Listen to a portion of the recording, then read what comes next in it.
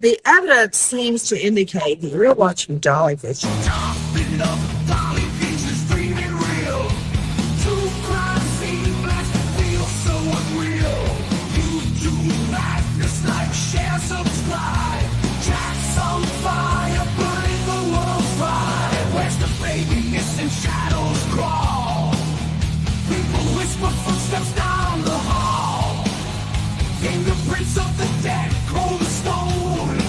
He's got the scoop, best around town known. Dolly Vision headlines, King the Beat. Truth unravels, crackling through the heat. Lost soul shouting, echoes in the night. Rock the truth while live on air light. Chopping up Dolly Vision's dreaming real. True crime scene blast feels so unreal.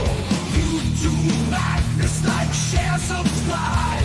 Jack's on fire, burning the world fire. Where's the baby missing? Shadows crawl. People whisper footsteps down the hall. Fingerprints of the dead, cold as stone. He's got the scoop, best around town known. Dolly Vision headlines, King the Beat. Truth unravels, crackling through the heat. Lost soul shining, echoes in the night. Mark the truth while live on air light.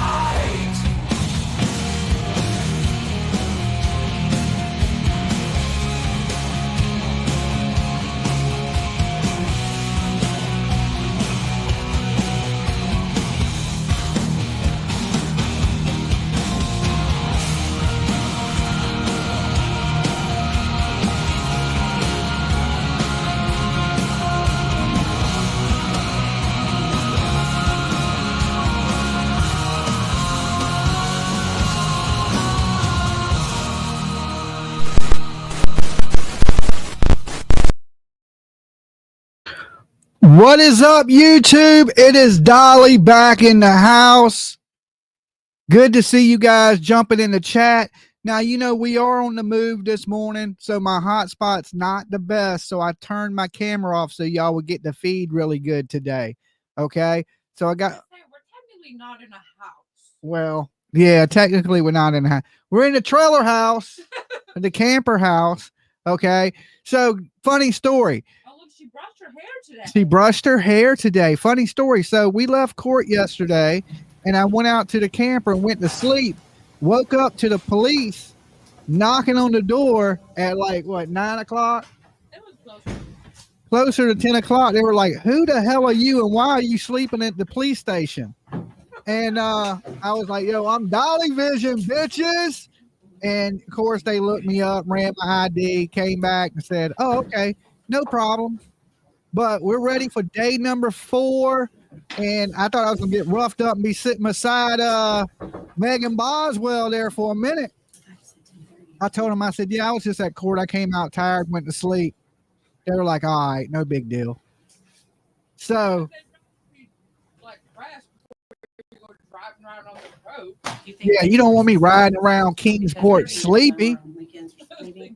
In Sumner County, done killed somebody.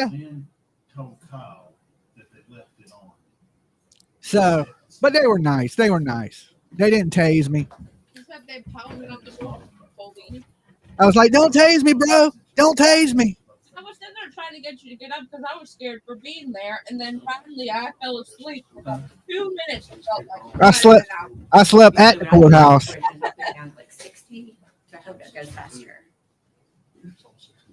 Were you cranky when they woke you up? No, I was pretty cool. I told them to sub up the channel. Come up as a guest sometime. I swear that's what I told them.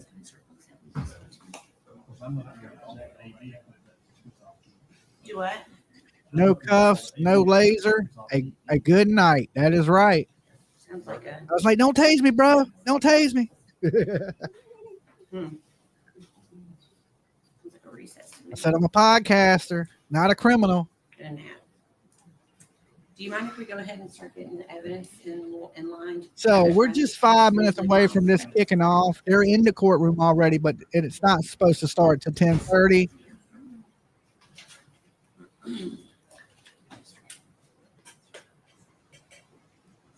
Dolly got to sleep. That's right. That's what I should have told him. So, I told him, I said, man, I just came out and fell asleep after court. And once they were like, you got an ID? I was like, yeah. Once they ran my ID, then they were more interested in the podcast than what I was doing there. So they were cool. But they did bang on the door awful hard. Should have told them to leave their DNA. Right. I slept good after court. That court bored me into a coma. When they were showing all them pictures yesterday, I was like, I was falling asleep. or anyway, really, just call it post 40 man. And who was in there yesterday? Justice Jane showed up. The two old ladies showed two old girls, not ladies. Two old girls showed up with the cheeseburgers. There was the other YouTuber, Randy Live, I believe it was. And just a few older women in the court yesterday. Megan has nobody there to support her whatsoever in the courtroom. Nobody. And they told her daddy to. I do think the air's on. I hear it. They do knock hard. I think they go to school for that. I think so too. Like they like to bang on stuff. Do what? If I had to guess, he went to his house. Hard knocks. I'm sure he did. Yeah, the hard knock. They went to school of hard knocks. They should have recognized you, Dolly. The one cop did say, I think I've seen you somewhere before. But they all say that. I was about to give him an autograph, but I was like, nah, you knocked on my door a little too hard. Plus, I was just waking up, wiping the coals out my eye.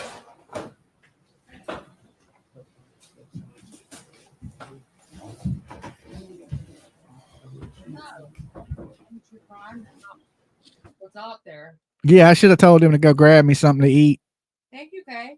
Hey, could you grab me some dinner while you banging on my door? I thought you was Uber Eats. Kay says, hi, Dolly and PJ. Hey, Kay. Yeah, I was like, I knew it was the police as soon as I heard the knock. I was like, that's the police. And the burgers them old girls brought, that sounded like the police. Yeah, I don't know the difference. She knocked like the police too. So.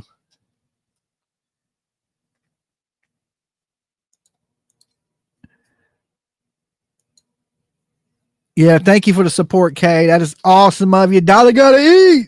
Oh, the puppies were going nuts. Oh, yeah, the dogs were going crazy too. So when I looked out the little window, I didn't see nobody because once they knocked, they backed up away from the trailer because I guess they heard the dogs. And I was looking around out there. I didn't see nobody. Then I was like, let me open the door. And I opened the door and I stuck my head out. And then I seen them standing off to the left of the trailer. And they were like, yeah, it's just, we thought it was weird. The vehicle's just out here in the jail parking lot because the courthouse is connected to the jail. And I don't know if they thought we were trying to bust somebody out in the middle of the night or what. I don't know what they thought. They were just thought we thought it was odd. So we figured we'd stop and check it out is what he said. I said, yeah, man, I was just tired and crashed out for a little while. Didn't realize what time it was. He was like, just basically, you got an ID. I was like, yeah. I showed him my ID. He ran my name. It came back, no warrants. He was like, okay, well, what's the name of your podcast? So I told him the name of the podcast. And I said, yeah, check it out. Add me. Maybe you can come up here as a guest one day. You know about crime, right? He was like, yeah, I know about crime. I was like, all right, cool.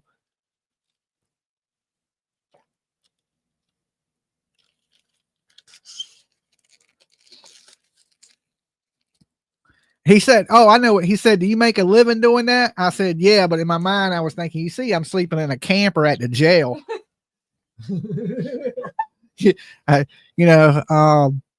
Stick to being a police. I don't think you want to be a podcaster. Okay. Unless you like sleeping in parking lots.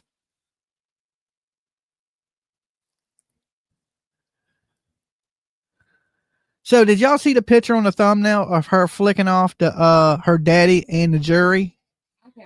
She's been pulling a Leilani with the middle finger. Like she keeps sliding her glasses up with her bird finger. And she better not play with that judge. That judge, he ain't no joke. So, yes, y'all seen that? Yeah, I put it in my thumbnail today. And She's playing with fire. That judge catches her doing that. Oh my God, he's gonna go crazy. Dolly, cops thought you were another Cheech and Chong. Thank you, Dina. No, I don't smoke anymore, so it didn't smell like bud or nothing like that. So if he would have did that 7 months ago, I would open the door, a cloud would have came out. But no, I haven't smoked in what, 6 months? Mm-hmm. Yeah, it's been 6 months. You seen it when she did it? Yeah, she's playing with fire. She's playing with fire. They need to put her in a trash can, full wrapped around her stupid head. Right? You gotta put some in her mouth too, Judge Beyond. Make sure she swallows that shit. Monster. Yeah, don't flip people off. Yeah. And that was when her dad went up there. So she was doing it to her dad, I believe. But dad, jury, judge. F you all. Okay. F you all. Yeah, give her a tinfoil hat. No, tinfoil should not be allowed in the courtroom unless you're wrapping it around her head. And which is insane because, they believe that baby was alive when it was put in the trash, and that it basically suffocated from that aluminum foil being wrapped around its head. And then, like I said, guys, I don't know how many of y'all seen the images, but I didn't show them here. But her head was contorted backwards. It looked like her neck had to be broke. I haven't heard nothing about her having a broke neck, but it was pretty brutal. Just trigger warning. And let me get this at my warnings out. Dolly Vision's for entertainment purposes only. We talk news, rumors, gossip, speculation, theories, mixed with some comedy. So don't take nothing here as fact. We've been out searching this morning. I told you when I left there that I was heading to Hendersonville. So, the caller's opinions, which we ain't taking calls. We can't. Don't matter. Then I don't even know why I'm saying it. But everybody's innocent to proven guilty in a court of law. And the biggest one, guys, don't try to be Dolly at home. It's dangerous. Okay. It's dangerous. Every time somebody tries to be me, they end up in ICU. So don't do it. And if you're just tuning in real quick, there's 644 of you in the room with us. So share it on your Facebook. Let's get some more people in the room this morning, and give this video a like. And then once you do, I've been in the courtroom with that judge before. He won't take no crap. Yeah, he don't take no crap. Once you like the video, and don't be cheating, I'm watching you. Okay, I'm watching you, and I'm watching the likes. I want you to shout out where you're watching from. Okay, and if you shared it, let me know where you shared it at. Facebook, Twitter, Instagram, X, your baby daddy. You just let me know. All right, I see 315 likes already. I see Idaho's in the house. Roanoke, Virginia. There's trial today. Yes. Pennsylvania, Utah. No, we slept. That's the police woke me up.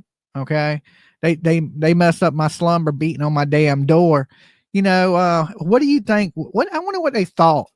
Like, was somebody going to break into the courthouse or what? You know what I'm saying? Indiana, Ohio, Texas. Yeah, it was a generator. If that generator hadn't been running, they would have never noticed us. But we had the generator going because we had the AC on. Arizona's in here, Iowa, Ohio, Nova Scotia, New Hampshire. Shared to Facebook. Thank you, Jen. Louisiana, West Virginia, East Tennessee, Arkansas, Kansas City. Go Chiefs. San Antonio. You shared on Facebook. Thank you so much. Dolly was going to rob the jail. Yeah, I was trying to check myself into the jail. They wouldn't have had far to take me. You know what I'm saying? Here, just get out the truck and walk over here. Yeah, I was at the jail. East Tennessee. I didn't realize I was going to sleep that long, though, either. When I came out to court, I was just tired. Bristol, Virginia, Pittsburgh, Trays. I didn't hear that. Thank God. Eastern North Carolina. Good morning. Hey, Holly. Pittsburgh's with us. New Mexico's with us. Kentucky. Good old Kentucky. I like some Kentucky fried chicken. I haven't eaten no fried chicken since the heart attack, though. Happy birthday. Alabama. Falls Creek is with us. Hurtsville, Tennessee. Today we're in good old Henderson. All right.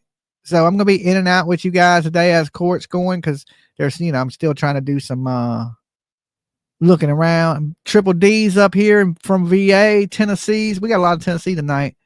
Dolly, what do you think about 2 of Maddie's teachers being arrested? Well, I don't think it has anything to do with her case. I mean, there's a lot of sickos in this world, and if you went to a school and looked at all the teachers' computers, half of them bitches would be in jail. Okay, half of them would be in jail. So it's unrelated. There's a lot of weirdos out there. We know what happened to Maddie. It was straight Stephen Stearns, but yeah, the teachers are creeps. 401 Boston, Mass. Watch out for Karen Reed in reverse, 24 miles an hour. Okay. Minnesota's in the house with us today. I keep thinking it's nighttime still. Boom, boom, boom, boom, boom. Sumner County Police, open up. Alabama here too.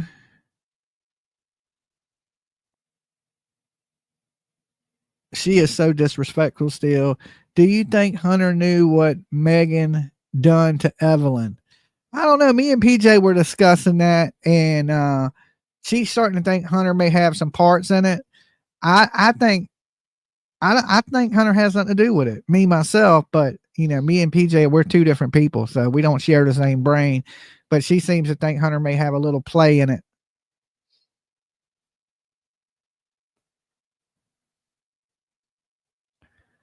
She needs pillow therapy. I know what kind of therapy that is. All right. TGK says, Dolly, there is a coating you can buy and have oven fried chicken, shake and bake. It's good. Oh yeah, I like shake and bake chicken. It ain't bad. TGK, thank you for getting on the Dolly train. All right, the Blessed Express. You ain't blessed unless you ride in the Dolly Express. All right, and TGK is blessed today. Thank you so much for your donation. That is super sweet of you. Big virtual hugs. Putting gas in the train. We got to keep this train moving down the tracks.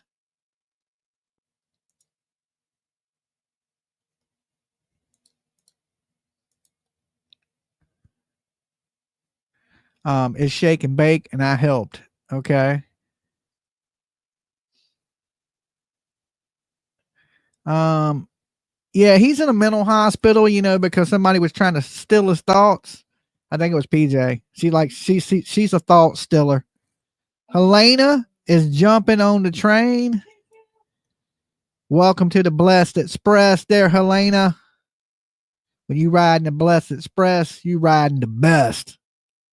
Jump aboard, get you a nice cushiony seat by the window. Man. He's been living his best life free and not in a mental hospital until 2 months before the case starts. And it's been 5 years since this occurred. I don't buy it. If you really seriously think he has nothing to do with it, you're crazy. Well, of course, court was coming up, so they had to throw him in the loony bin. That's what they're.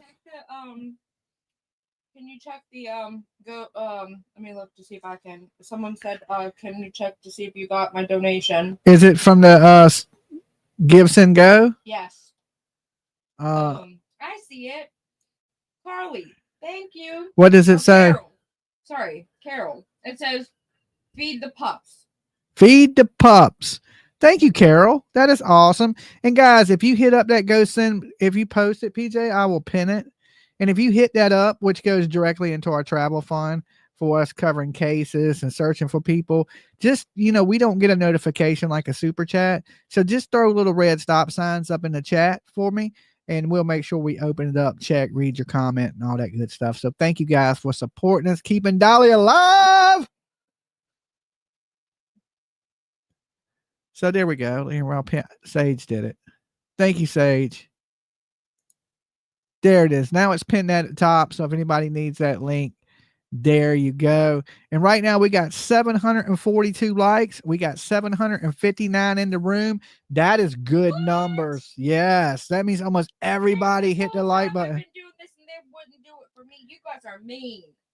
You guys are awesome. Don't listen to PJ. Mean to me. She don't know what she's talking about, damn it. I like when I come in at Dolly Vision. Awesome. Thank you. Thank you. Robin's from Florida. Good to see you, Robin. Do the mods have a tip jar, Dolly? No, but y'all need one. Okay. The mods need a tip jar around here. They be working hard for that money. You know, Dolly only pays the best. 0% of zero. Okay. But if you ever need a camper to sleep in, you can sleep in the Sumner County Police Station with me.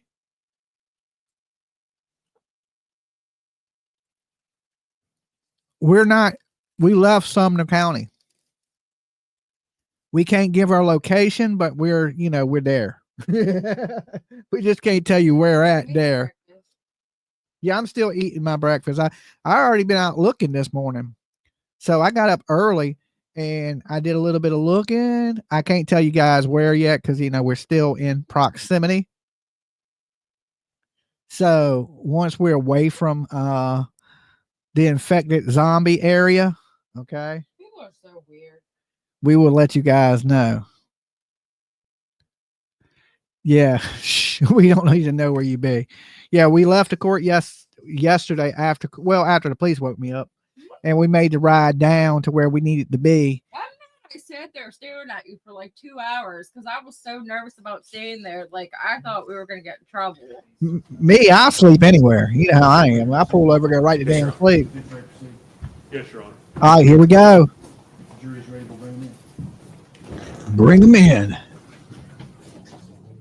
Triple D with a 2020 twin jumping on the Blessed Express. You must have hit the lottery. I appreciate it there, Triple D. Get you a window seat. Sit back and enjoy court today. Saturday morning court, that's like cartoons. I used to get up and watch cartoons Saturday morning. Now it's court cases. One stand, please. All right. It looks like she at least pressed her head. Somebody hooked the jumper cables right to her ears and hooked that thing up right to the car. Let's just start zapping her now.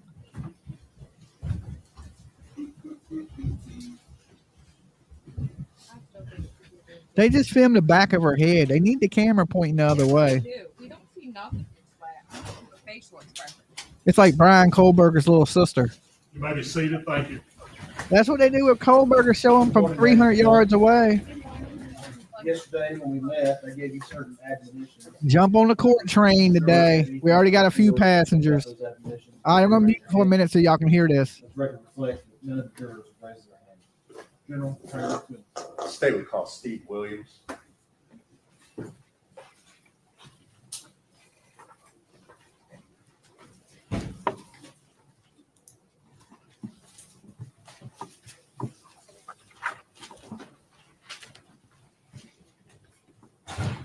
Steve.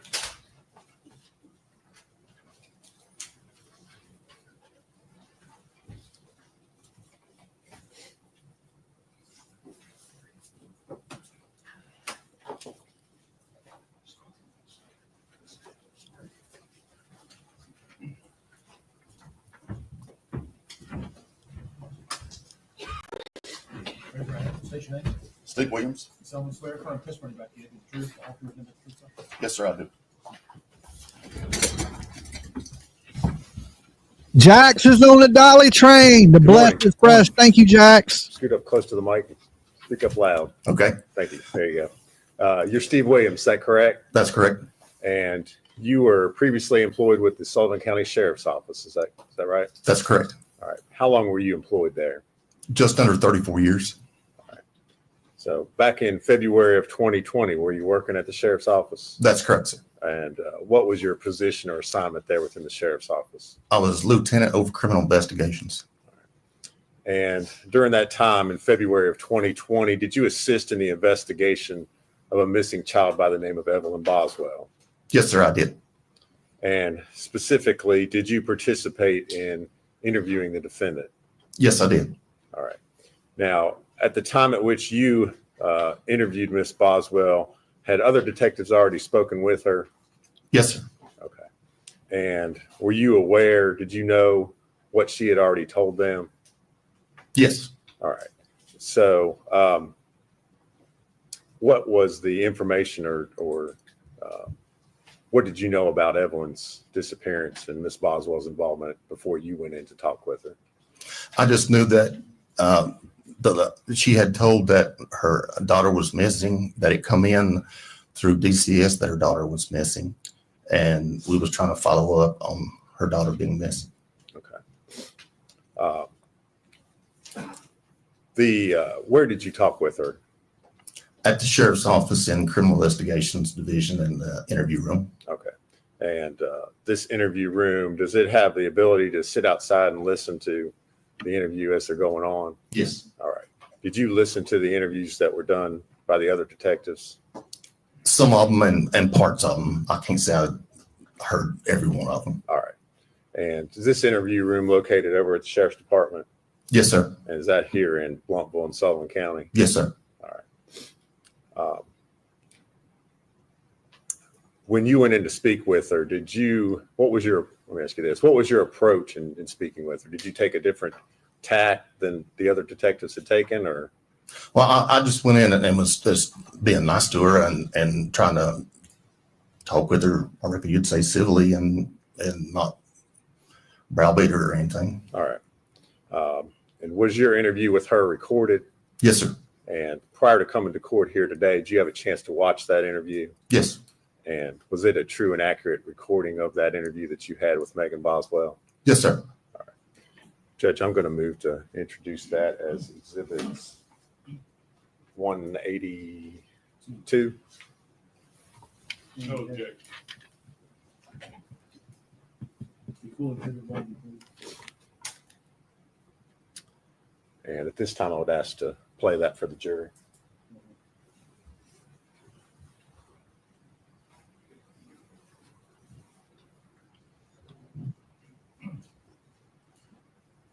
Hi, Hello. I'm Steve Williams. Hold on just a second, okay? I'm going. I can't go nowhere.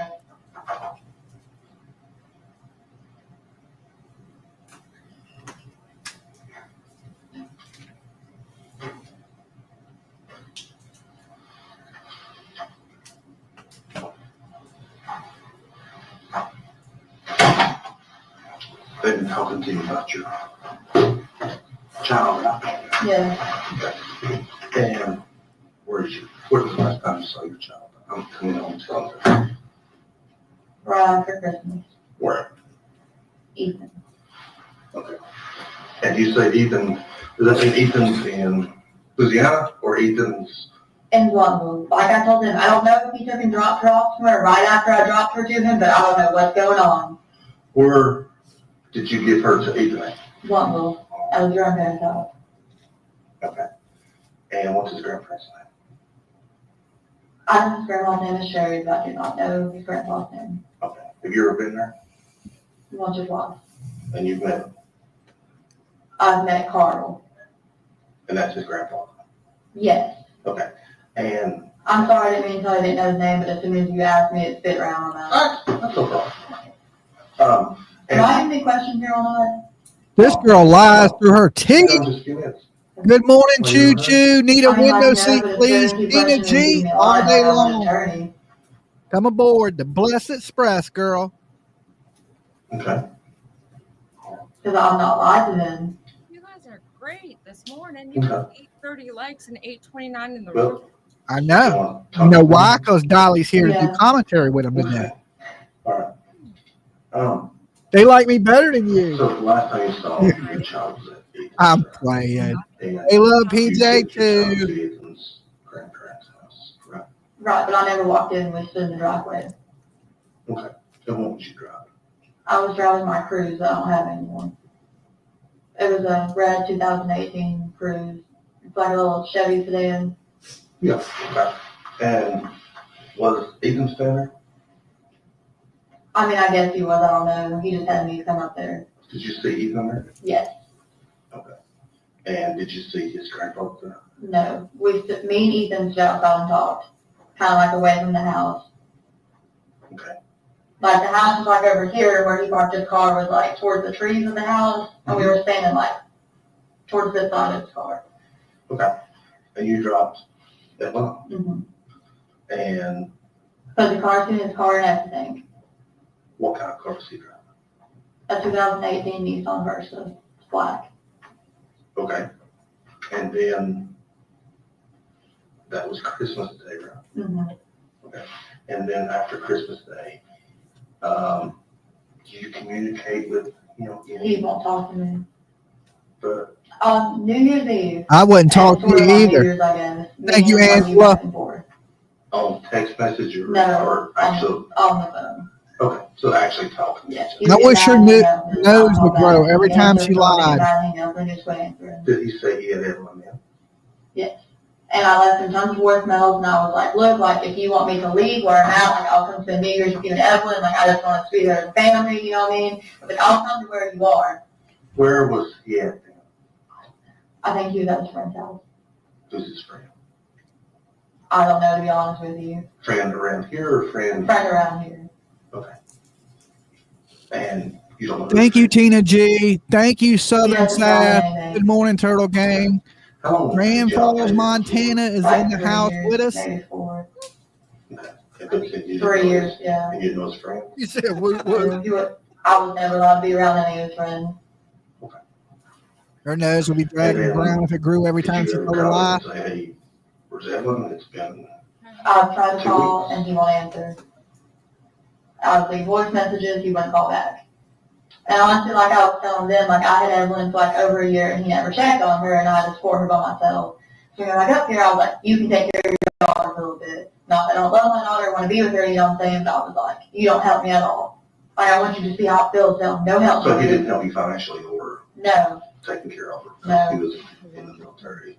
Yeah, like he would never even be like, hey, like, is she okay? Or like try to check on her, help me at all. You notice when she lies, she looks up at the In camera. the house, dinner, I don't know. She has that stupid smirk on her. and you don't know where she's at.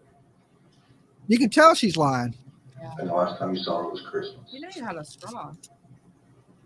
Right. Right. Have you went to his grandparents' house? and asked Yeah, them but where nobody was there when I went. she- Okay. Have you called them and asked them where she's at? Okay.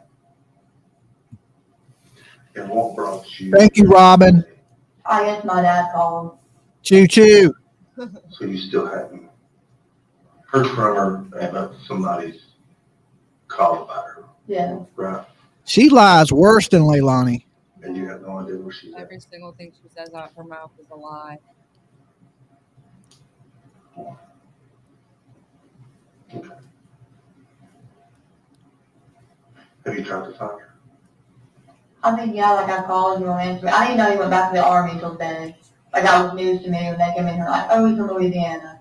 Have you went to court No. to try? To be honest with you, I was really trying to be civil over it. And like I said, I supported her for like over a year. And I was like, if you want to keep her for a little bit, like that's fine by me. You know what I'm saying? To be honest, that's one of the cards. My mom had a baby when I was like 12, 13. I don't remember if 12 and 13, so I guess I was 12. And like I had basically raised him. You're being when I was honest. 15, like, I had basically I'm raised her, being you know honest. what I'm saying? Right. It was like I had 3 kids all the time. Okay.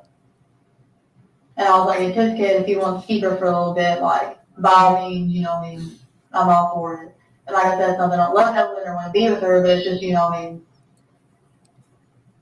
Is what See how it is. she keeps You have a girlfriend? reiterating that it's not like I don't love Evelyn. Yeah. He might, I don't know. He used to. She lived in like, I don't know if they were dating. Let me take that back. He was talking to her, but she lived in like really sketchy apartments in Kings Point. Like the government house and then I'll say they were cloud, but I guess that's torn down, so I don't know. You don't know? Mm-mm. She's cooked. She's done. She's going to prison forever. So if you was guessing where she was at, where would you say she was at? I don't know if he dropped her off somewhere or somebody or what he did, so I don't know. Well, but then have to be somebody he trusted to Right. drop her off, right? So who would you think that he would trust her besides his grandparents? I'm always nice to I don't really PJ. know, to be honest with you. I didn't know he really talked to his grandparents that much. Even never told me anything about his personal life. Like, especially after he got in the Army, like, he's just not talking about it. I don't care how much I cried, he just was not talking about it, to be honest with you. Yeah. And also, when he was in the Army, he'd go, like, months without talking to me. Well, Before and after I had Evelyn. Well, if you're in the military, sometimes you're out in the field and stuff like that, you can't just. Well, yeah, I understand that, but sometimes she would just get mad and just not talk to me. You know what I'm saying? Like long periods of time. And I know that wouldn't be. Okay. So if you could help us right now find her, where would you tell us to look? I don't know who Ethan hangs out with. Why you being Does he have Facebook? frank with Steve? Yeah. That's why he didn't talk to you. That's why he joined the army so fast, to get the hell away. Imagine what kind of lies she was telling him, like, you're the baby daddy. Not really.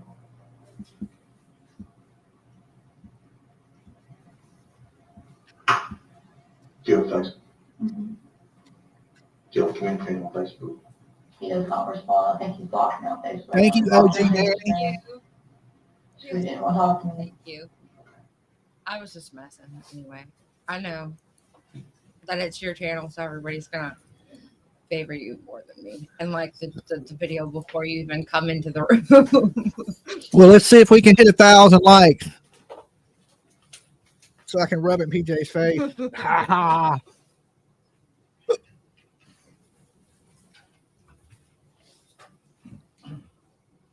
Is that the lady with the big giant poofy hair in the middle? Is she the Did you participate in any other? Yeah, interviews she's with like the defendant? court No, reporter. Okay. Did you do anything else as far as the investigation was concerned? typing frantically? I assisted other, Yeah, she's like the one that, like, when they investigation. put You things in continue the to do other evidence. things. That's correct. on it. Okay. Thank you. If you would answer the Lady. questions Mr. Scott has for you. The secretary.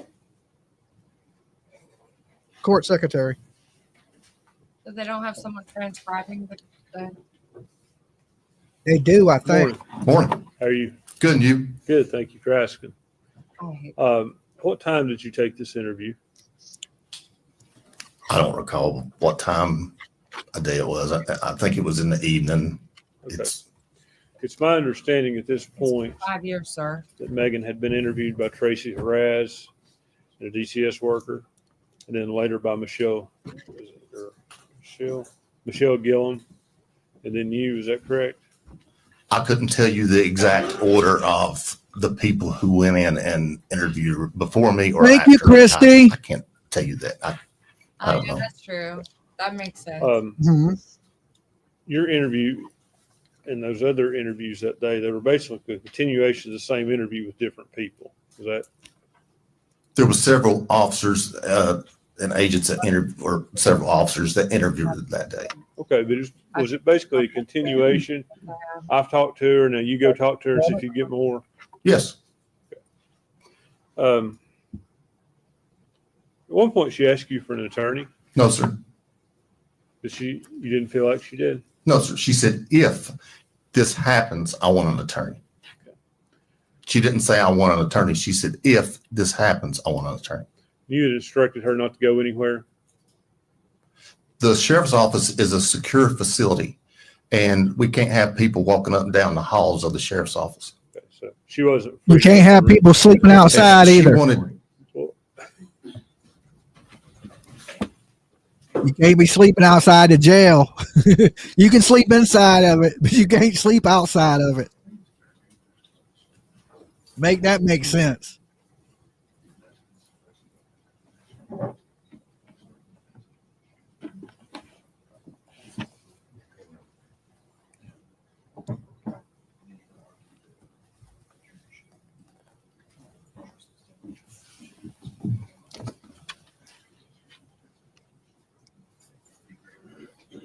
The wig is back in Virginia. Overruled for now. After she asked for an attorney, let me ask you this: had she been Mirandized? Yes, she had. Did you do that? No, Do you know who did? no, sir. How do you know she had? Because we'd seen the interview. And we wouldn't be in there talking to her if she hadn't been. We love you Mirandized. guys too. But you don't know who did it, and you can't say that you did it. I can say that I didn't do it. You can say that you didn't do it, right? That's correct. But you can't say who did. No, sir. And Who's the daddy's the $1 million question.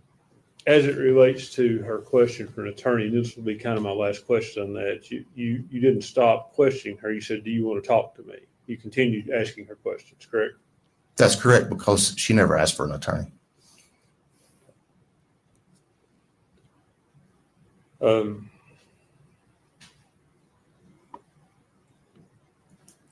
Was that the entirety of the interview we saw? Yes, I was walking out the door and she asked me if she needed an attorney, and I can't answer that for her. So she asked you about that again? She asked me if she needed one, and I can't answer that for her. She's 18, old enough to go in the military, old enough to fight in war, so Well, you're I trying can't to answer trip that them for her. up. She's an adult.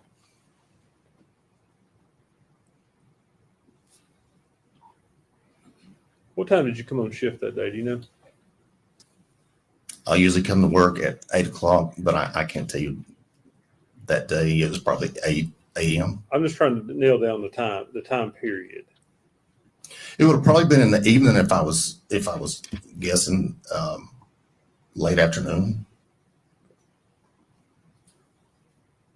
By late afternoon, you mean before 6 o'clock? It would have been right around 6 o'clock if I was guessing that day. Okay.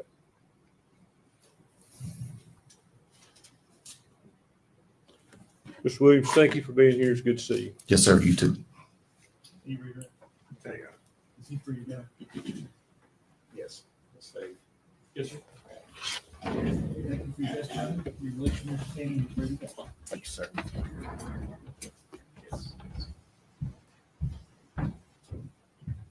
State was called Joey Strickler.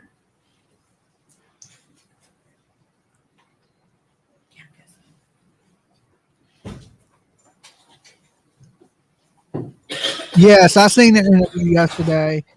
They know who the daddy is. And they're gonna bring it out in court. Who knows who it is? Anybody got any guess? Anybody want to guess who the baby daddy is?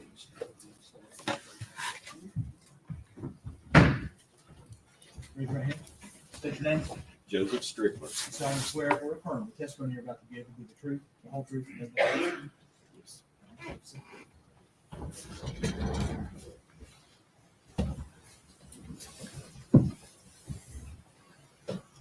Good morning. Good morning. Can you please tell us your, actually just spell your last name for us for the record? Strickler, Strickler.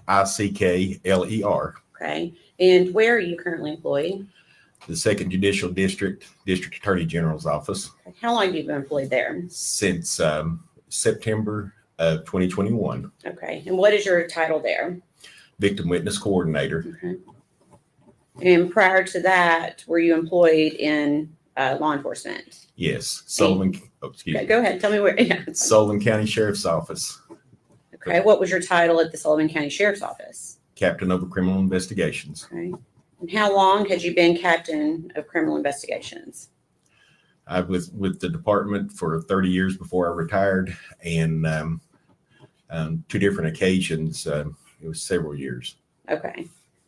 So could you give the jury just a brief rundown of your experience with the Sullivan County Sheriff's Office?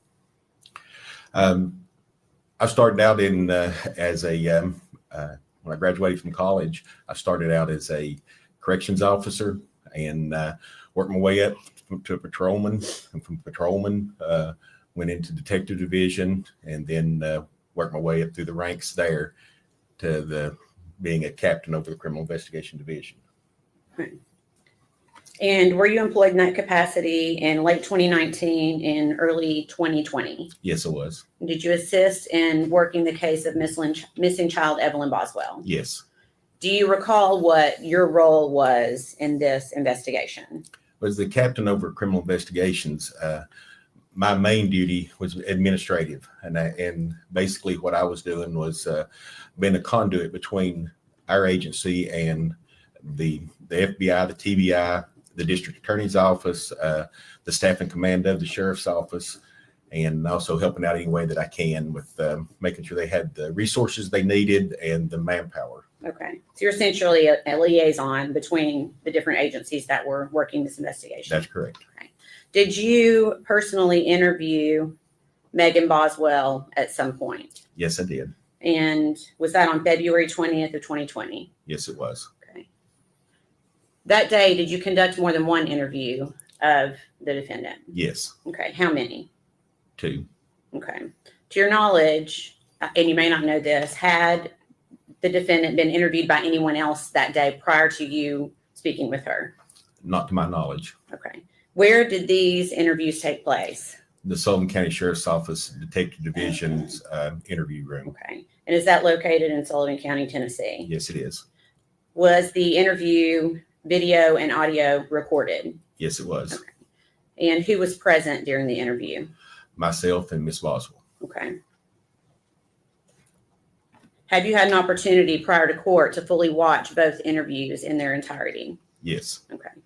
So first we'll go to the first video. Yes, Is it's that a different fair, guy. since you've watched it, is it a fair and accurate representation of the first interview you conducted with Megan Boswell on February 20th, 2020? Yes. Okay. Your Honor, we'd ask that be made exhibit number 183. 183. Any objections? No, sir.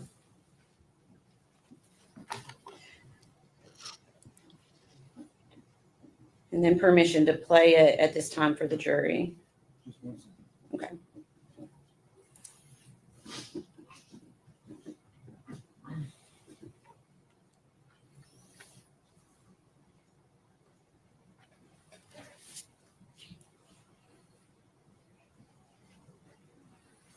Okay. Okay, Terry. Hey, I'm Joey Stricker. I'm the captain of criminal investigations. They called your boyfriend Hunter, Yeah, and he's supposed to be, I reckon he's supposed to be picked up. So, I was wondering if my mom didn't. oh, you want your mom, not him? Yeah. Okay, I can do that. Take care of Okay, that. well, can I ask you something you answer me honestly? Okay, so like when I got on the other cop's car, he was telling me like Hunter had like orders of protection against him or like domestic assault or something.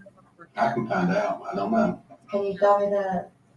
Oh, I could tell you that if I knew it, but I can find out for you. Can you? Sure. I mean, I'm not trying to be mean like he does, like, I just really like, don't want to be around that kind of person, you know what I mean? I don't blame you. Okay. Let me see if I can find out for you. Give me right back.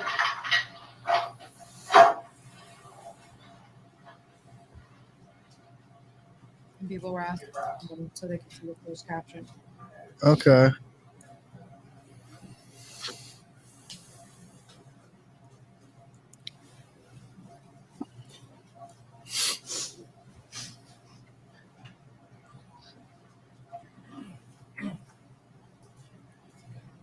What did she ask him?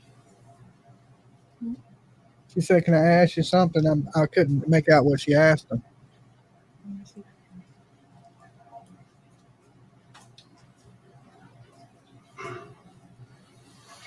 They're calling right now. The time that mom can give me. Yeah, I can do that. Yeah. You know, I've been watching, the videotapes. I've been watching it. I've been doing this a long time. I've been a cop for 30 years. And it breaks my heart to see a young lady like you, and you have a child. We don't know where it's at. Did you watch me cry? I was trying not to cry for them. That's okay now. That's okay. Okay? Because the fact of the matter is, you go to Maggie, is that right? That precious little baby somewhere. I don't know. And I honestly believe, I want to believe that you would tell us in a heartbeat if you knew where that child was at. And is there any way that you can think, maybe help me to find that little baby? I really don't know what's starting to tell me I was crying. That's okay. That's okay. Okay? It's okay. She's not even a good actress. I know you've not seen her in a while. And I know, we've been talking to Ethan. We've had him on the phone. We've had his captain on the phone. And we've been talking and trying to find this baby. Is there any way that that somebody has that baby that's a friend of yours or a family member that's afraid that if they're afraid to tell us or they're afraid that you'll tell us, so they want to keep. I don't know if you know that I dropped her off somewhere. What happened? So I was trying really hard to cry, but I was like thinking about her. I dropped her off, and she's asking what she's wearing and stuff like that, and I'm sorry. That's okay. That's okay. It's okay. I understand. Please, we're just trying to find out what happened to that whole thing.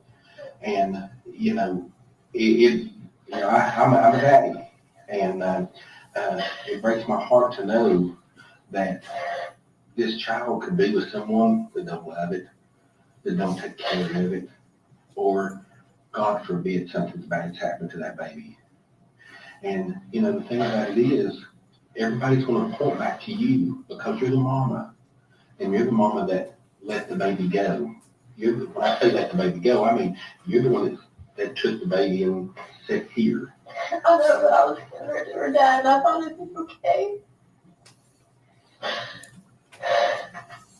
You say you thought it'd be okay. Do you think something's happened to it? I mean, no, but I mean, I didn't think that, you know, I wasn't going to see her for months at a time or something like that. When I did, Thank you, I was Pat. happy. I was like, oh, well, I don't want to be my mom just to try to like solve myself. I don't want to do that. You know what I'm saying? I don't want to be that person who does all that. You know what I mean? She's hard to understand. For over a year by myself. And I was like, if he wants to keep her for a little bit, it's fine.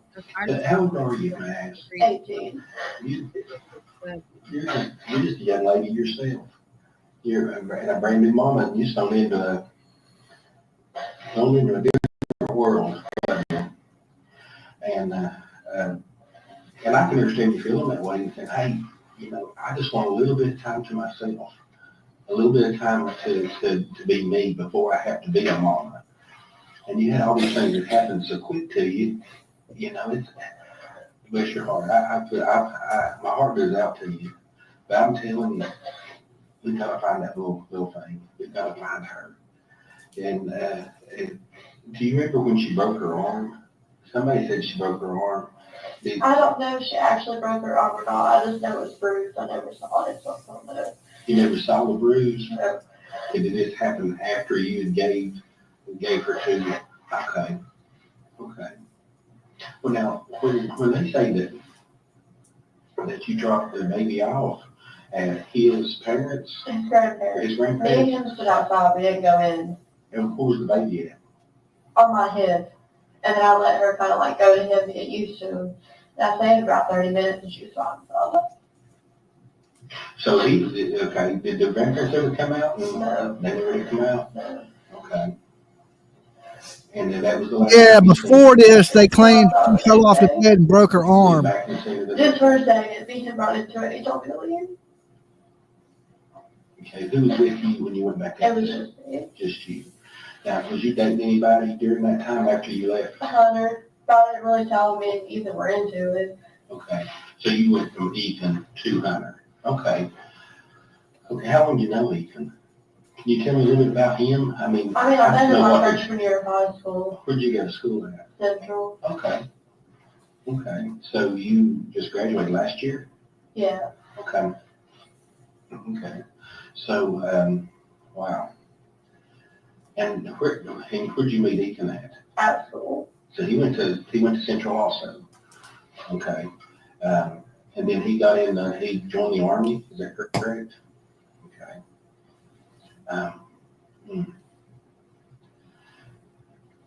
So the last time you seen your daughter was sometime around Christmas, the day after that you dropped him off, you went and he didn't want to let you talk with her, be with her or anything. Was there a confrontation or anything? He just basically ran you off or say, hey, you're not talking to. I think he just basically ran me off. Okay. When you all met down in El Paso, when you were down there, did you all just meet down there and you turn around and come back home with him? Yes, Tricia, Saturday court. So did you bring the baby back with you? You had the baby with you and you brought it back, okay. And then where was you staying at that time? My dad went to trailer park and I was staying in one of his trailers. Okay, okay. And your dad's Tommy? Okay. So you stayed at these trailers and, in the trailer park, where's that located at? You know where Sugar Hollow Road is? I sure Like do. on the corner of Sugar Hollow and Buffalo. Oh, yeah, I know where that's at. They're like storage units across from it. Yeah, that's up there close to Moody's, the restaurant, or little restaurant place. Yeah. Yeah, okay. All right, so you stayed there and then you moved out of there and moved in with Hunter? Yeah. Okay. Did Hunter ever see the baby? Yeah. Hunter Not much, I won't lie to you, just because I'm That's worried fine. about bringing Evelyn around people, you know what I'm saying? I understand that. And also at the time, I'm not gonna lie, like Hunter told me he's on probation, we were in talking about 4, you know what I'm saying? I'm like, iffy on who I bring her around, you know what I mean? Okay. Every time she lies, So she you says, I'm thinking not that going to you lie. doing the best for your baby by, Not having her around. him and, And I know that sounds bad, but like now that I know him better, I don't think he's that person, don't get me wrong, you know what I'm saying? But I only known him at like a couple of weeks when I'm dealing with him, you know, he's my kind of like kicking me out, you know. okay. They were having real good. But that led you to, I guess what I'm trying to say though is, that was a natural route for you to go. Thank as you, far as short if you wanted legs. someone to watch Evelyn was take her to Ethan, Yeah, her dad. her dad. You're awesome. Thank you so much. Wow. We're fixing to send out what's called a nationwide alert. So we're trying to find this baby, and I don't know what's going to happen. I just pray to the good Lord above that we're going to find her, and we're going to find her alive, and find her well taken care of. Because I've been doing this a long time, and the worst thing that's ever had to deal with is the death of a child, or a baby that's been hurt, or a baby that's been abused. And I have a lot of nightmares about that, and it's been too many to count through the years. And all I want to do is stand up for that little baby that may not be able to stand right now. And I need your help. I do. I need your help. And if you can think of any way, fashion, or form, to know where that baby's at, or where, just to point me in the right direction, please help me. Please help me. I want to bring it back in. Bring her back in. I don't know. Is there any way that can you tell me a reason why that you didn't reach out since Christmas to the family to try to find? Because she's a baby killer. Just even put her on the phone, let me speak to her. Because I was really just trying to resolve two meetings, to be honest with you. You was what? Just trying to resolve the between these two.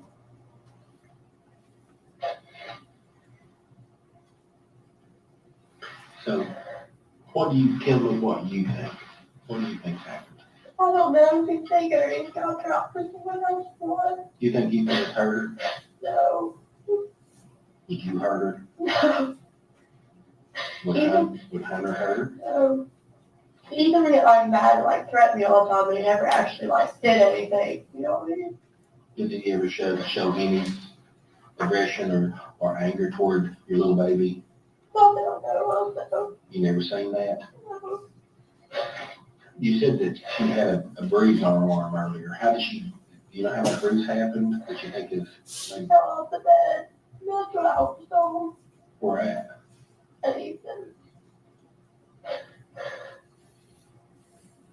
Did that happen? Did you ever see the bruise and stuff? You never did see the bruise or the broke arm or anything like that?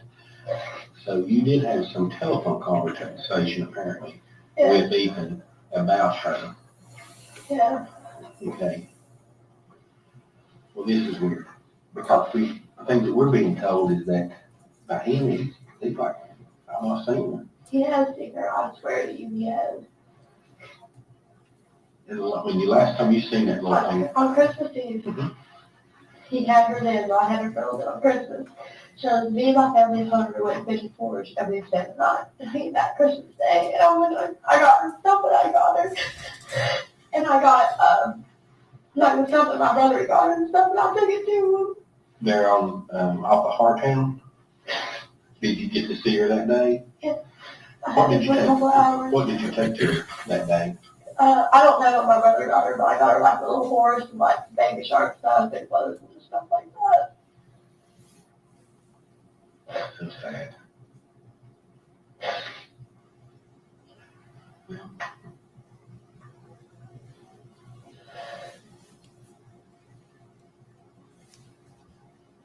I don't know. I don't know where this is going to lead to. Like I've told you before, I've been doing it a long time. And in cases like this, the fingers point toward mama. And it points toward you because for one reason is that you willingly took the baby to Ethan. I understand why. I mean, you're telling me why you did that. But then, of course, he's not saying something didn't happen there. It was not right. That's what he said, of course. We got to find the baby. We've got to find Evelyn. Got to find her. Take care of her. And if it's a situation where, that you don't feel like that you can take care of her, then I promise you, we'll find some people to take care of her, that little thing for you. And I promise you that. We'll do everything we can to get you help and get her help to take care of her. But we've got to find her. What do you all find her? Does this mean I won't come see her anymore? No, it doesn't mean that at all. Does not mean that at all. But I can tell you this, if you think for a second, that little sliver that you might know where she might be. Well,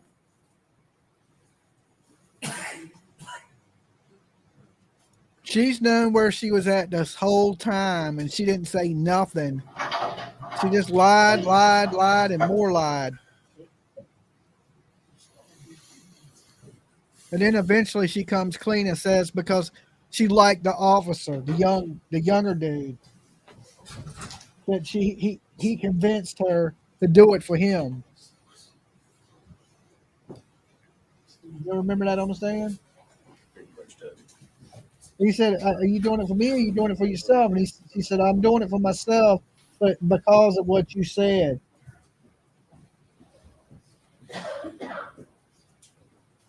Yeah, she's gross. Everything that comes out of this girl's mouth is absolutely a lie. She made Lonnie look like a not a liar. I swear.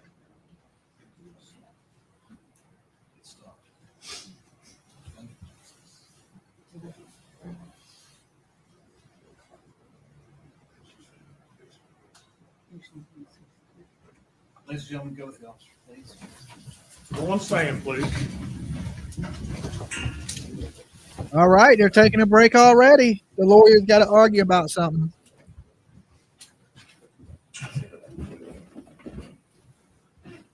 So what do you think so far, PJ? Well, I took notes. I went to Courtroom and took down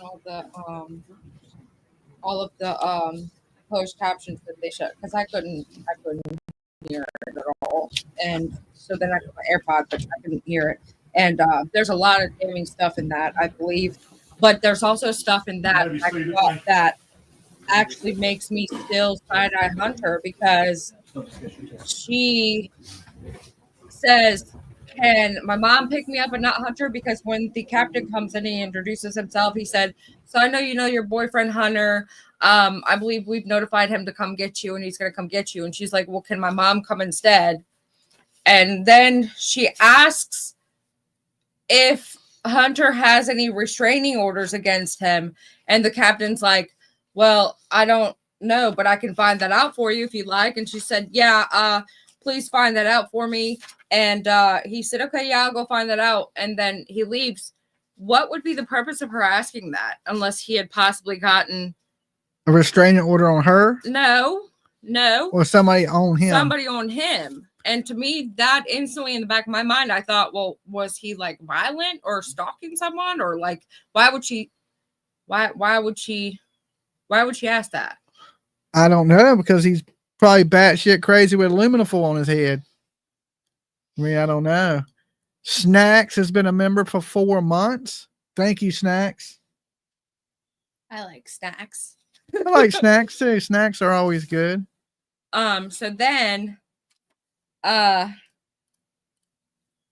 he says, so I've been watching your other interviews, and she says, did you watch me cry? And he's like, well, you know, it's okay to cry. And she's like, I don't know. I don't like to people see me cry. And then she says, when she's explaining something later on, she's explaining, you know, she dropped off the baby with Ethan at his grandparents. And she says, well, I thought she would be okay. And the captain says, what? Do you not think she's okay? Has something happened to her? And she says the last time she saw her that she saw her was Christmas Eve. She says stuff like, I'm not gonna lie. And every time she lies, yep. I'm not gonna lie. Every then, time she lies, or I'm gonna be honest. Yep. And she always tells a lie. And she looks up at the camera. She has some little tells when she's lying. She also says, I know that sounds bad. Or like something that would lead me to believe that she knows right from wrong, because she knows when her statement is going to sound like it's not an okay statement. So she says stuff like, I know that's going to sound bad, but you know, this is why I did it. And then she says, it's not like I didn't love her or anything, but you know, I just dropped her off. Like, it's like, you didn't love her, you would have never threw her in the trash. right. And then he asked her, what do you think happened to her? And she basically goes into the story about the bruise on her arm. She says that Ethan wouldn't hurt her. And then she says, well, I have seen him get mad. But she goes in to describe that possibly something happened to this baby. She fell off the bed and something happened to her arm, which may be a tell sign of something that might have actually occurred. And yeah, that was all I had in notes. Okay, so I don't know how long of a break they're going to take, but they're flying right through witnesses. I mean, they didn't give a list of how many witnesses they had. That was number 21. We know her boyfriend is not going to testify because he's in a hospital. He can't. They can't make him testify. If he was released from the hospital, they could subpoena him, but they can't subpoena him while he's in a mental institution. So we know there's who's left? The mother, Snacks. Everybody loves Snacks. Yes. Thank you. Definitely everybody loves Snacks. Welcome to the Blessed Express. You ride with the best when you blessed. Jump on the Dolly train. Get you a nice window seat, Snacks. Jax is at the bar. There's other people around to hang out with. We're loading up. We're loading up the Dolly train today. All right. So thank you for being here with us. It's awesome to see you. Guys, if you're just tuning in, make sure you hit that like button for me. Let's see if we can get to 1,000 people, 1,000 likes by lunchtime. All right. It's 11:30 now. You know, I remember growing up watching cartoons on a Saturday morning. Now I'm all old and shit. Now I'm watching Court on a Saturday morning. They don't even take a day off. Tomorrow is the day off for Court. There's no Court tomorrow, is there? They're not doing Sundays, No. are they? No. Okay. So, and then we're back to our Monday through Friday schedule. And then Sunday morning, we head home. And early Sunday morning, tomorrow morning, we'll be heading home. It'll be good to get back home. We're at 1K now. You're in Australia, right? Murder, She Wrote. I love you all. Thank you so much. Your little grandson's on the recliner watching cartoons. Yeah, you know, a big bowl of cereal and some Saturday morning cartoons. You could never go wrong. Sage, I haven't looked at what they have. I saw in the Evelyn group that I'm following on Facebook, they had a lot of the evidence they were showing before the trial. Like I saw a couple of screenshots from the ones that they showed us yesterday that had been in the group since like 2022. I hadn't been following the case as closely because once it happened, I followed it a little bit, but then we were just all anticipating the court case to start. But it seems like they aren't really sure how many witnesses because I looked for that. I went to go specifically look to see how many witnesses they'd have, and I couldn't find it. What was I was trying to answer. Let me answer Nat's question. Oh, as far as fingerprints, I would hope they would have fingerprints. We haven't had any kind of medical examiner information yet, but I believe that would come like in that sequence. Nat says, Dolly, why didn't you go inside today? Because we had planned on going to look for Sebastian. And we're not at the courthouse. And we're not at the courthouse because we left there yesterday to head down to look for this missing child. So I went out early this morning and then I'm going to go out in just a little bit here. PJ is going to take over and I got some droning and stuff I got to do. So that's why I am not in the court this morning. We're trying to kill two birds with one stone. Okay. If that makes sense. I'm trying to get the looking in that I need to do while PJ is going to stream the rest of this trial to you guys. They're definitely going to bring baby daddy. That's what the defense attorney said to the reporter out front.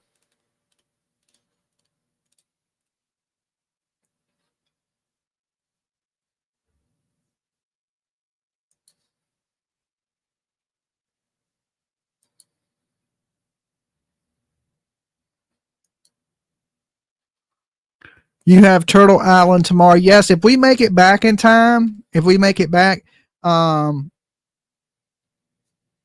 we're going to drive a little bit back tonight. So if we make it back in time tomorrow, we will be having Turtle Island. It all depends on what time we walk in the door. Caleb's not the dad. Caleb was dating Megan, according to Caleb's mom, in 2019. After she was born. Evelyn was born in 2018. Well, they didn't find out. They're alleging they know that it's going to come out in court who the baby daddy is.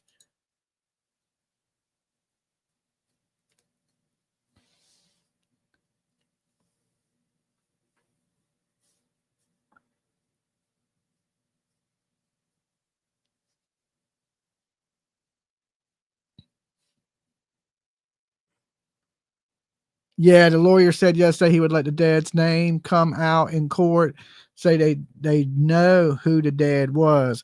Well, maybe he's not had a DNA test yet. She can say whoever she wants to say. That baby daddy can be 50 other people. She looked like she was a pretty busy little girl. And I wonder who she gets all that line from. Like, I wonder which one of her family members is a compulsive liar. Because she that's learned behavior. Mm-hmm. So somebody taught her to lie. Me too, Dolly. True crime instead of cartoons. She was the oldest of 3 siblings. Did Dolly say we will have Turtle Island? It depends on what time we get back in tomorrow. We're going to try to get, late tonight, try to get a couple hours driving in and then get up early in the morning and drive back. It all depends on how things go. Yeah, her mom's been in and out of jail her whole life.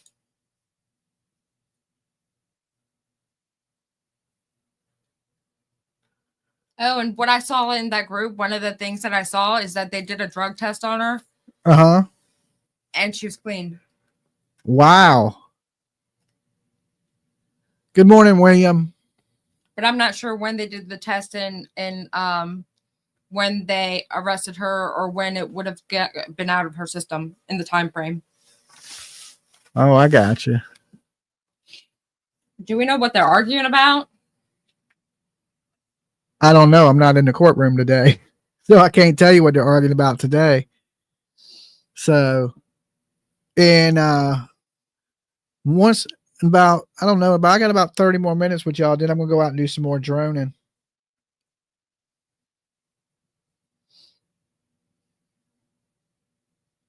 I got a few more areas that I want to try to get searched on foot.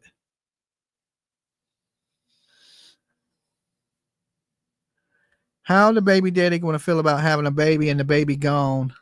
Ain't that horrible to find out? Hey, you're a father, Well, but your baby's dead. the way that he said it, I don't know that, like, because the reporter asked him, so do we know who Evelyn's dad is? And he said, well, I'm not gonna, I'll let that come out in court. So we don't even know, because I don't think that would be wise of them to bring out.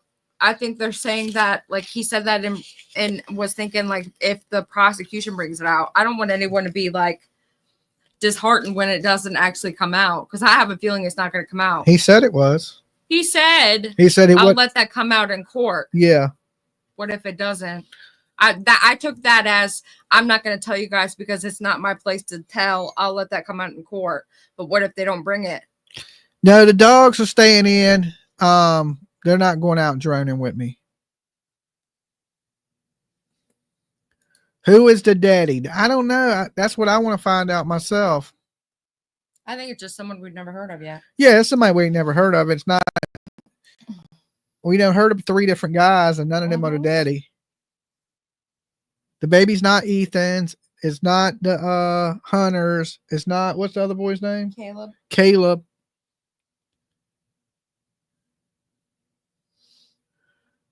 That tells me that one of the witnesses is the daddy. I don't know, unless they're going to call this person in later. Is Hunter's dead? I don't think it's Hunter's dad. Somebody said, what if it's like Tommy's other kid, the son? Oh, Tommy's girlfriend or fiance at the time had a son. Yeah.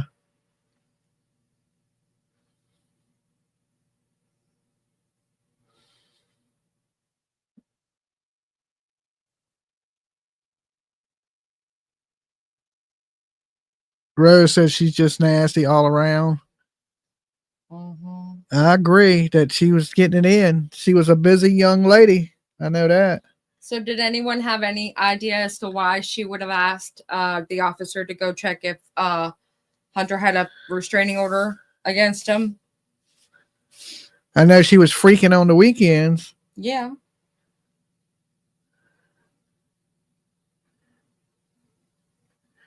I'm surprised 5 years later and the real dead. I missed that. Chat's moving. That's what I said. Criminal Med said, why do we need to know the father if not involved? And I'm surprised that it's been 5 years and we don't know it yet. And I think it's because they may not. I'm thinking they may not bring it.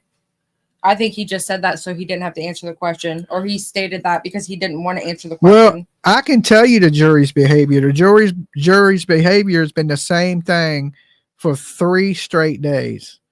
When they say something damaging about Megan, they write it down. And then every time the defense attorney comes up to speak, they look at him with a shit face. Right. And the young girls over there mean mugging Megan. And you can see they're disgusted with, they don't like the guy. What's his name? The defense attorney. Jesus. They don't like him. Okay. Every time he talks, you can see just the demeanor in their face changes. And when the defense is up there, it don't seem like they're paying a lot of attention. And it's been that way for the first 3 days. So I'm assuming it's like that today. Scott. Okay, thank you. Gene Scott.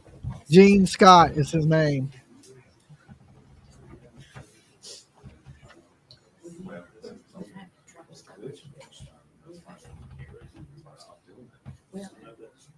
All right. Make sure you talk about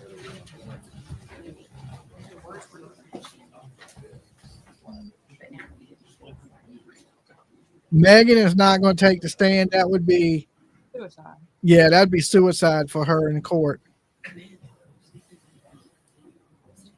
I wonder if I need to look up to see if her mom's in jail still. They might be jailmates. I didn't even think about that. Usually most jails won't house family together.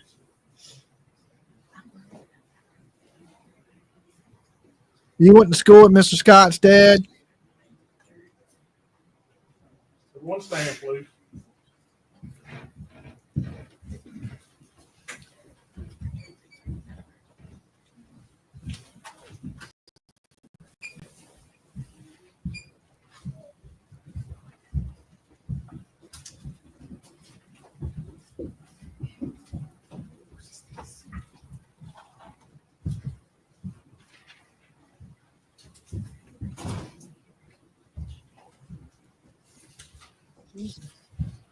You may be seated. Thank you. All right.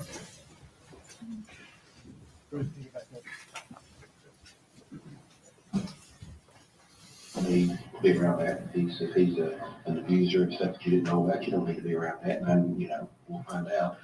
And I'll find out if your mom can come and pick you up, okay? I don't know the number of other houses. Has it? 100 houses, so I'm about to give you a call in the car. Oh, okay, tell her, okay. We'll find out. Thank you. No problem.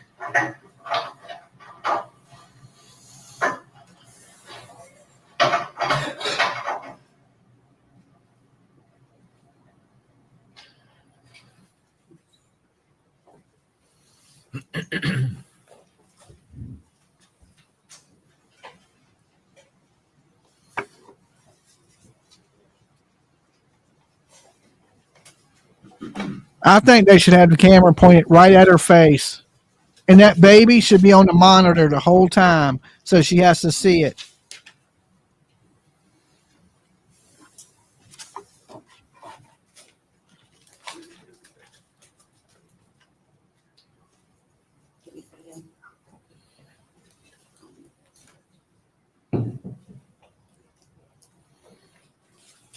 Okay, so now moving to, well, prior to the second interview, you stepped out for a few minutes? Yes. Okay. Any idea of how long you were out before you came back into the room? I'm sorry, I don't remember. Okay, you don't remember? No. Okay, and that's fine. So the second video, you also had an opportunity to watch it in its entirety? Yes. And it is also a fair and accurate representation of the second interview you conducted with Megan Boswell on February 20th, 2020. Yes. We'd ask that that may be made exhibit number 184, please. Objection. All right, before exhibit 184.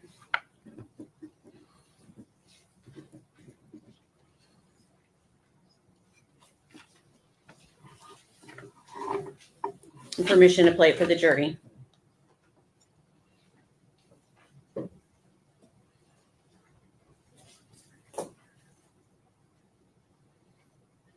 I have, I got been a couple long time, and I've got my own opinions about this stuff.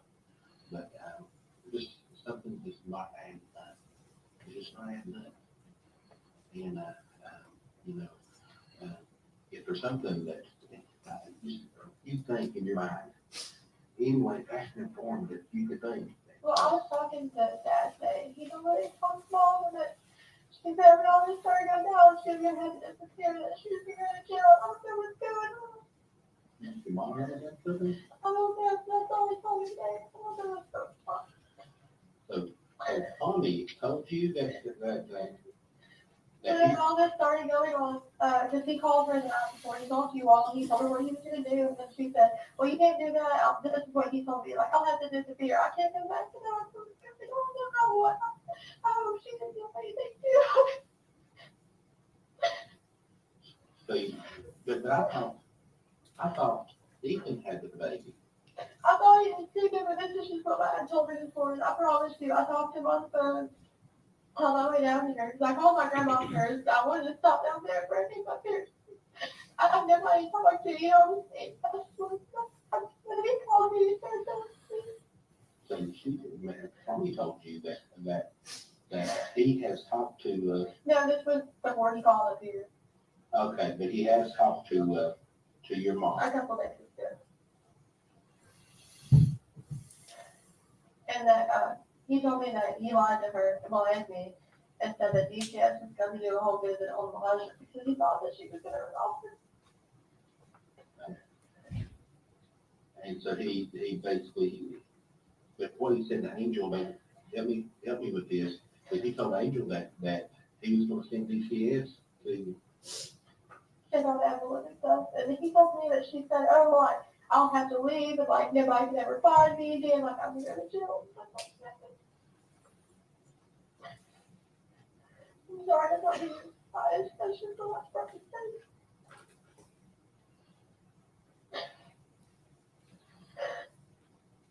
Okay. And then Angel said that she was gonna run out, but she was gonna leave and stuff. Well, that's what she told Dad, apparently. His dad told me that, he lied to her and said that DCS was going to come do a checkup on Elijah so he could get him from her, my little brother. And then when they met at Eagle, that, like, she was crying and, like, wouldn't say anything to Dad or anything like that. Okay. And she was kind of freaking out. I'm sorry, I just always had, like, so much faith in my mom and the fact that even the thought that she would do anything just really, like, I'm sorry, that's what my first question was saying. Have you all talked to her? Then yesterday, the whole way up here, she was like, bitching at me, saying that, like, I don't lie, I lied. She didn't run out of gas. She just wasn't telling me. I knew. I'm sorry. You wouldn't tell them. That's hard work. So you wouldn't tell them the truth. I'm sorry. But she was like, bitching at me and saying that she was going up here. She didn't want to even be, like, seen, blah, blah, blah, stuff like that. You didn't want it. Want to be seen, She wanted to be okay. stuff like that. Do you think she's in that car, that BMW? Yeah. The last time you seen her, she's in the BMW? Yeah, so she got me out to Evelyn shelter. Oh, okay. That was the day that you walked up here. Yeah. Okay.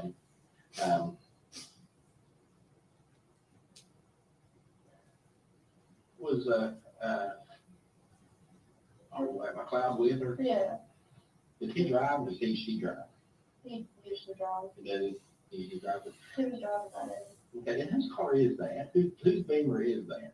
Well, Hunter gave it to her, but he didn't get the title on it over there. Okay, so that car should be in Hunter's name? I think it's his brother's name, that's why he didn't get the title on it over there. It was Hunter's car, but Tanner was gonna buy it, and then Tanner backed down on it. And you not mad that you re-wrecked or something, friend? Yeah, on like the passenger side fender wheel, I guess. Like, it kind of like popped out, and it's kind of big, and the headlights, you know. A lot of dimmer on that side. Okay. But that's who it should be in, okay? And, Well, Tanner's first name is Austin. I mean, I don't know if you all know that, but it's Austin. I'm sure it's not there. And McLeod usually driving? Yeah. I'm gonna ask you a couple questions with that, because I'm just trying to clarify things. Are they just ate up the dope? I mean, he is. I don't. Listen, if I'm gonna tell you something, Maggie. I've got a girl. I've got a daughter, and my daughter she's older now. She's 25 years old. But I love my daughter dearly. I want to ask you something. Do you love your little girl? Yeah. All your heart. Okay. That's what I'm saying. Okay. Now that's what I'm getting to. Is we need you to help us. Because everybody, we are trying our best to find her. You know, and I'll be honest with you, I don't care one bit about putting anybody in jail or anything. I want her back. If I can get her back, and we can get you straightened out in your life and everything together, y'all can come back together again. There's no doubt in my mind we can work those things out. No doubt in my mind we can work those things out. But we gotta get her back. I know. And so, with that being said, I just want you to be completely honest with me. No more feeling or anything like that. Completely honest. Are they running dope? Are they just using heavy? What's their drug They're control? just using. I don't know what she does. The only thing that she'll admit to me is that she's very far. Okay. Other than that, I don't know, to be honest with you. There were a few times that, like, Dad and I would went there, like Elijah, when she'd be with Bill, stuff like that, and she had birds on her and stuff like that. Oh, really? I mean, I don't know, like, if that helps at all or anything, but I mean, she knows, like on her arms and stuff like that. Oh, man. Yeah.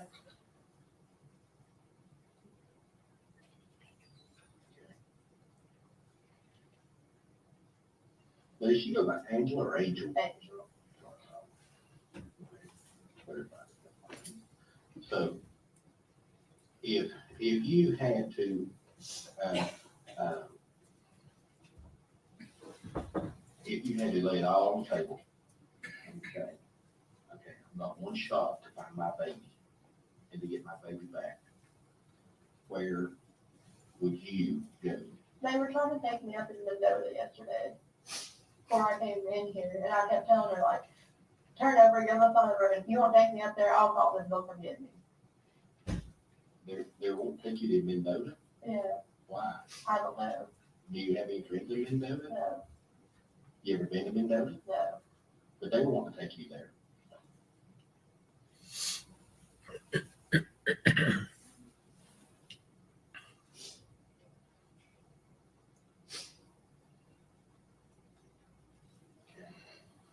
They don't take you there yesterday. It was different. Well, they wouldn't tell me where they were going, I just saw the road sign, let me take that back. I understand. So what risk I see? Like, State City Highway, one that had like yellow air, places like Mendoza, and it's like 5 miles away or something like that. Okay. We were headed in the direction of Mendoza. I mean, maybe they weren't like, we take me there, but that's just what I thought. Like, they would not tell me anything. Okay. Does he have any ties to people over there in Virginia? As far as I know, all his family's from North Carolina. Okay. Have you ever gone to see his family in North Carolina or anything like that? Okay. So when I asked you that question about laying it out there where you might be going, I mean, you had a chance to get your daughter, to find your daughter. Well, Dad keeps saying that Mom knows something. That's what she's like, you know, not answering anybody, kind of just disappearing. Now, you know, I know that you said that you gave Evelyn over to Ethan. But Mom also told me that she talked to Ethan sister. Your mom has talked to Ethan since. That's what, I don't know, like 110%, that's just what I've been told. She told you that? Angel told you that? Yeah. If you want questions or inquiries, you can please not tell her that I like. Oh, absolutely. Don't you Okay. worry about that.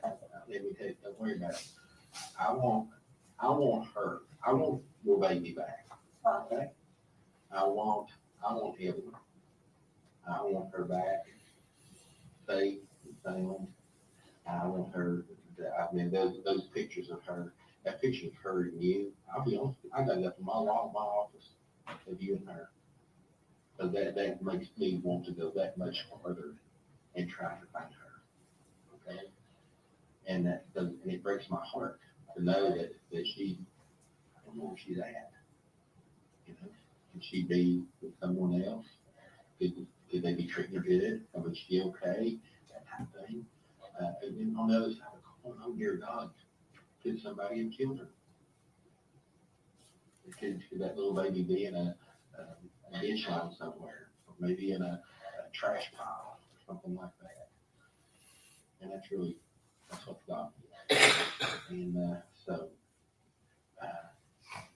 but you said Angel has talked. She says that she's talked. Okay, guys, I got to get back to searching. PJ's going to be here with y'all to cover the case. Make sure y'all like the video and wish me luck.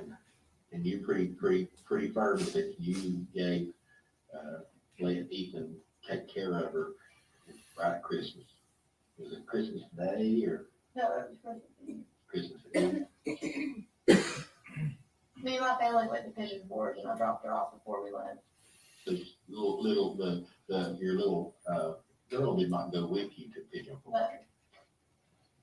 Me, Hunter, Dad, my brother, his wife, and like their kids with.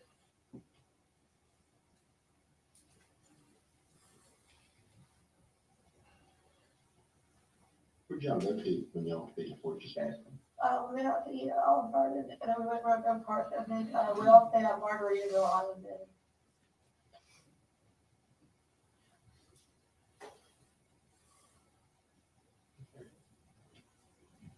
I've stayed there before. It's pretty nice place.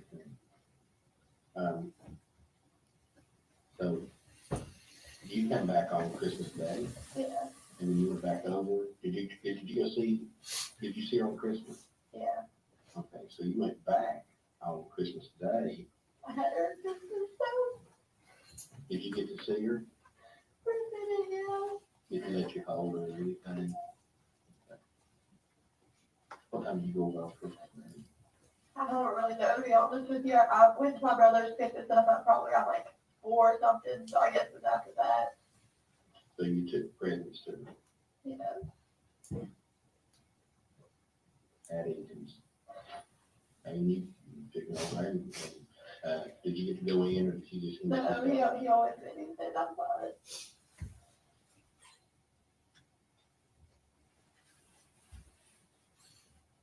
And then you got, took the little girl Christmas presents, and then you got to hold her a minute, and then you gave her back. Yeah.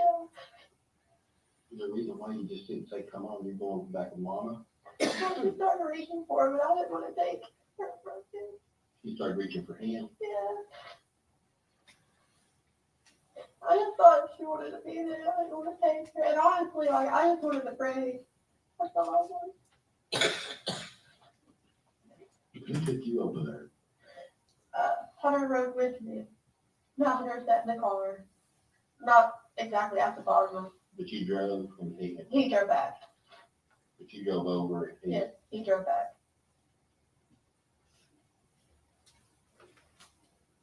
Those were my careers where I had it.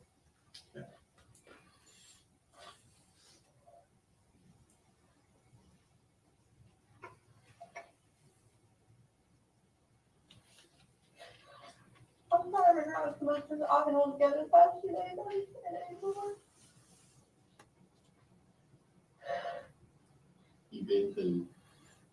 you moved through hell and back and you're still in it. You're still in hell. I mean, you really are. The whole fact of not knowing where your baby is at. Oh my gosh. I know it's heart wrenching. And you know,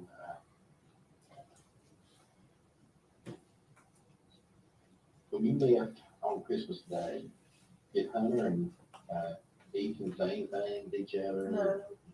Okay. Hunter didn't get out of the car.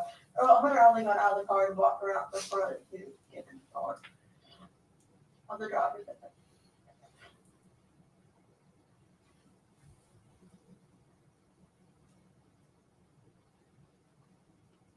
Okay, and you what did you say when you pulled out to look at you just walked back in with I could see where he was standing at the top of the driveway.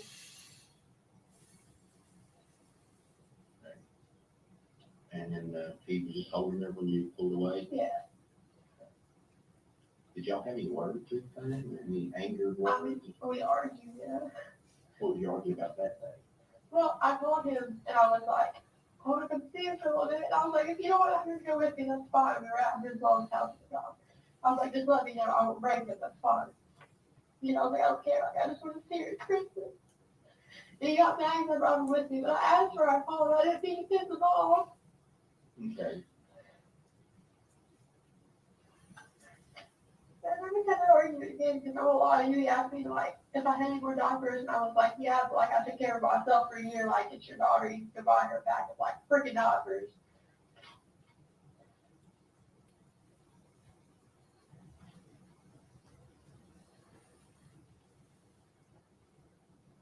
I'm sorry, I don't know about it. I don't want to do about anything. Just since, you know.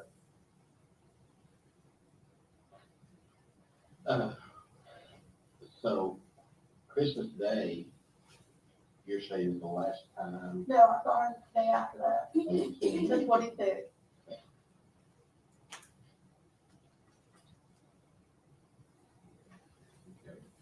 And then when did you see her over at Ethan's then? Yeah. He was pulling out the driveway and I pulled his brake to pull out. He had her with, he had her. Yeah.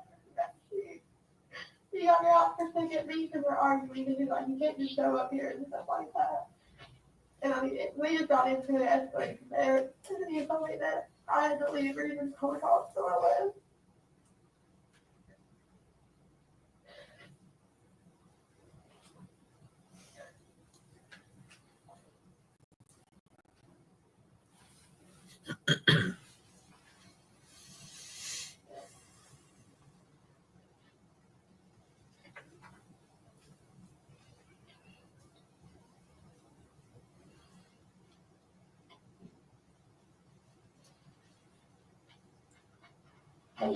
How the other one act? Can she say, She didn't like reach for anything. I didn't get off, but okay. I'm sorry.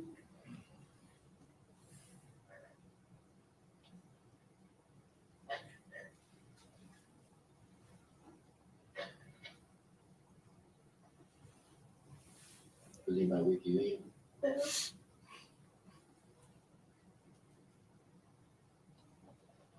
Have you talked to Ethan much after that?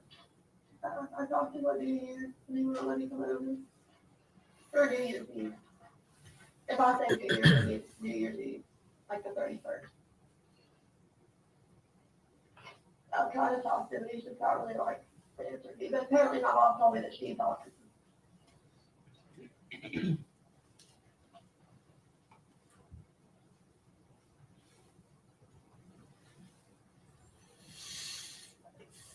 You think your mom talked to him during that time right there? She told me she had been talking to him.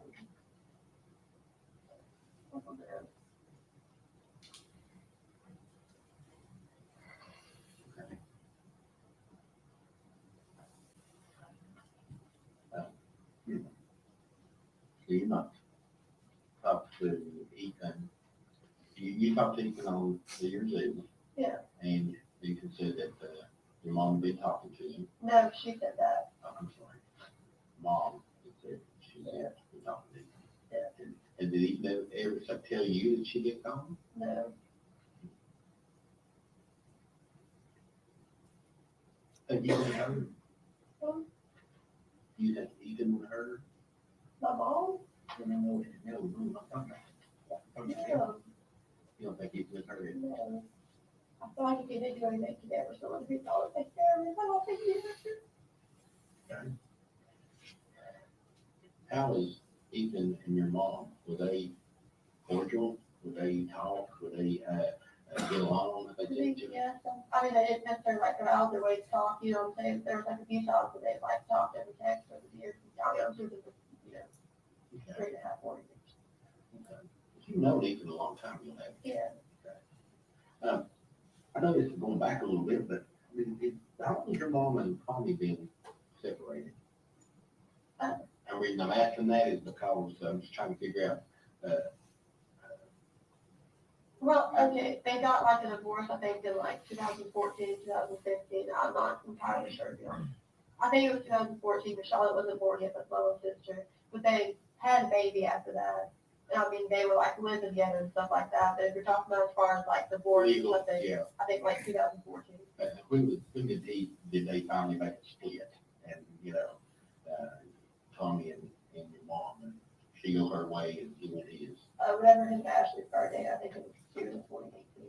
Oh, so it's been relatively fairly recent then. Okay. Yeah, it was June 2018 after Ashley's birthday, I bet. June 2018. I don't know that, I think June 2018, I don't know the exact date. It was at the beginning of June. Okay. I know that because I was over there on Father's Day and she was there. So she had been there before she was 14, because that's when Father's Day is, right? It is. Yeah, so she had been there before that. All right.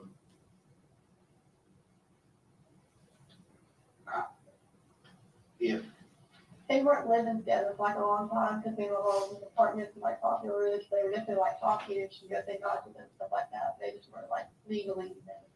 have you you've been living down with Hunter, right? Yeah. Okay. And you live in, I know you live in the trailer. Yeah. Over in, down near Boonies. Hop hanging out, go there and all. You lived there, and then after that, you moved in with Hunter. Yeah. I stayed in hotels with you guys. Right, I understand, yeah. But But that's basically, if I had to, let's put a timeline before you leave and stuff like that, that's up until around like March 2018, from February to March, I was with my dad. Or until April, yeah, and then I moved in with a mommy, that's my grandma. From April, and I stayed with her all the way through October. okay. Okay. So, so basically. There were a couple nights when my mom was at a hotel and I go stay with her, but as far as like living the life with it, it was my mommy. And then she's the one that lives where? At the mom and dad's hill, like, Down Bay I'm Creek. 39. So you live most of May Creek, what do you call her? Oh, mommy. Oh, mommy. I used to call her old mommy when I was little because she practically raised me. Oh, mommy, okay. Yeah.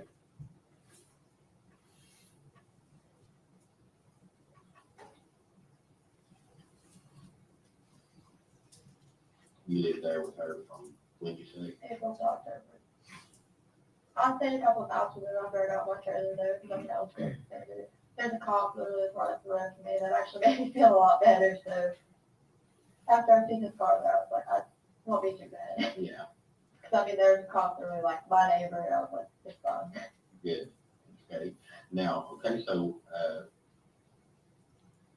and then after that's when you I got my took trailer your a trailer. little bit for Halloween. Okay. Because I trick or treated my baby a couple days before Halloween with my cousin Ashley, not my girlfriend, this is different Ashley. Okay. And like, I remember I took pictures of her in her costume and she was at the floor. Okay.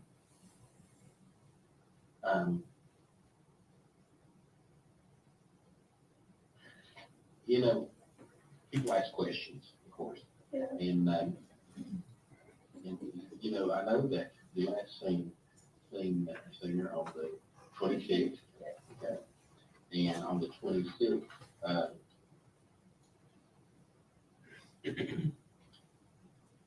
on the 26th, okay, what time is it? So all this has transpired. If you had to answer a question like this, someone comes to you and says, hey, why did you call somebody? Mom was talking to me, she told me I should just try to resolve it with me. And that's what I was trying to do. She told me she was trying to talk to me about it.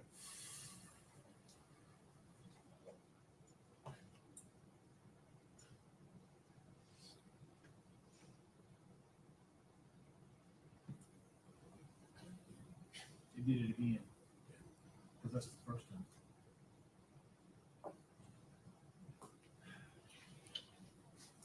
All right. Ladies and gentlemen, your lunch is back there. So I want to go ahead and break for lunch and let them try to figure this out. We'll come back probably 1:15. One second, please.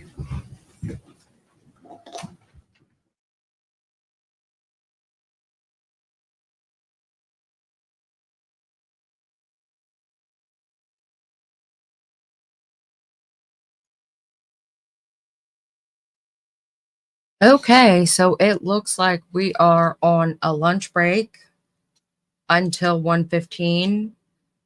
And yes, she was very, very hard to hear.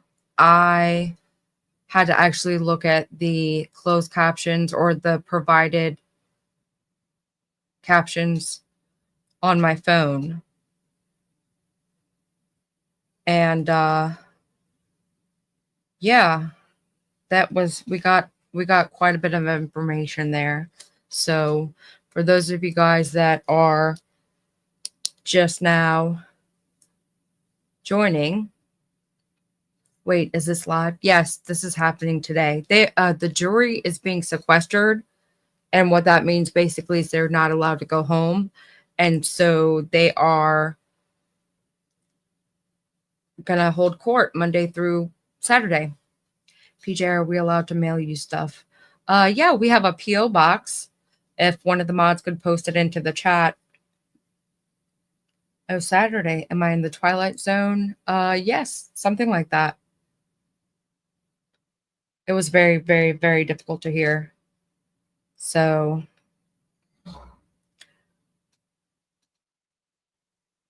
apparently my phone has water in it.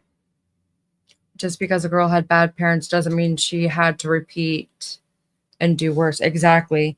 And I said this the other day. I feel like I've kind of been repeating it over and over, but if you have a bad childhood, you always have your own path. You have the ability to choose your own path. You can go the same route as your childhood, or you can choose to do better. Choose to do better for yourself. Choose to do better. PJ, will you check? This chick is straight up psychopath. I agree. Let's see. So I'm going to recap what has happened so far today. We've not been in court long. The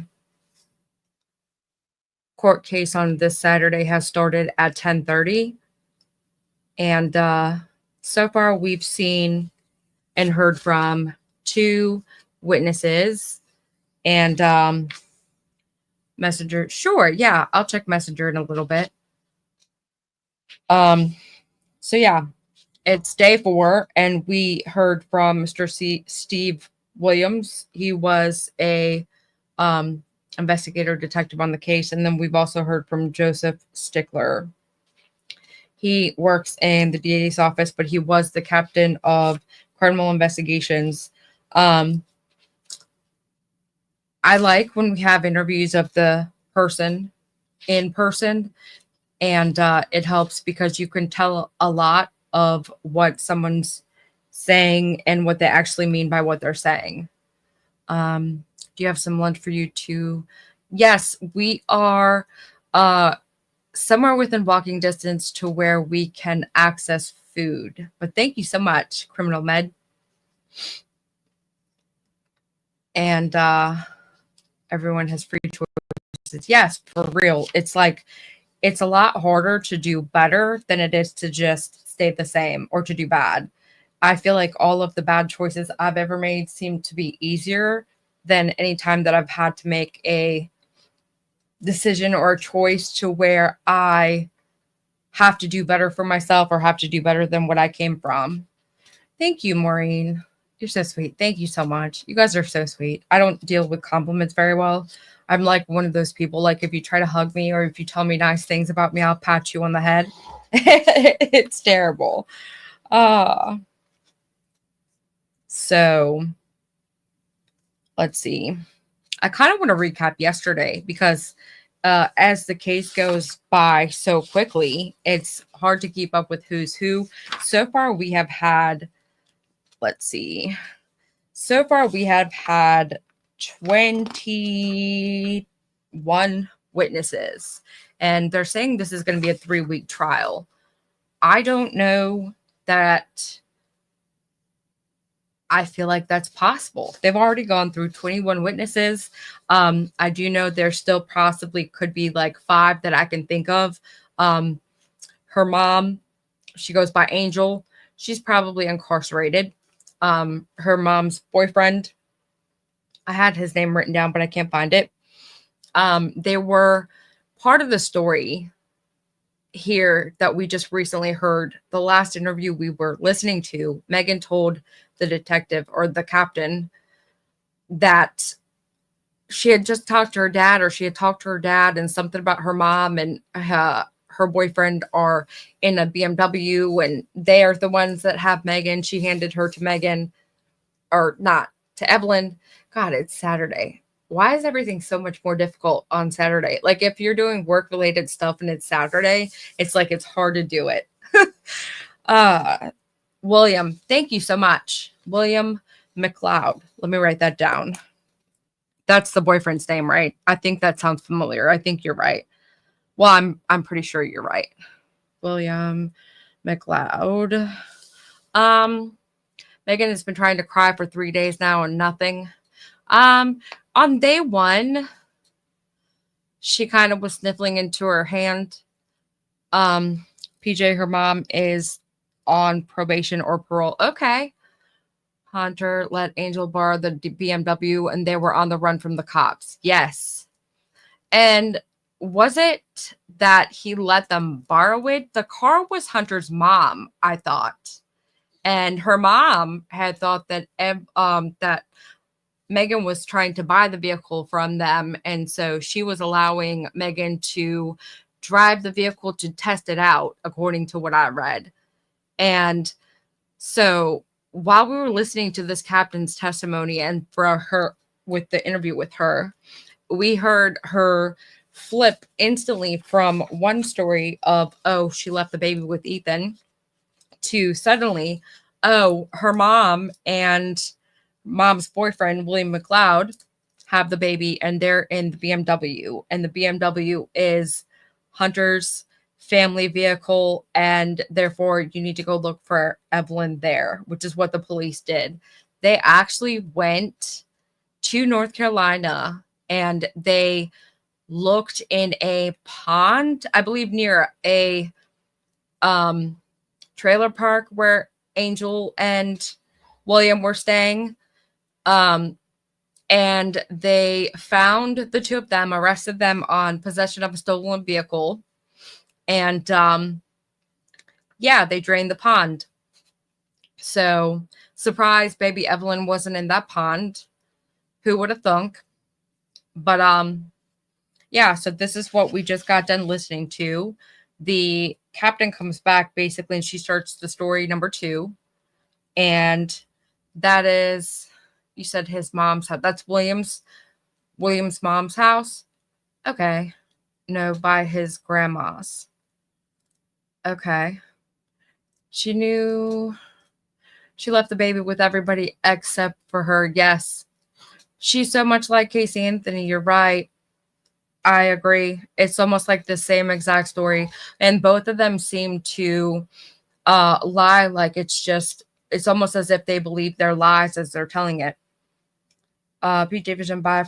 Thank you for the recap. I couldn't hear anything she said or was able to read the. Yeah, it was very hard to hear it. And so I was listening. Will you recap Ethan's testimony? Ethan basically sounded like a saint compared to these people. Ethan Perry was the boy, I was going to say man, and I'm like, wait a minute, he's not really. Now he must be a man because he's been in the army for a while, and I think he's in reserves now. I don't know exactly what part of the army he's still in. I believe he's still in. He might have been out. I don't know. Honestly, I hate when I don't know things, but I just know when he took the stand, he looked like a very charismatic kind of guy. He was very likable. He had a very likable personality. And Ethan Perry was a male that Megan had known in high school, I believe she said, or freshman year in high school. And so he testified to meeting Evelyn one time. And he basically had his car, his barracks, and he was personally searched and interrogated for several hours when Megan told the police that he's the one that had the baby, that she basically just handed the baby over to him. No ifs, ands, buts. I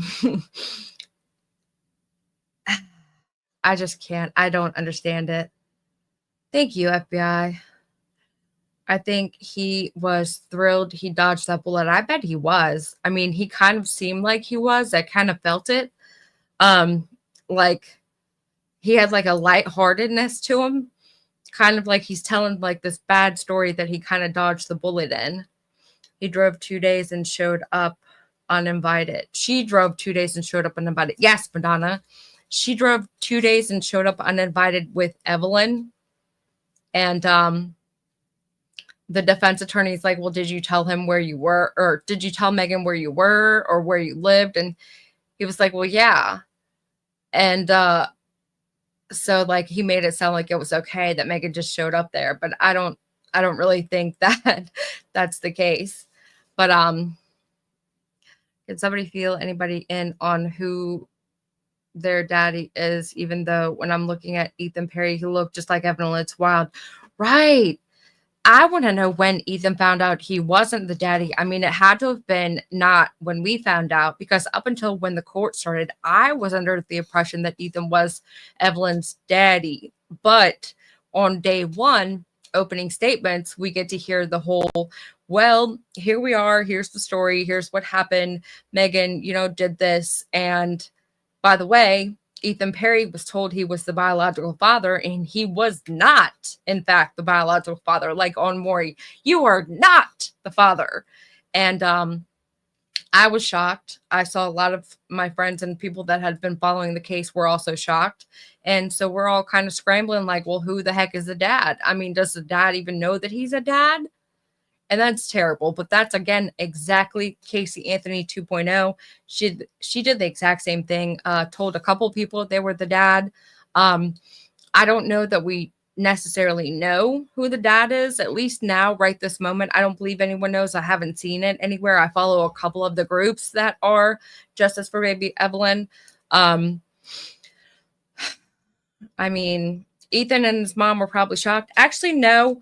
Ethan's testimony, he kind of alluded to the fact that he had a hinkling that he wasn't the dad. He basically said, I had my doubts, and I guess I kind of felt like he was saying, well, I only saw her the one time. I feel like he said that just kind of to relay that because of the fact that he didn't really truly believe that it was his baby. But why are we not asking this girl for proof? It's like nobody asked this girl for any proof of her lies. I mean, at some point, somebody had to. Right. To me, Megan seems spoiled, not a bad childhood. I agree. She seems like a spoiled brat for sure. But why is it that we don't see any of these people? I mean, I see the dad at a point to where it was a little bit too late, in my opinion, ask her and try to grill her where this baby is. But at that point, she was 18 years old. She had never had anybody demand for proof or demand her to show proof of anything. It's like she could just say and do whatever she wanted to, and nobody second guessed her. Nobody questioned her. Nobody made her show proof of anything. I mean, my parents, my mother especially, would literally come find me, and God forbid she did, because if I did something of that nature as a young adult like she is, my mother would wring my neck. My mother would have had me by the hair. I mean, I just don't understand it. But to me, that's one of the one things that I cannot stand is when somebody lies to you. Flat out, it's like you either think I'm stupid and I don't know better, or you just are like, it's the biggest form of disrespect, in my opinion, that I can think of. The second most disrespectful thing is if somebody actually physically spit on me. So I cannot stand being lied to. Sitting here listening to her and her lies makes me want to rage.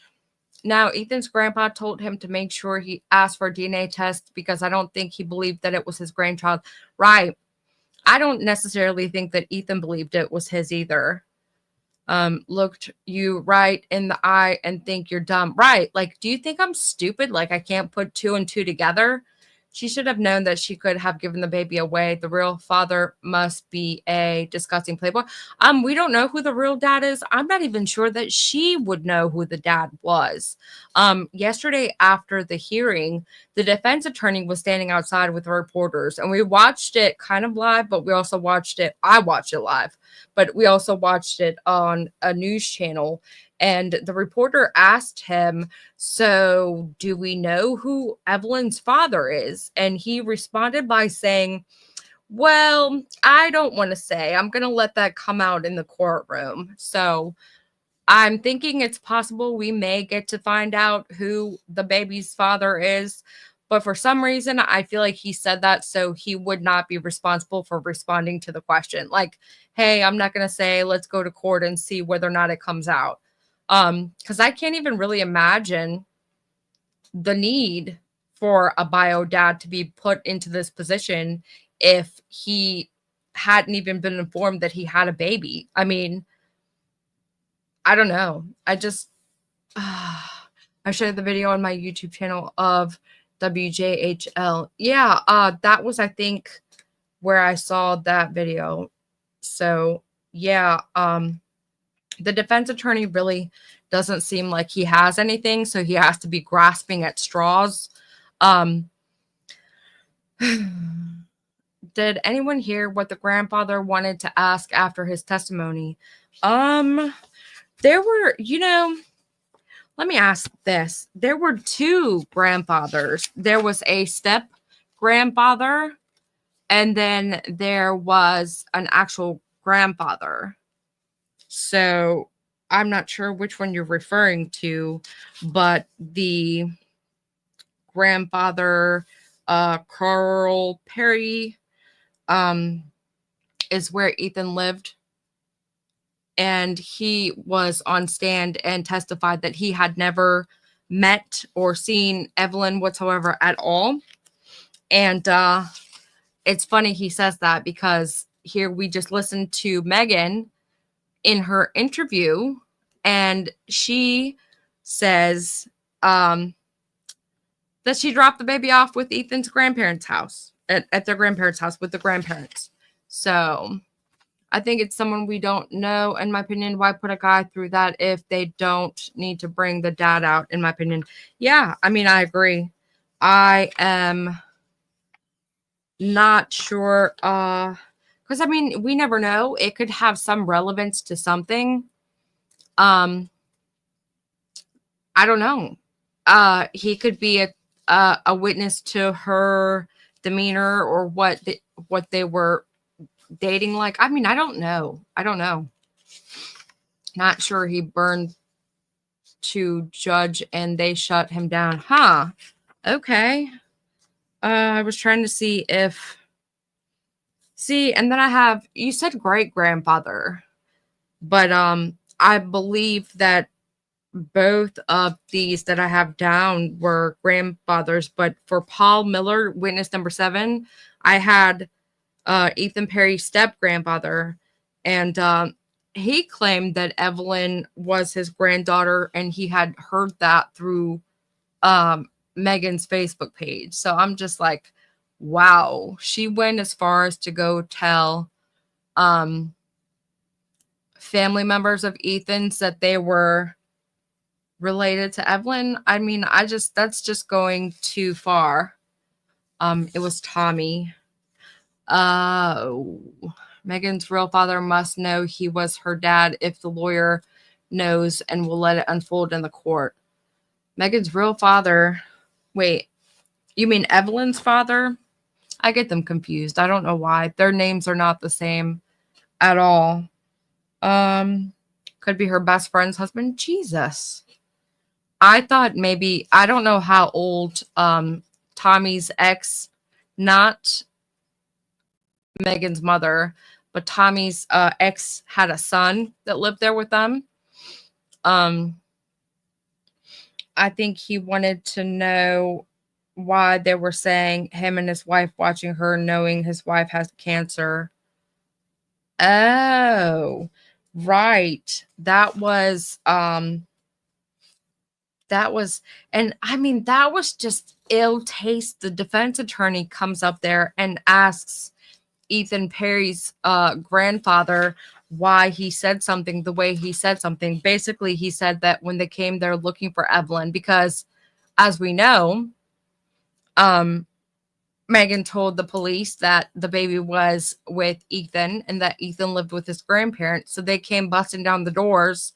You know how they do when you call for a warrant check or for a status check or a welfare check. You know, they come busting the doors down, and Ethan's grandfather lived there with his grandmother, who was terminally ill, had cancer from what it sounds like in a horrific manner, several forms of it.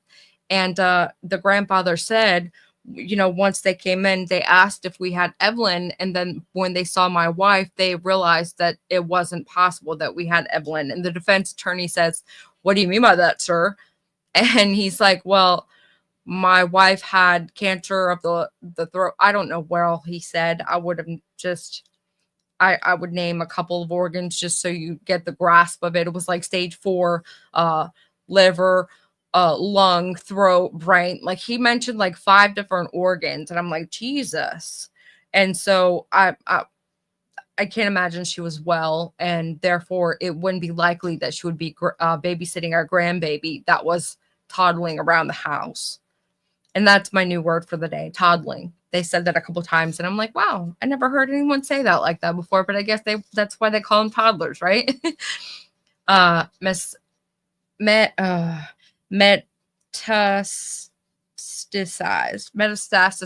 How do you say that? It's not funny. We're talking about a very serious topic, but I cannot say that word. Metastasized. Metastase. I can't. Metastatic. Oh, I'll have to look up the word and practice. I'm not going to keep trying and sound super silly. But thank you, Jennifer. Metastasized. Metastasized. That's a terrible long word that I cannot pronounce. And I mean, I was an EMT. I've heard of that word before, but I didn't realize I couldn't say the word, my word. I need to practice that. So next time that I go live with you guys, I have to say it correctly.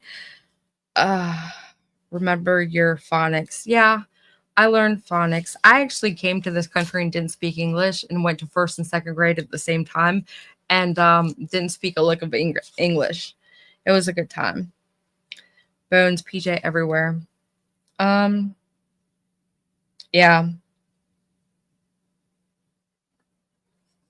Oh, I'm okay. I'm okay. So we're going to kind of recap. We have a whole hour for lunch. So far we've taken out about a good 30-minute chunk. And let's see who else had trying to go through my notes. I kept pretty good notes of everybody that was on the witness stand so far. And I'm kind of getting an idea of who was who and what was what and who did what.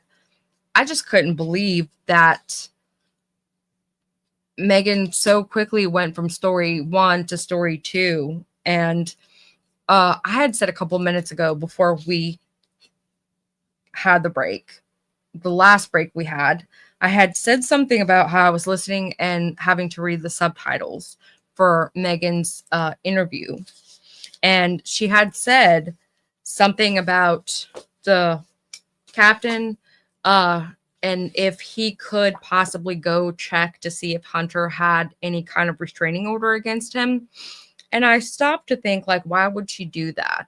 But one of you guys in chat pointed out that after she said that, she actually said, yeah, if you could check that for me, because I wouldn't want to be hanging with that type of person.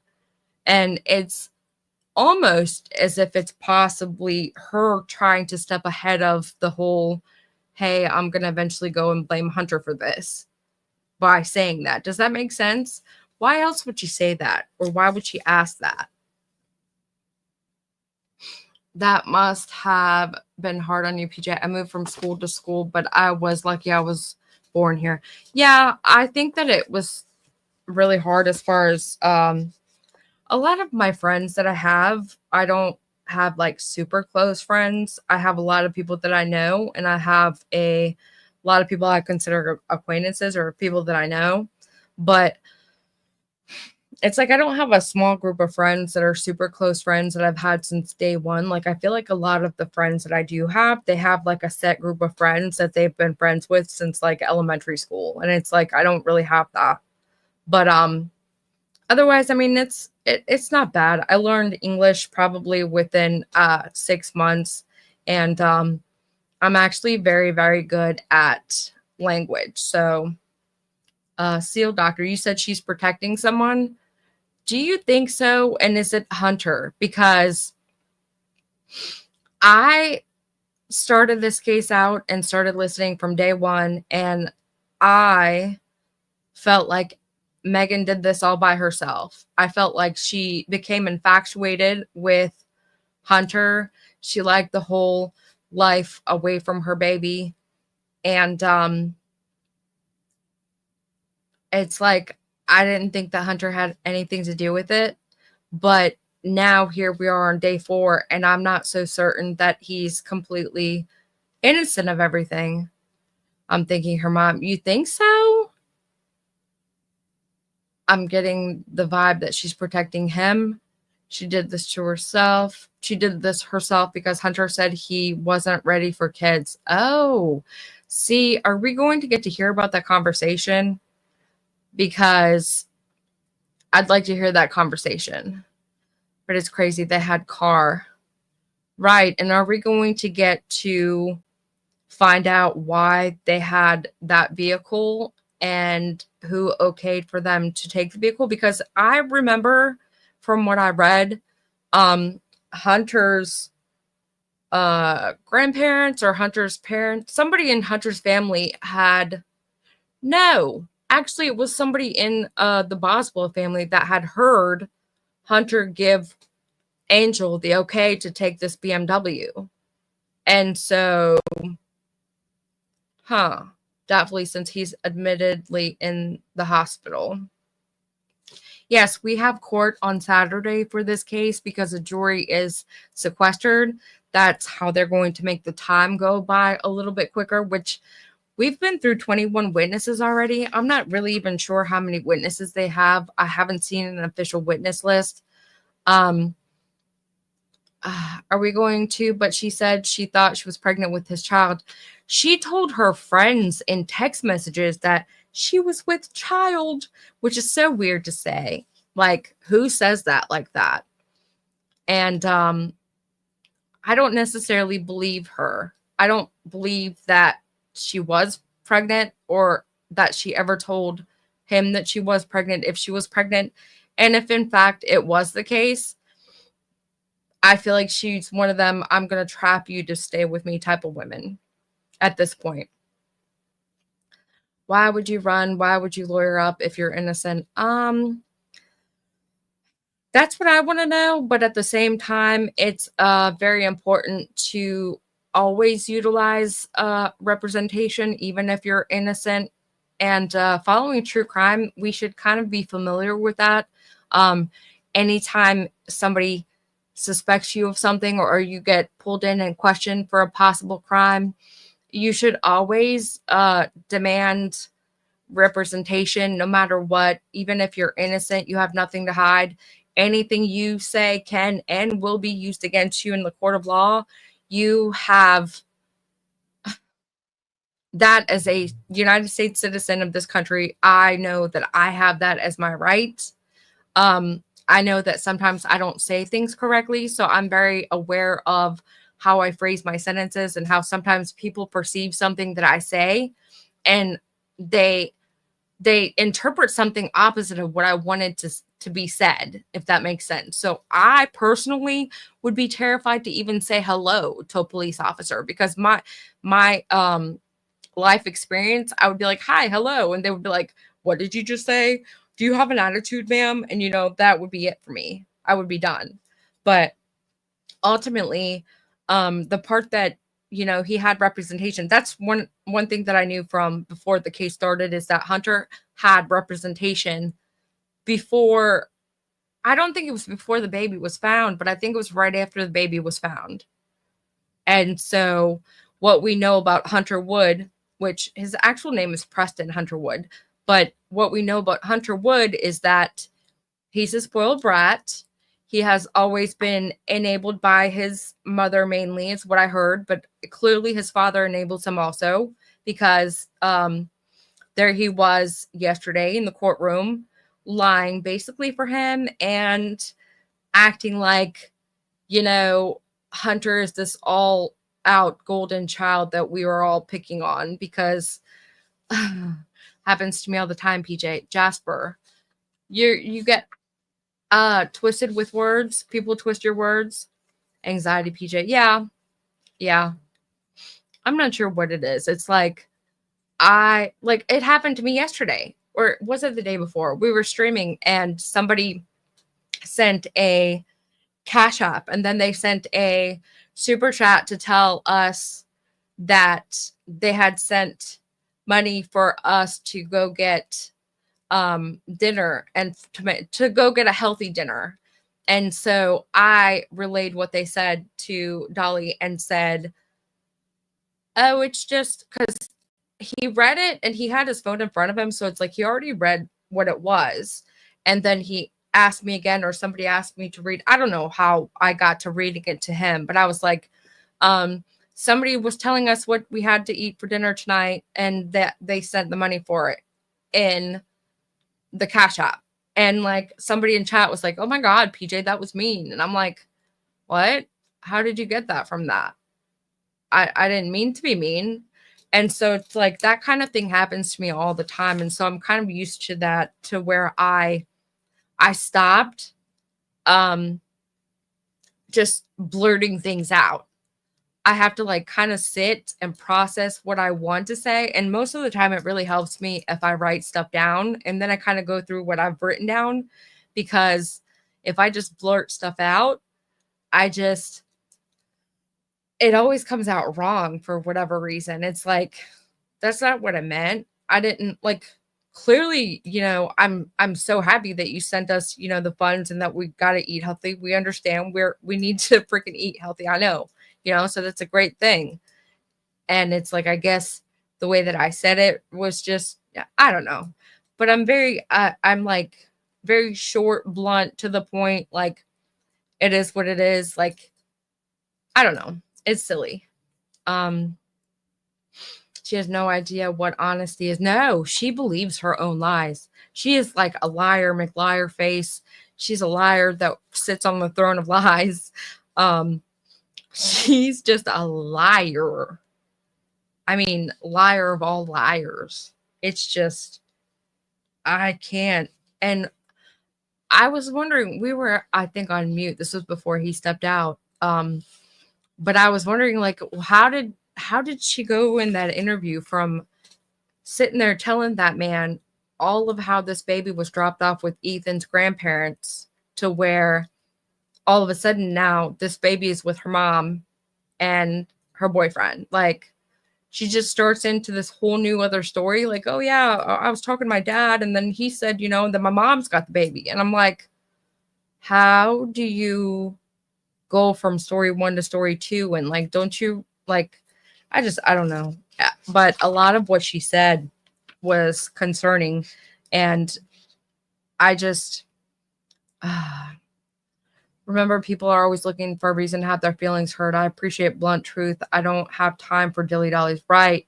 That's how I am too. Like, I would rather be told like, hey, I don't like how you said that. Or, hey, I don't like, well, of course I wouldn't want somebody to just come up to me and point out how they don't like my hair or something. Like, like if you say something to another person, you should intend to say it with a good intent. Like, to come up to somebody and be like, hey, I don't like your hair.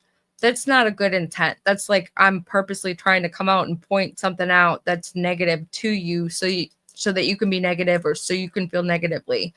But like, let's say if I come up to you and I'm like, hey, do I look okay? Because, maybe I got dressed in the dark, or maybe, I have eyesight issues today, or, like, I don't know. But I expect a close friend of mine to actually say if for whatever reason I mismatched my socks today.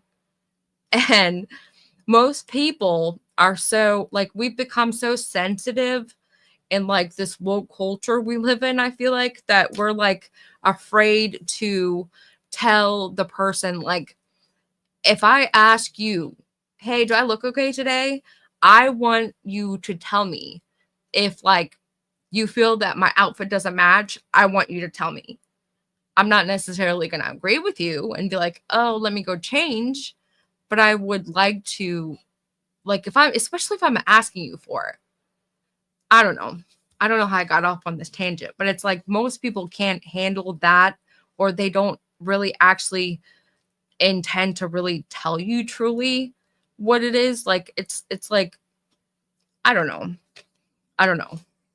Most people can't handle criticism or constructive criticism, and I know I get defensive. So like I'm saying that kind of as myself. It's just, I don't know.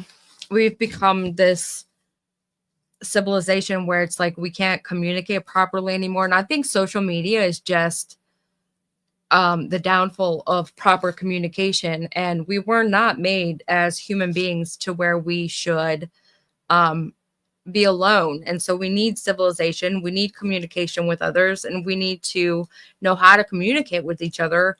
And we're definitely not learning it by texting each other. So I think it's just really important. But a lot of people are to a point where you can't say certain words. You can't say, like, somebody got upset because Megan was being interviewed and she told the interviewee that she considered her family gypsies.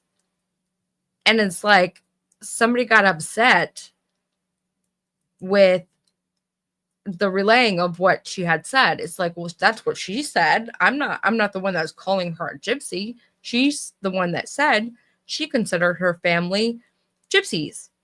And so I guess the political term is no longer gypsy. Yeah, see, there's gypsy right there. We are gypsies. I don't consider it a derogatory term. So it's like, it's all about how you perceive things. And a lot of people have become so sensitized that it's like not okay if, you know, a set of people don't perceive things the same way that you perceive things. But even the person that's being called the gypsy loves that name for themselves. So it's like, you know what I mean? PJ, I was raised by my grandma, and she was not the nicest person when it came to things in life. Thank you for sharing so much with us. Because of you, I love all people. I will share in private mystery my story. Sorry about that. I love that. I stayed with my grandparents for a long time too when I was younger, and then we moved out of the country, and then I didn't have grandparents. So yeah, I feel you on that. And then my other grandparents on the other side, they were actually pretty mean too. So who is the real father of Evelyn? Good question. I don't think we know. And the defense attorney teased us a little bit in a presser after yesterday's trial. And he said basically that he wouldn't tell that we have to wait for court to find out. So I don't know if we're going to find out who Evelyn's dad is. I truly hope that if we do find out that, yeah, I don't know. I feel so sad for this man, and I don't know who it is or if it's even a good guy. Like, but I just, I don't know. Evie had an outfit that said gypsy on it. Aww. Did it have a little belly skirt with little jingles? I know that's not probably proper. See, that's what I mean. I just spit stuff out and I'm like, oh my God, maybe I shouldn't have said that. I used to watch, was it Gypsy Wedding or My Gypsy Sisters? I think I watched 2 different shows about gypsies and I found them fascinating, especially the girls that were like getting ready to marry. And they were always so like, man, big, dramatic, glittery, just like, I love it. I love everything about it. If I had the balls to go out looking like that, I totally would every day. Like the giant hair, the fancy hair, makeup, big fat gypsy wedding. Yep, that was one of the shows. I'm friends with real gypsy people. I know the way they talk and all. Yeah, I love that. And I don't know if it's because I'm from a different country, different culture, that I find other cultures fascinating. But you know, I also had experience with people that I considered, well, we called them gypsies when I was little. I came to this country from Croatia, and when I was living in Croatia, there were gypsies on all the corners. Just, you know, normal part of life. There's just gypsies everywhere, and I was actually really scared of them because I walked to and from school when I was in 1st grade. Let's see. Joanne Marie, Dolly sent you an email yesterday, subject Philadelphia experiment. Also, I'm 1/8 gypsy. It's not insulting to me. Awesome. I love that. I will let him know. He's out looking for clues with his drone. But he'll be back here shortly, hopefully before this, maybe not before this break is over. We're already at, wow, we're already at 12:49. Wow, time has flown by. I do talk a lot. I didn't realize how much I like to talk until, here we are. And I've done talked you guys to death. So anyway, where we left off is the captain was going over the interviews that he had conducted with Megan, and Megan went from story 1 to story 2, and story 2 consisted of her handing the baby over to her mother and her boyfriend driving around town with the baby, allegedly, which that was not true, in the BMW that Hunter's family owned. And the vehicle was not purchased by Megan or her family, but borrowed. And I guess when they asked Hunter's mama, which I think that's who actually owned the vehicle, but when they asked Hunter's mama where this car was, because that's what Megan reported as being missing, she said her mom and her boyfriend had taken Evelyn somewhere and that they were in this BMW that was actually Hunter's family's vehicle and that Hunter was selling it to her. Well, what actually was told, or what the actual story was, is that Hunter or his family, mom, whoever it was, had allowed Megan to test drive this vehicle to decide whether or not she was going to purchase it, and that she was going to make payments on it at some point. So I just got to a point where with the interview, she but see, this is where, and I'm kind of like looking through my notes and trying to talk at the same time, but it's like she was talking about the baby being with her mom, and then it's like she went back to talking about Ethan and Evelyn being with Ethan and how she left Evelyn with Ethan.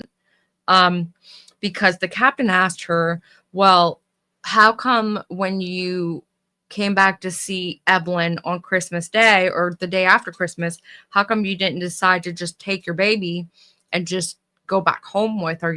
Like, it's your baby. You didn't have to leave her there with Ethan. And she says, well, she started reaching for him. That, for whatever reason, triggered me to no end.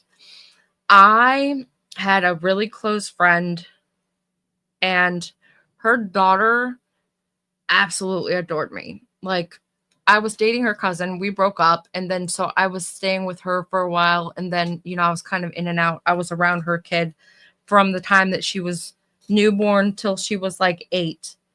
But this kid would scream bloody murder if I left to go to work. And it wasn't my kid. It was my best friend's kid.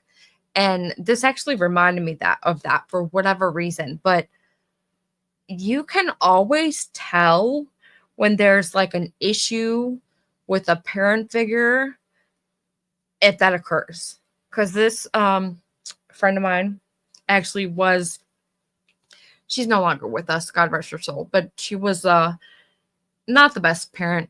And so her kid would reach out to me before she would reach out to her. And I just can't imagine that. But the way that she says this in this interview, that Evelyn reached out and wanted to stay with Ethan, basically, is what she was alluding to. And therefore, that's why she left her daughter, allegedly, with Ethan, the guy that didn't even know he had a kid and then had a kid for 2-3 times. According to her, I love kids so much. Me too, Zen. But it just doesn't make any sense. And the fact that she knows that it's not making sense. So while she's having this interview with the captain of criminal investigations, she's saying things like, I know that doesn't sound right, or I know that doesn't sound okay. Like, so it's like subconsciously she knew this entire time that what she's telling this detective or captain is not okay. It's not common folk behavior. It's not like just the way that you state words. It matters. It matters a lot because it's like she's like, I wouldn't lie to you, and or I'm not lying when I tell you this, or honestly, I have to tell you this, or just stuff that she said. It just I don't know. PJ, did UK Boswell's was on and the Big Fat Gypsy Wedding Show? No. I was just saying that I used to love that show, and that Megan told investigators and the TV interview person that she considered her family to be gypsies. Naturally, a baby only clings to someone who loves and cares for them. It's natural. Yeah, it's natural instinct. That's what I heard for real, for real. She did not have a good mother as a role model like Leilani. Yeah. And see, that's what we were talking about earlier, where it's almost like when you get born and you come to life, you get to make choices in your life. And it starts very early on. Even as children, we get to decide whether or not we want to go to the right or go to the left. If your family orientation and your family home is stable, it helps. If your family doesn't do, rugs, I say rugs because I'm dropping the D, you know what I mean? If your family, has all the other family members, they graduate, they go to have good jobs, they go to have good lives, you're likely to go on and follow their footsteps and do similar. Sometimes you don't, sometimes you do better, but it's like you get that choice in life and you can choose to not be that way and do better. Like I've had a couple of friends actually where their mom wasn't even present in their life, and when they had a baby, they decided that they were going to be the best mom that they were going to be. I mean, look at Dolly. Dolly had the same situation. His dad wasn't really present. And so he's decided, he's going to be the best dad that he could be for his daughter. And that's what I mean. It's like you always have a choice.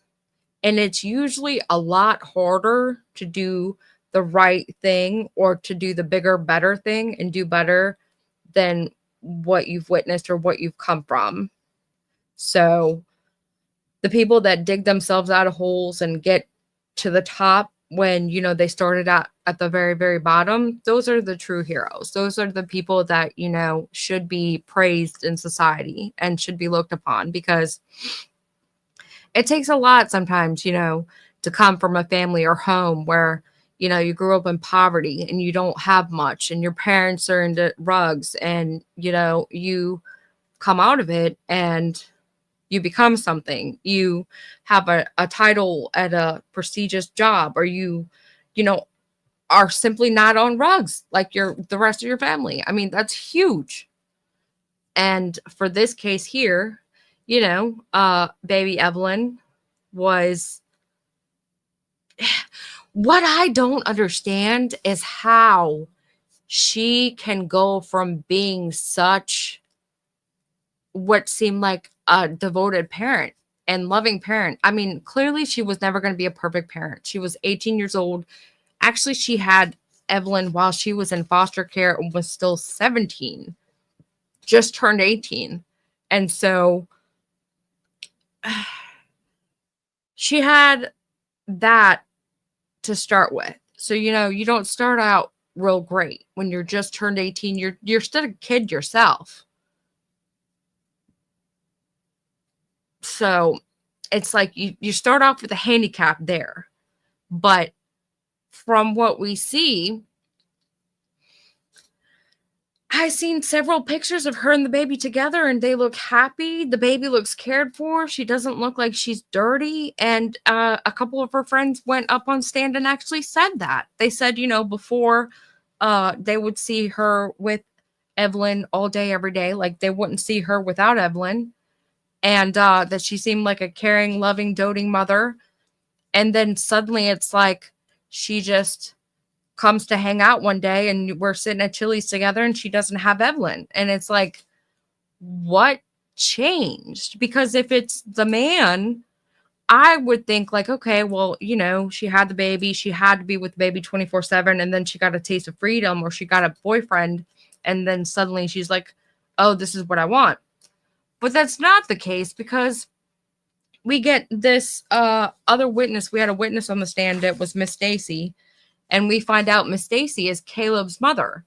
And Caleb is a young man that Megan was dating before Hunter and after Ethan. So in between Ethan and Hunter was this man, Caleb, who is not Evelyn's father. This was 2019. Evelyn was born 2018. So it would have had to have been somebody prior to the birth date of 2018. So it could have possibly even been 2017. But basically, so it's like she went from having a baby. Yeah, see, that's the thing. Maybe Hunter never wanted children and she wanted Hunter. PJ, do we know where sweet baby Evelyn is resting? I was told that she was at Glenwood Cemetery and Chapel Mausoleum in Bristol, Sullivan County. Could it be Rugs? I don't know that she was on the Rugs. It was very much rumored that Hunter was. And from what I saw, I believe they tested Megan, but Megan came out negative for the Rugs. Evelyn has a pretty little headstone. Aw, see? Thank you, Donna Childress. Thank you so much. I appreciate that. I'm very hard on myself a lot of times. And it's like I'm a perfectionist, but I realize that perfection is not possible.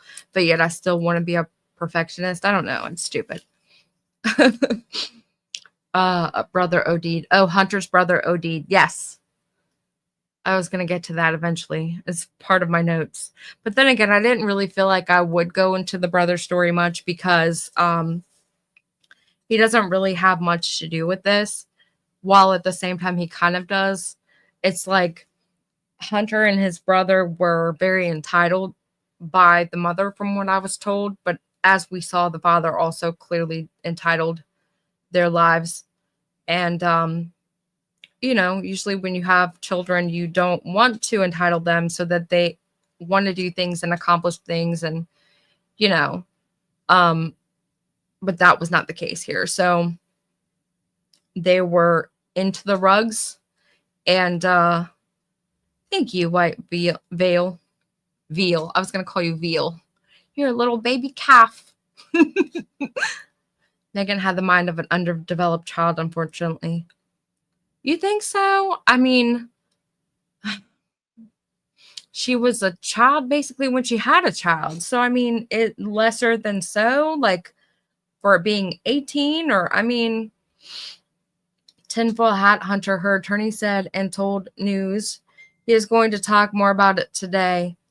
Did he say today? Or I thought he said he was going to talk more about it soon or in court. Hunter Wood's brother OD'd. That was the boyfriend of Megan at the time of Evelyn being unalived. I missed what he said about Tinfoil. What was said? He asked Hunter's father, Randy Wood, if he had, first he asked him if he had witnessed Hunter being aggressive at all. And this man was just kind of like, I swear, it felt like I was listening to like a King of the Hill episode. He had one of the characters' voice down packed. He was like, and I can't do impressions, so I can't show you what I mean or tell you what I mean. But it's like, he just kind of just, like he muttered. Is that a word? Muttered. Dolly is not in the courtroom today. We're no longer in Bluntville. We've made our way down closer to Hendersonville. But yeah, Boswell's were PJ. Yes, Boswell were on there. I'm not sure what that was a response to. Muttered, yes. Okay. I lost my train of thought completely. What was I just talking about, guys? Oof.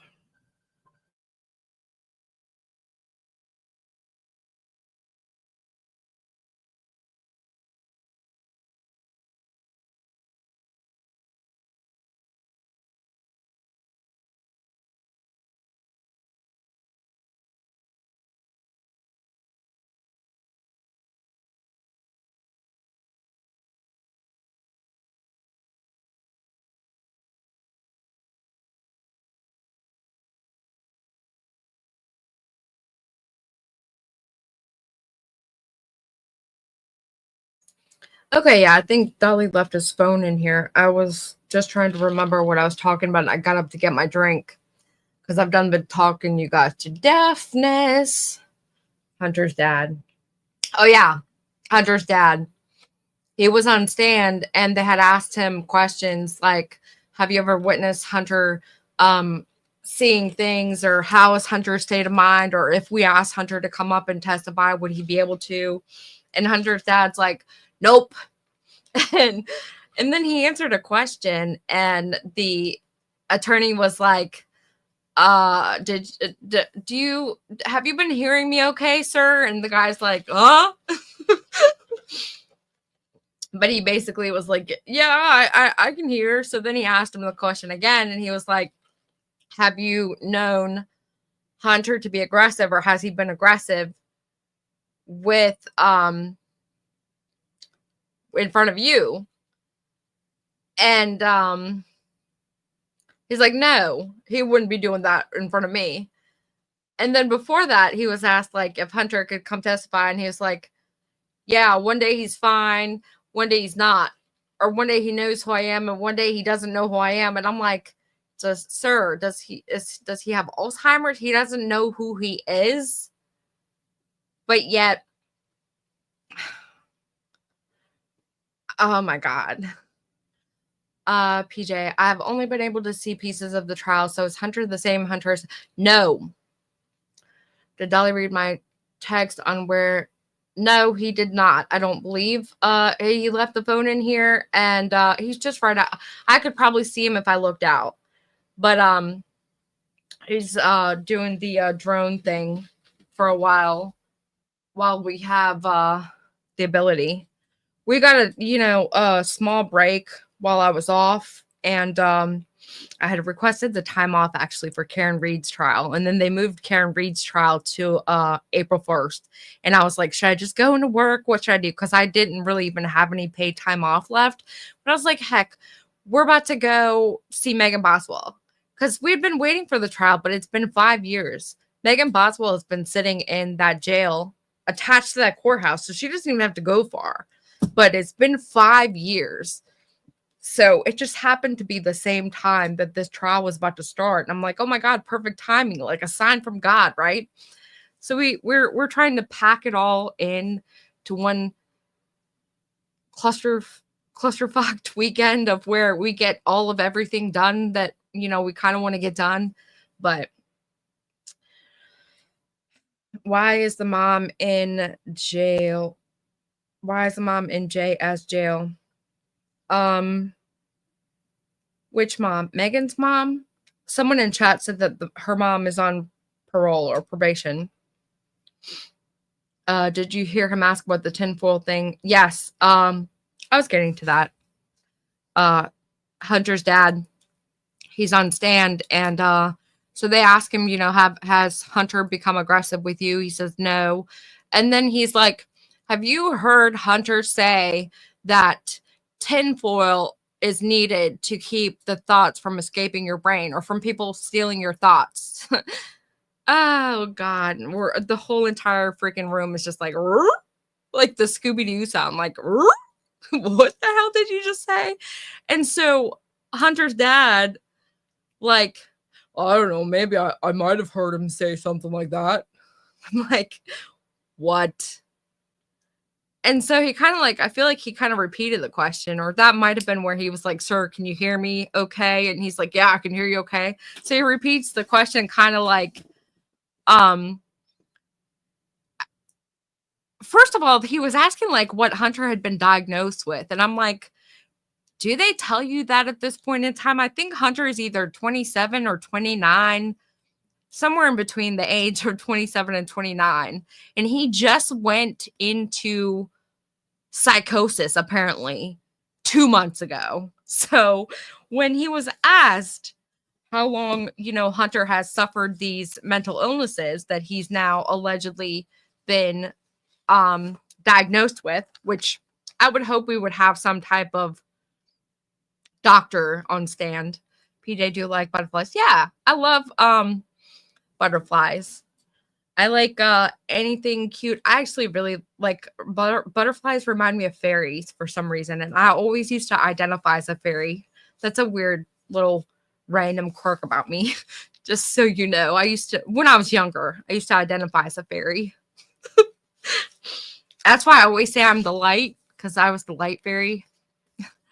Yeah. So anyway, hey Nanya, good to see you.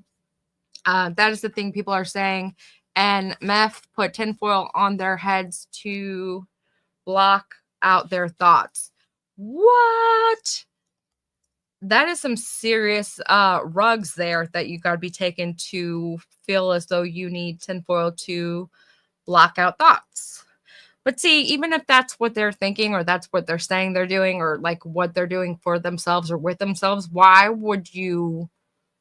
I don't know. That was a bad thing to add into the case, because now we've got that in the back of our minds, and it made me really start to question. It just made me really question whether or not Hunter was involved, because we all saw the trailer she was living in, right? And now, there's not just tinfoil there. She didn't need it to like line the bottom of the freaking cooking sheet while she baked cookies for her baby. Like, schizophrenia usually starts early 20s. I believe it's like between 18 and 22 from what I learned when I was an EMT. But I do know that it could be exasperated by rug usage. If you utilize heavily on the rugs, you are more prone to schizophrenia. And apparently his brother utilized him so much that he is unalive now. And so, I mean, it's not fully out of the question as to that being actually fact.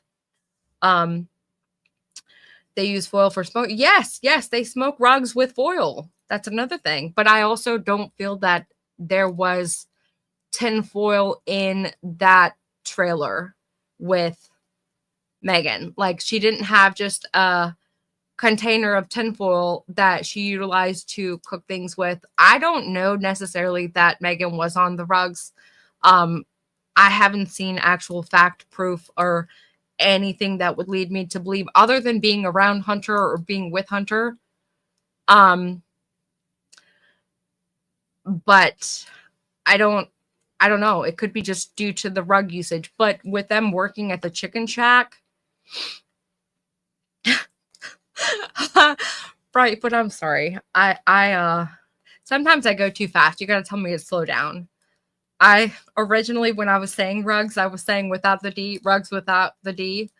Some words are frowned upon, and it's like something I picked up before I even became the girlfriend of this show.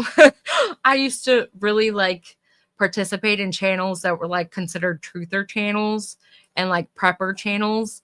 And it was right around when the ad apocalypse started, and they started being really focused on certain words that were frowned upon. So there were certain words that I have like almost built into my normal vocabulary now. And one of them, I guess, is rugs or unaliving. But yeah, that's why. Are they sniffing chickens now? I mean, it's a possibility,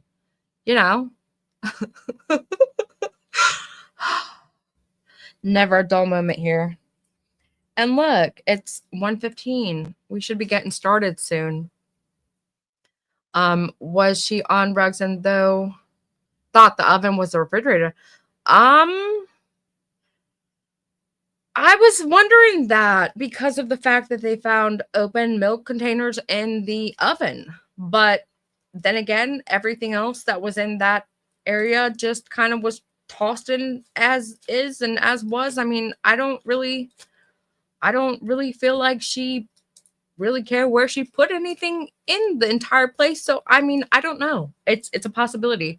Hopefully we'll get more information on that as for whether or not she was in fact partaking or how much of the partaking she did, because I think that can have a huge impact on you, which, like I was saying, Hunter, most likely, if he is in fact in a psychosis status, it would be explained a lot more to me if it was the explanation of the rug usage. As you get to ask, when did they actually test her? That's what I was wondering that. I feel like it might have been in enough time frame to where it could have gotten out of her system. So when we're watching this interview of her, it doesn't really seem like she is under any type of substance, in my opinion. I'm not a professional, but wasn't Megan and Hunter using meth? It was alleged, but she was tested, I believe, when she was arrested, and she was negative from what I read. I could be wrong. They might have tested her in a time frame that had her able to withdraw from the rugs or no longer have rugs in her system. Look at mugshot. Her mugshot. I looked at Hunter's mugshots. He looks like a different person than everyone. It's actually really scary. All right, we're back, guys.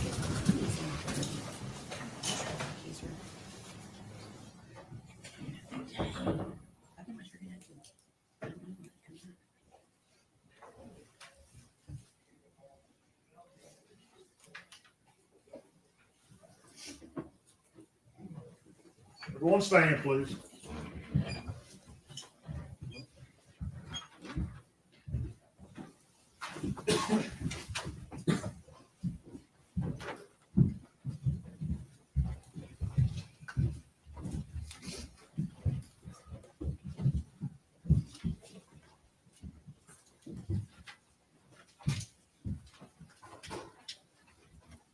You may be seated. Thank you. All right, gentlemen, you can continue. Your Honor, that was the end of that video clip. We just wanted to double check. Yes. We can go ahead and submit that to the court reporter.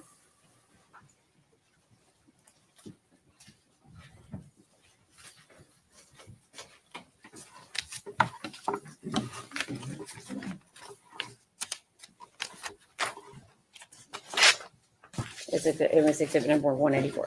Okay. Okay. Anything else that you did personally involving this investigation other than continuing to be a liaison between the different agencies involved? That's it. Okay. Please answer any questions the defense has for you. Thank you, Judge. She kind of stole one of my questions. This is the absolute only involvement you had in this case. I won't go back to that a little bit, other than I guess your administrative roles as a liaison. That's correct. And these two interviews that you initiated or done with Ms. Boswell, those both the same day? Yes, sir. What date was that? February the 20th. Now, did you Mirandize her? No, sir. Were you the first person to interview her on the 20th?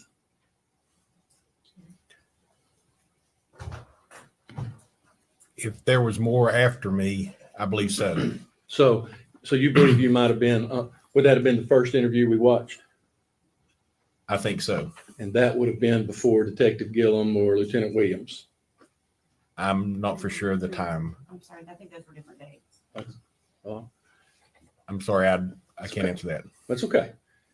Do you recall anybody else interviewing Megan that day? No, sir. So it was just you and you alone. I believe so. And then you interviewed her a second time on the same day. That's correct. And how much space was in between those two interviews? How much time? I'm sorry, I don't recall that. Well, I'm not trying to trick you, but is it an hour, 2 hours, or just? I'm sorry, I don't know. That's okay. You interviewed her on the first one, and I imagine you stepped out of the office for some time. Would that be a fair statement? I been 5 years. I'm sorry, I can't. That's okay. You eventually come back and interview That's her. correct. That's correct. She never left. No, and came back for a second interview. not to my knowledge, no. Be safe to assume she just sat there until the second interview occurred. Correct. Okay. Do you remember what time that was? No, I sure don't. What would have been your normal duty hours that day? With an investigation like that, it could have been at any given time. I don't know. My normal work day would be like 0800 to 5 o'clock in the evening, but it could have been prior to that or even after. Possibility these interviews could have occurred after 5 p.m. Yes. You just don't know. Correct. Fair enough. Have just a second, Judge. Yes.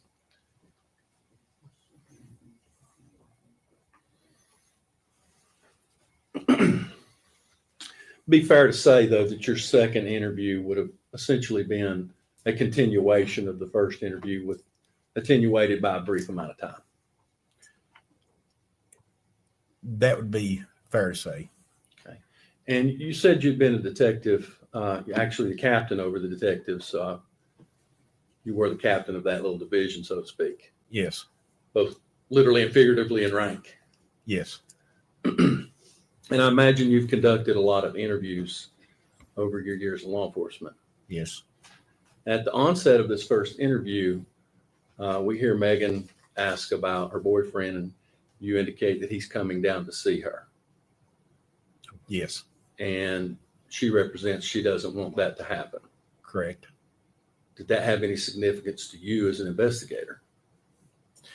No, not at that point. During the course of the investigation, I was doing my best to either get new information or to clarify other information. So when she said that, that's when I believe I stepped out to ask to have a phone call made by another detective for her.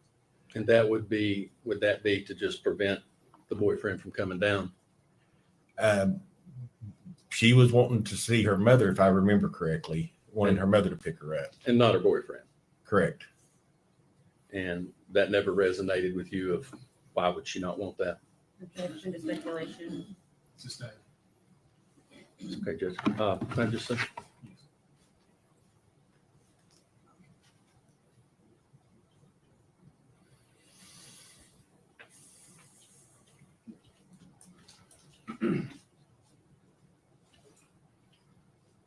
Really what you were interviewing about on this day was essentially the same subject matter, a missing child, that Detective Raz and Lieutenant Gillum interviewed. Yes, sir. So that was the focus of all of these interviews. Yes, sir. And so whether you interviewed first or they interviewed later, they would all be a continual interview over a matter of time.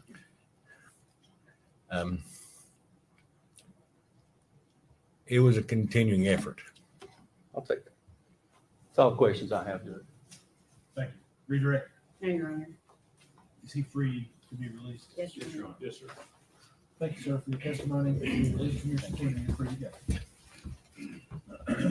All right, next. State recall Jeffrey Blanton.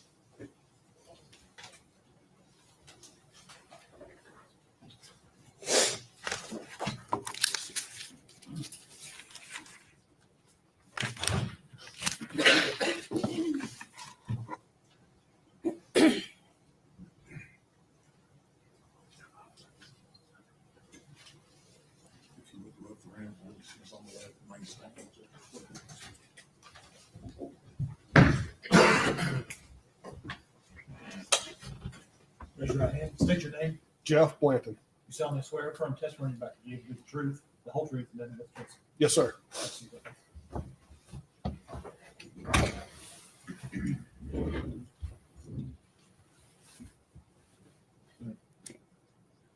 So your name is Jeffrey Blanton. Yes, ma'am, that's correct. And your last name spelled Blanton. Is Yes. that correct? Yes, ma'am. Okay. Where are you currently employed? I'm currently employed by East Tennessee State University. Okay. And what is your title there?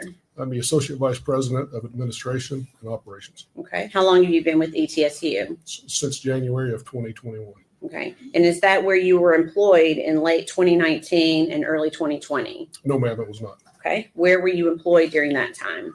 By the Federal Bureau of Investigation. Okay. In what capacity? At that time, I was the supervisory senior resident agent in charge of the Upper East Tennessee. Okay. And how long did you work for the FBI? Just shy of 25 years. Okay. Were you always employed with Upper East Tennessee Division? No, ma'am, I've traveled other Okay. places. Okay. Were you a member of the state or Safe Streets Task Force? Yes, ma'am. I actually started the Safe Streets Task Force in Johnson City in 2012.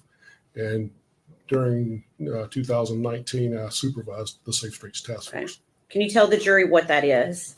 Yes, the Safe Streets Task Force is made up of federal, state, and local officers and agents. And the purpose of the task force is to combat violent crimes. The typical violent crime you think of in bank robbery, drugs, extortions. And we also got involved in crimes against children as it relates to the Lindbergh Law from 1932. Okay. And were you employed in that capacity on that task force along with the FBI when you were asked to aid in the investigation of missing child Evelyn Boswell? Yes, ma'am, I was. Okay. What were you tasked with doing? Detective Strickler from the Sullivan County Sheriff's Office notified me that there was a missing child in Sullivan County under the tender age, which by statute is 12 years old. Okay. That gives the FBI jurisdictional authority to assist local agencies in trying to find that missing child. Okay. So I actually didn't have any agents available to come talk with Detective Strickler. So myself and another task force officer came here to the Sullivan County Sheriff's Office and met with Detective Strickler in regards to missing juvenile. Okay. So in order to make sure I'm clear, in order for the FBI to be able to have jurisdiction and to provide aid, it needs to be a child 12 years of age or younger. By our policy, we use the Lindbergh Law, the tender age law of 12. Okay. It gives us jurisdiction to work those cases. Okay. However, we're not restricted by that if someone asks for help either. Okay. So tender age being 12 or under 12? Or younger, yes, ma'am, Okay. that's correct. And at some point in the investigation, did you yourself speak with Megan Boswell, the defendant? Yes, ma'am, I did. Okay. Was anyone else present when you spoke with Megan Boswell? Yes, ma'am. Task Force Officer Todd Wilcox Okay. was also present during that interview. Okay. And what agency was Todd Wilcox employed with? Todd was assigned full-time to the FBI Safe Streets Task Force, but his home office was the Irwin Police Department. Okay. And on February 19th, 2020, is that when the interview took place with Megan Boswell, with Todd Wilcox being present as well? Yes, ma'am, that's correct. And where did that interview take place? That interview occurred here at the Sullivan County Sheriff's Office. Okay. And where in the sheriff's office did it occur?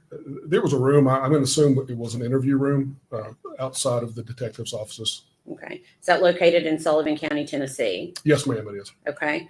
Was this interview video or audio recorded? No, ma'am. Okay. Can you explain to the jury why it was not? Certainly. FBI policy does not allow us to audio or video record interviews outside of FBI space. Okay. If we are in FBI space, then certainly that's an option, but this interview was not recorded. Okay. Let's see. Do you know how Megan Boswell got to the Sullivan County Sheriff's Office that day? I don't have, she volunteered, she spoke with me, she said voluntarily, but I'm not sure exactly if someone dropped her off, if she Okay. walked there. I don't know if she got there. Okay. So you sat down with an interview with her, and what did she tell you regarding her missing child, Evelyn Boswell? She told me and Agent Wilcox that she had last seen Evelyn Boswell on December the 25th of 2019. Okay. And where did she say she had last seen Evelyn? She last saw Evelyn at the residence of Ethan Perry's grandparents. I believe their names were Carl and Sherry. Okay.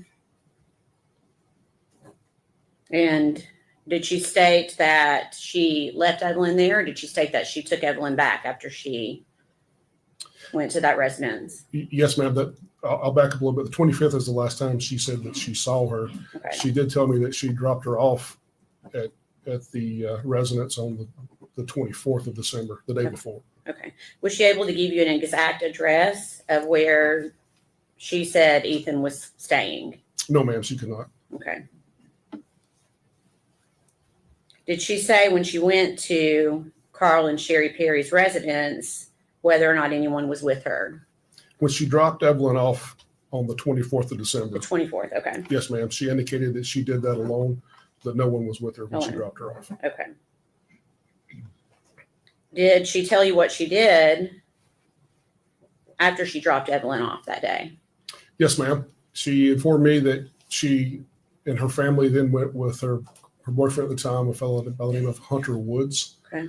That Hunter and her family went to Margaritaville in Pigeon Forge, spent the night in Margaritaville, and then came back to the Sullivan County area on December the 25th. Okay.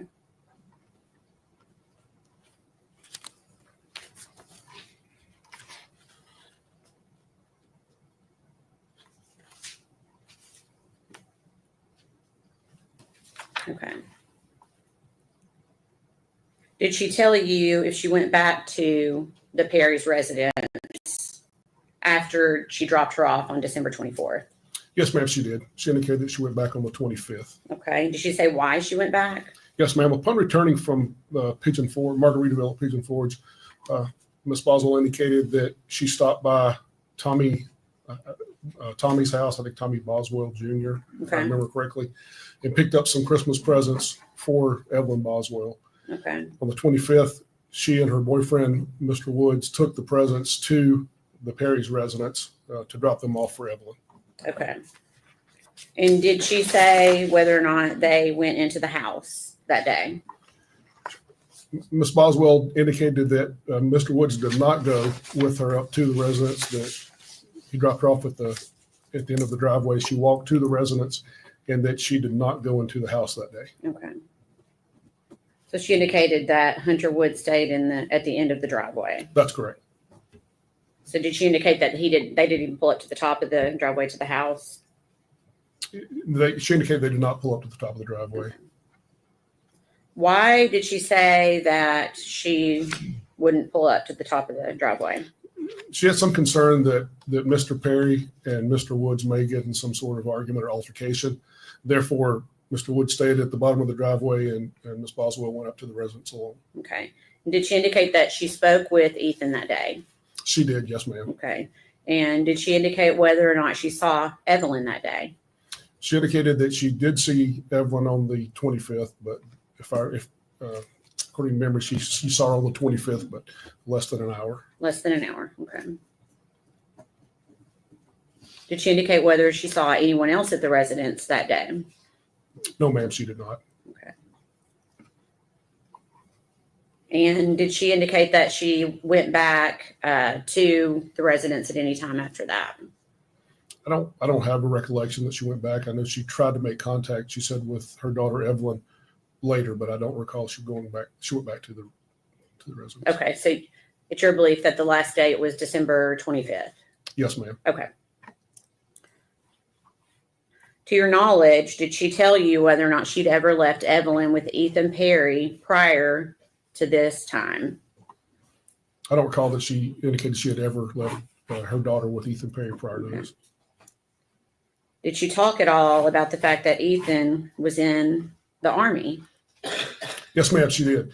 Okay. What did she say about that? She told me that Ethan was in the Army, that he was home on break, and she was going to let her daughter Evelyn stay with Ethan, who she indicated was his biological father, for the holiday. Okay. And that he also indicated that his contract was up or was soon to be up with the Army. Okay. Okay, so after that date, December 25th, did the defendant indicate that she continued to go over to Ethan's house to try to see Evelyn? No, ma'am, she did not. Okay. So did she tell you she did not try to go back over? Yes, ma'am. I recall having a conversation, and she said that she called, I think on New Year's Eve, Okay. but that she did not see Evelyn. There was some discussion, she indicated, between her at some point. I don't know if it was the 24th or 25th. I don't recall specifically. Maybe both days. She said they did get into an argument that Mr. Perry said that he was going to try to get custody. Okay. So she's telling you that Ethan had threatened her. With attempting to get custody of Evelyn, yes, Okay. ma'am. Okay. Did she show you any proof of any custody paperwork at any time? She did not. I recall asking her who the biological father was on the birth certificate, and she indicated that it was not Mr. Perry. But I don't have any recollection of who that person was, if Okay. listed on. So at some point she told you Ethan Perry was not the father. Not listed on the birth certificate. Not listed on the birth certificate. Okay, I apologize. Okay. So did Megan ever say why she hadn't contacted law enforcement when she could not get in touch with Ethan Perry? Yes, ma'am, she did. I asked that question, and she said that because Mr. Perry had made threats that he would attempt to gain custody of the child, Okay. that she was fearful if she went to law enforcement that would further anger him and bolster his case about getting custody of the child. Okay.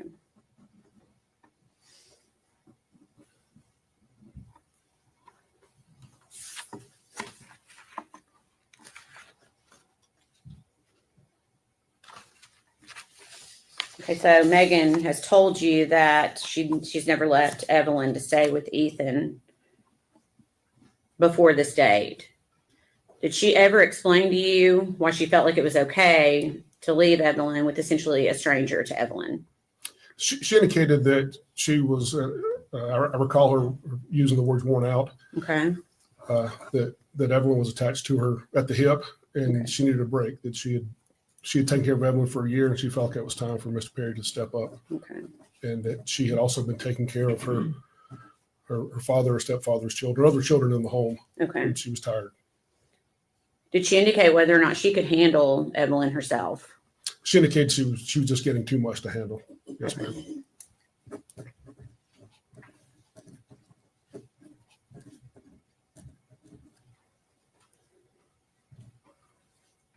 Did you explain to Megan Boswell that the repercussions of lying to an FBI agent? Yes, ma'am, I did. Did she indicate that she understood?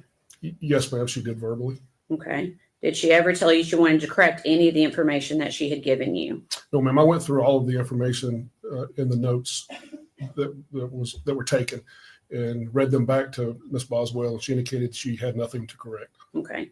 So she continued to say that everything that she told you about Ethan was true. That's correct. Yes, ma'am, she Okay. did.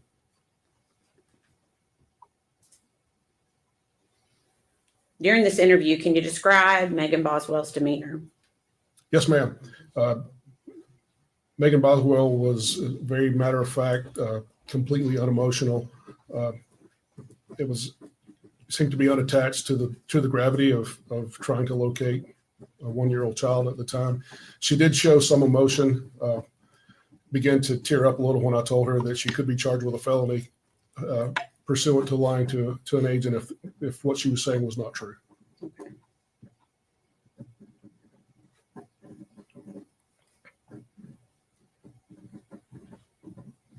Okay, so after that date, as the investigation continued, were you able to confirm whether the story she was telling you on that date was true or not? At a later date, yes, ma'am, I was able to confirm that she had not been truthful with me during that initial interview. Okay. Please answer any questions the defense has for you. Yes, ma'am. Stop. Good afternoon, Mr. Blunt. My name's Gene Scott. How are you? Great, sir. Hope you are. Thank you. What time of day was it when you arrived at the sheriff's department to conduct this interview? It would have been in the afternoon. I can't give you an exact time, but I recall Detective Strickland calling me. I was actually sitting at my desk, so it was in the afternoon, if I recall correctly. Okay. And as I understand it, it was at your behest that the interview was not recorded in that room. You had the cameras turned off because of FBI policy. Yes, sir. The FBI, we take copious notes and document thoroughly and go back over with the person we're interviewing to make sure the person is true and accurate in what we have documented. And our policy at the time, I know I've been retired for a few years, but our policy at the time was not to record those interviews. Okay. Not unless they occurred in FBI space. Prior to conducting this interview, had you watched any other interviews of Megan Boswell with law enforcement? No, sir, I had not personally watched any. Okay. Has you been made aware of other interviews with her? It seems like Detective Strickler may have spoken with her prior to me speaking with her, but I don't know the gist of those interviews. Okay. That's all the questions I have. Thank you. Yes, sir. Rder, No, Your Honor. is he free to go? Yes, sir. Yes, Your Honor. Thank you, sir, for your testimony. Yes, sir. You're released from your subpoena.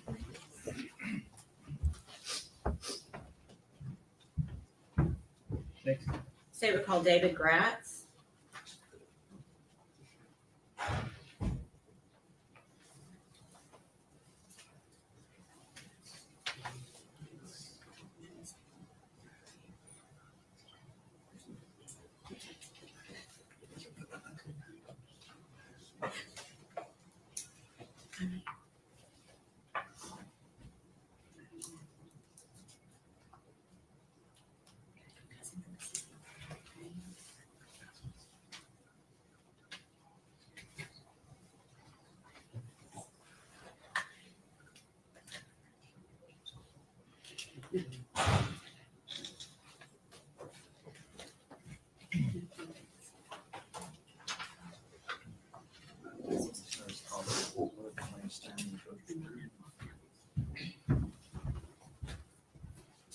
Raise your right hand, state your name. David Gratz. Do you solemnly swear or affirm the testimony you're about to give will be the truth, the whole truth, and nothing but the truth?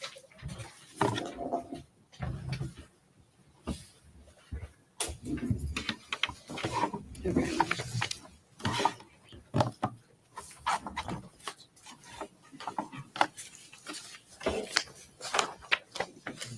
you. Please tell the jury your name and please spell your last name for them, please. My name is David Gratz. It's spelled Gratz. Where are you currently employed? I'm an attorney in the private practice of law. Okay. And prior to that, where were you employed? By the Tennessee Bureau of Investigation. Okay. When did you first start with the Tennessee Bureau of Investigation? In August of 2019. Okay. And what was your title during that time? I was a special agent criminal investigator. Okay. Can you give the jury a brief summation of what that job entails? Yes, I was assigned to the criminal investigation division. So it's what a larger department might call like a major crimes unit. So we investigated things like death investigations, missing persons, adults and children, officer-involved shootings, and public corruption. If you can also just give the jury a brief summation of your education up until the point of starting your first job. So I graduated from East Tennessee State University with a bachelor's degree in 2011. I continued on and went to law school at Lincoln Memorial University School of Law and graduated with a law degree in 2014. And do you want me to go into my first employment? Please. My first position was with the District Attorney General's office in the 3rd Judicial District, primarily assigned in Morristown. Okay. And then you went to the TBI thereafter. Is that right? That's correct. Okay. And were you employed with the Tennessee Bureau of Investigation in February of 2020? Yes, I was. And were you called to assist in the investigation of missing child Evelyn Boswell? Yes, I was. Okay. Which agency requested the Tennessee Bureau of Investigation's help? Initially, it was called in by the Sullivan County Sheriff's Office for us to assist in an investigation of a missing child. And later, we were formally requested in writing to assist by the District Attorney General, Barry Stollis. Okay.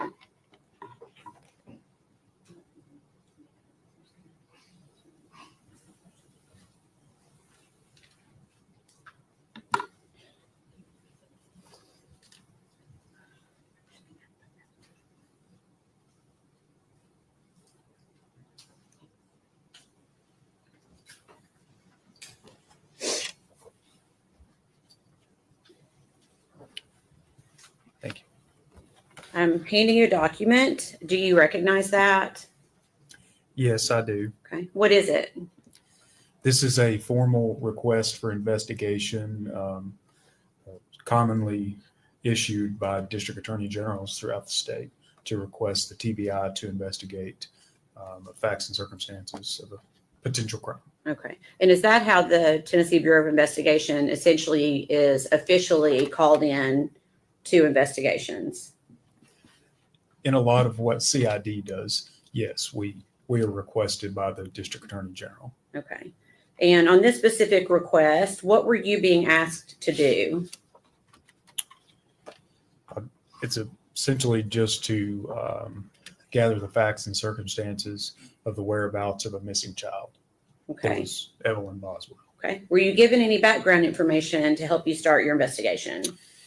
And like most cases, you receive very little background information.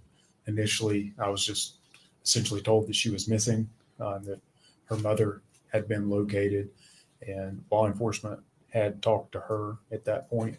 And I think that's about all I was told initially. Okay. And we can pass that back. We're not going to put that into evidence. I just wanted you to be able to see that document. Thank you. Thank you.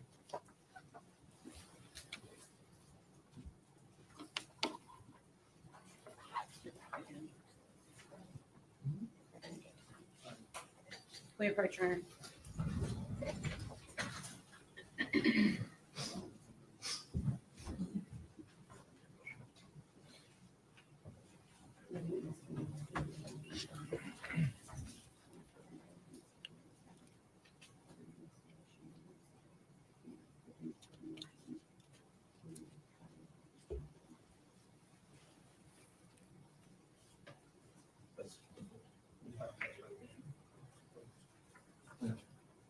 This is.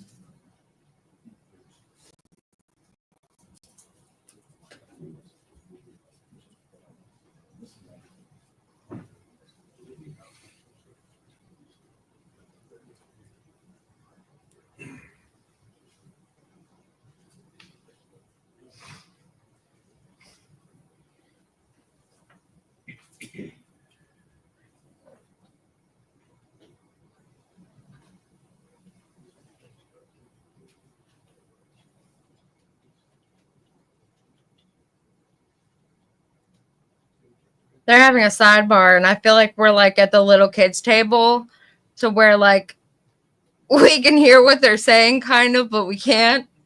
And it's like super uncomfortable because just like I never catch what they go to sidebar for either. I heard them say that they're not going to bring this into evidence, and they just showed, I thought it was the paper with his credentials, but I don't know what the problem would be.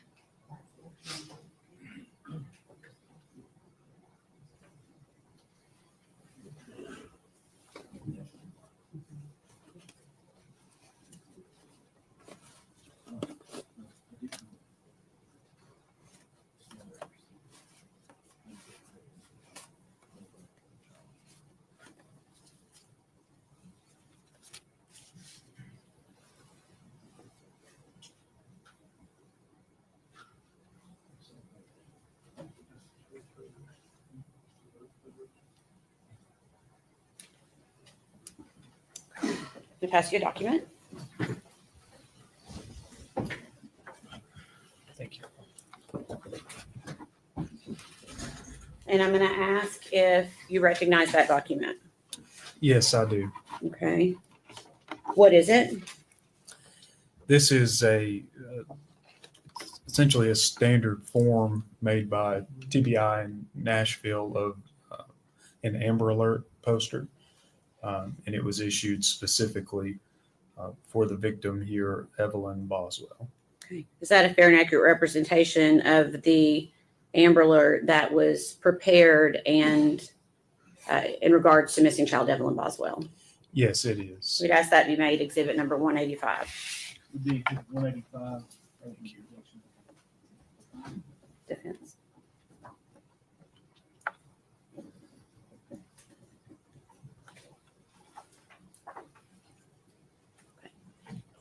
And permission to publish, Your Honor. Okay.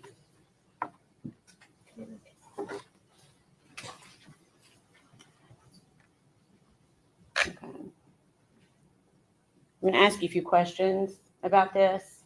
You said this is the Amber Alert that was sent out in regard to missing child Evelyn Boswell. Is that right? That is correct. Do you recall when the Amber Alert was issued? Yes, it was in the evening of February the 19th, Okay. 2020. Okay. February 19th. Okay. And where does that go? Does that go just to the state of Tennessee, or how was the determination made on how far that would go? That's a question that I don't specifically know the answer to. Okay. I know they are issued statewide. Okay. I know depending on the location, it can travel over into different states at times. Okay. And the information on the bottom of this, it's pretty small print. I can see it. Okay, you can see it, okay? I can. Is the information listed here, and for where had the Tennessee Bureau of Investigation taken these details that are listed on the Amber Alert? I'm sorry, I don't think I understand your question. Where did you get the information that Evelyn was last seen wearing a pink tracksuit? That information was provided to us by the defendant. Okay. Where did you get information about a BMW? Also from the defendant. Okay. All right.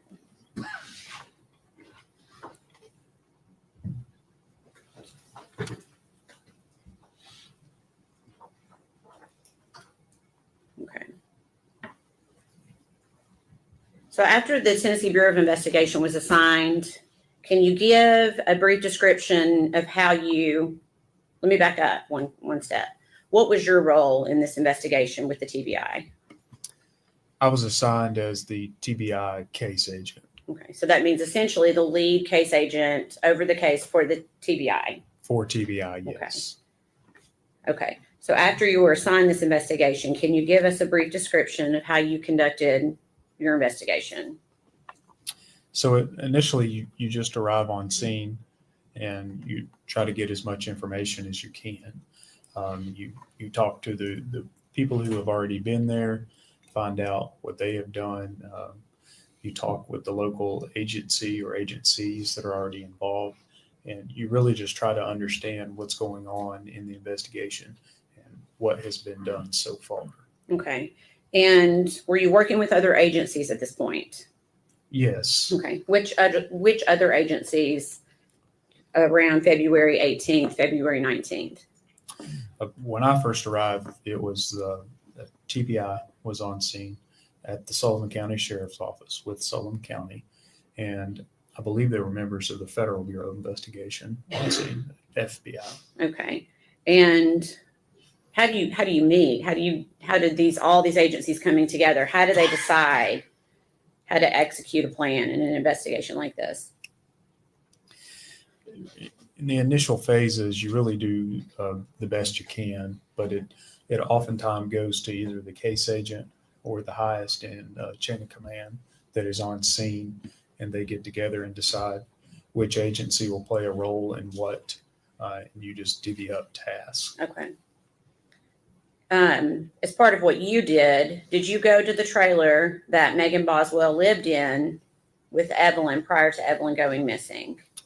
Yes, I did. And do you remember when you went to that trailer?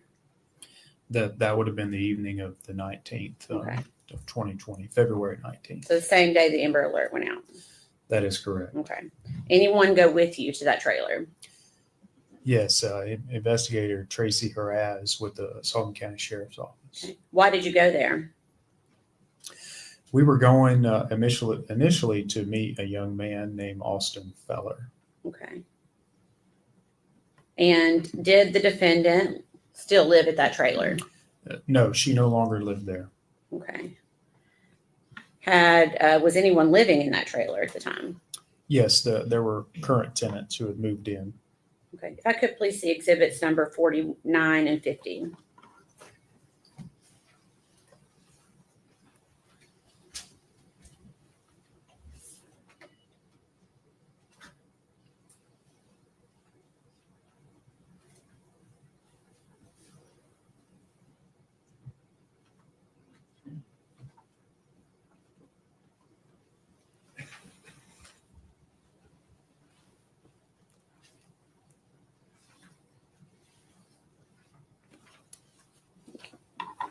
I'm going to show you two documents that have already been introduced into evidence. Is this the trailer that you were describing as being the defendant's trailer? Yes, Okay. Just another view. Is that an accurate view of that trailer? it is. Okay. And do you know the street address for that trailer? I believe it's at 976 Sugar Hollow Road. Is that located in Sullivan County, Tennessee? It is. Okay. Were you able to determine who actually owned the trailer? Yes, I believe it belonged to the defendant's family, either her dad or her brother, some type of association owned it. Okay. Were you able to determine if the defendant had left any property behind when she moved out? Yes, we learned that there was still some property at the site. And were you given consent to search that site and or anything attached to that property? Yes, we were given consent to search a small outbuilding that was right there next to that trailer. Okay. And did you also conduct a search outside the trailer? I did, yes. What were you looking for?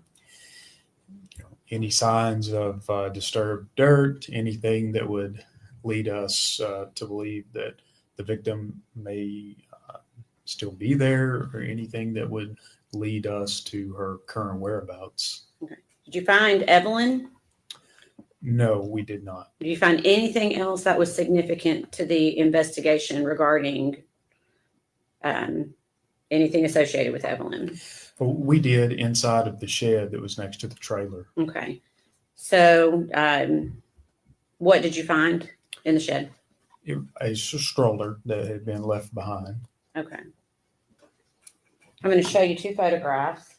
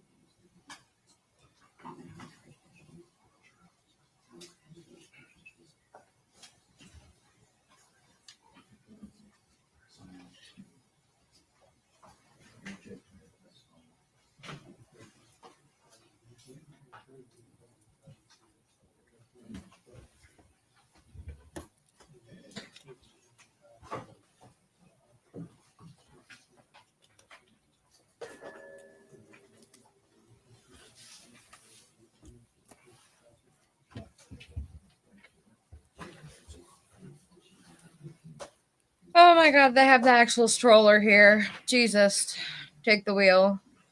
That makes me so sad. And I want to see what her face looks like. I literally want to see the front of her face, not the back of her head, not the side of her face. I want to see the front of her face. How the heck did you do this? How could anybody do this?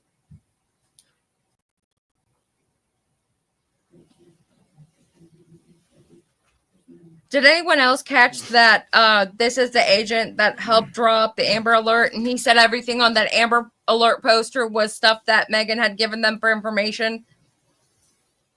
So that actually helps me clarify as to all the things that are on Sebastian's poster. We have questions about.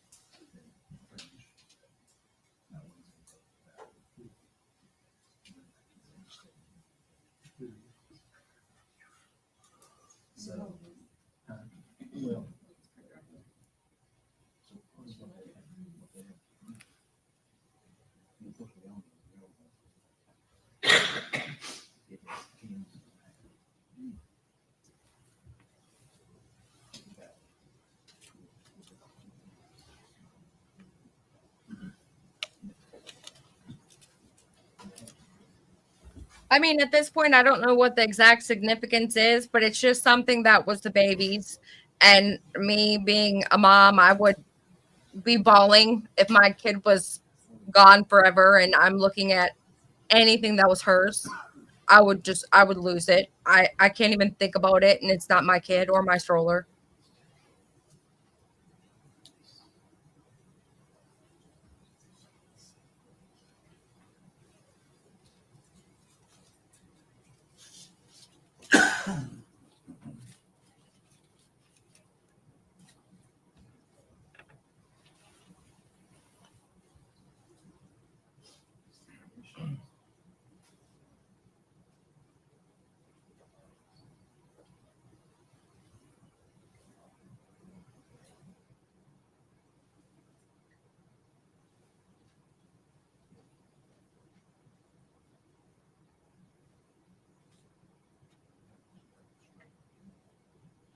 Buck Cherry Lover, I don't know that the officers went into the playhouse. She was found inside of the playhouse, I believe. It's very confusing because just this morning I saw an article on Court TV with a bunch of pictures of the shed. The shed was on the outside of the playhouse.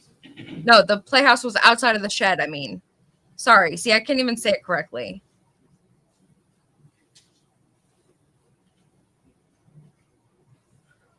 I think Megan has dissociative disorder. I wouldn't give her that. I wouldn't give her that. DID is typically you have DID when you have a lot of extreme trauma. It's where your body feels like it has to take itself out of certain situations and it goes to other places.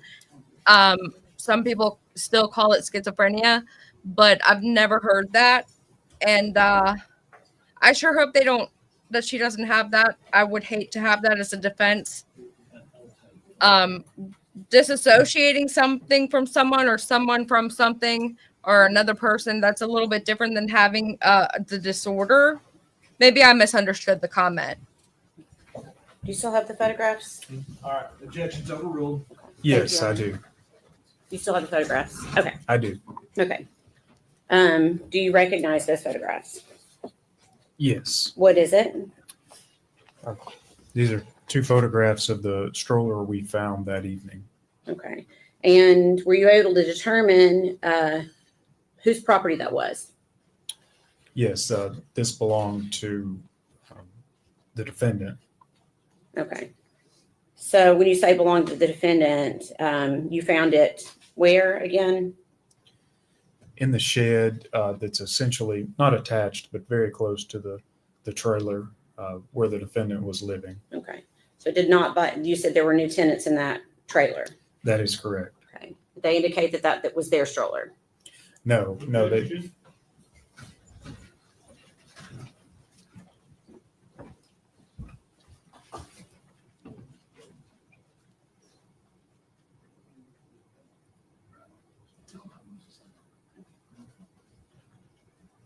I really feel like they keep objecting to kill time or something, because I don't see anything here that really needs an objection.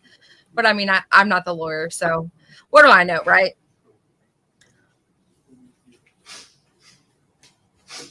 I believe she's a selfish brat. Yes.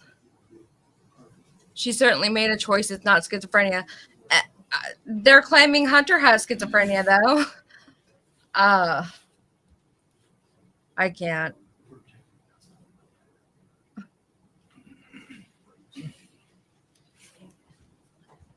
Most mothers with mental illness don't off their children. Yep. Objection sustained. Okay. All right.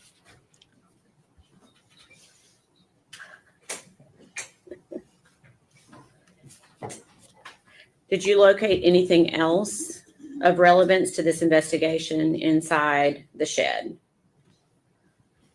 Not that I can recall. At this time, we're gonna, well, let me ask this. The photographs, are they fair and accurate representation of how the stroller appeared on that date?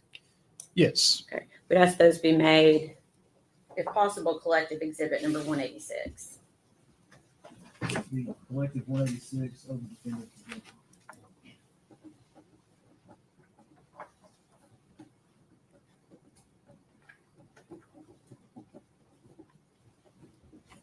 Permission to publish.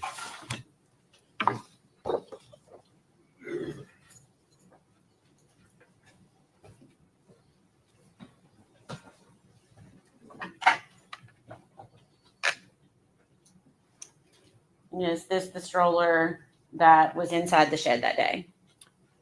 Yes, it is. Okay. And is this just a side view of that same stroller? Correct. Okay.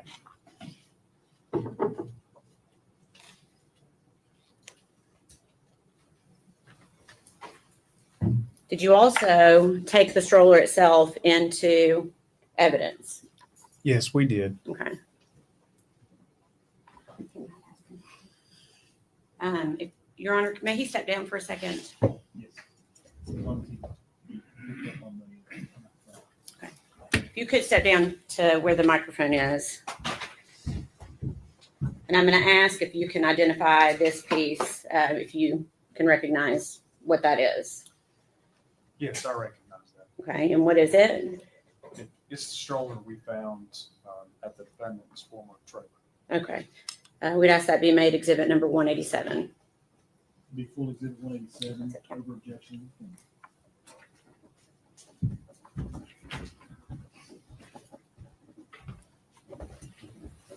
I'm writing with that same exact pen right now. That is so weird. I like your pen, attorney, prosecutor. And Your Honor, would you like for us to fold that up?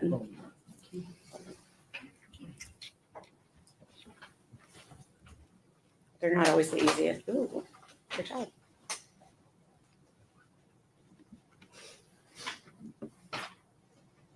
Do you need help?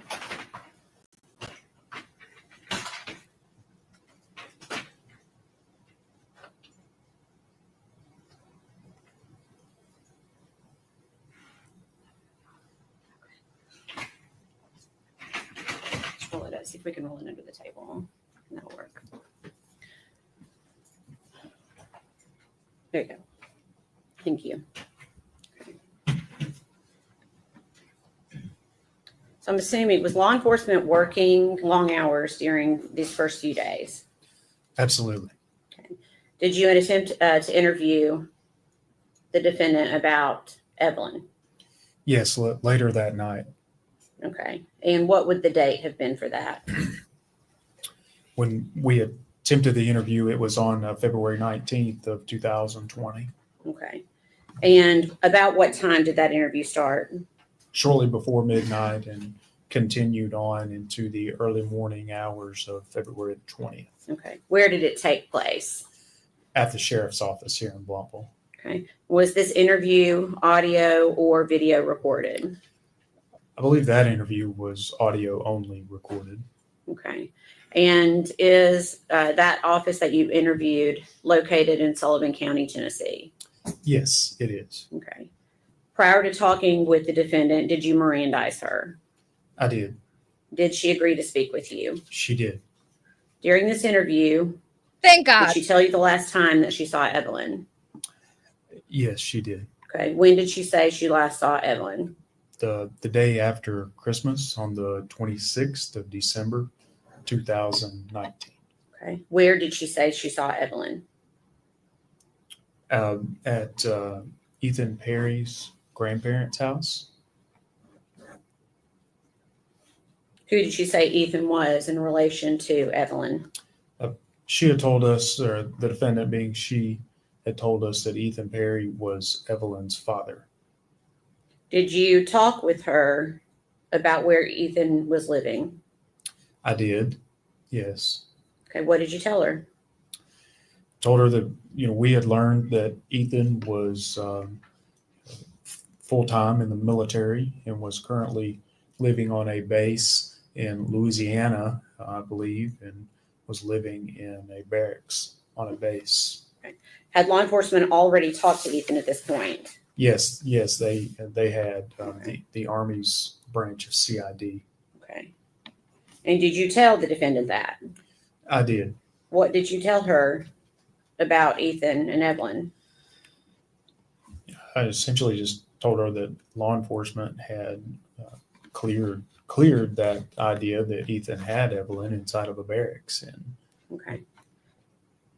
Did Megan stay with that story about Ethan? At that time, she maintained that all she knew was that Ethan had Evelyn. Okay. And where did she say that she had been living? As of recently, she told us, the defendant told us she had been living with her boyfriend, Hunter. Okay. Did you ask her if Hunter could have hurt Evelyn? I did. I asked that specifically. What did she say? The defendant said that Hunter would not do that. Did you ask her if Hunter had been around Evelyn at all? I did, yes. And what did she say? Essentially, no. At that point, she said Hunter had never been around Evelyn. Okay. Did she say if Hunter had ever babysat Evelyn? We were told by the defendant that Hunter never babysat Evelyn. Did she say if Hunter had ever held Evelyn? The defendant told us that Hunter had never held Evelyn. Okay. Did you ask her if Evelyn had ever stayed at Hunter's house over on Sandy Point? Yes, I asked her about that, and the defendant told me that no, Evelyn had never stayed over at Hunter's residence. Okay. Prior to when she said she left Evelyn with Ethan, did she indicate whether she'd ever left Evelyn with Ethan in the past? She told us that Ethan had never kept Evelyn alone prior to that day. Okay.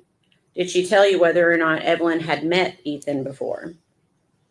They had been introduced, I believe, briefly prior to that day on a trip to Texas. Okay.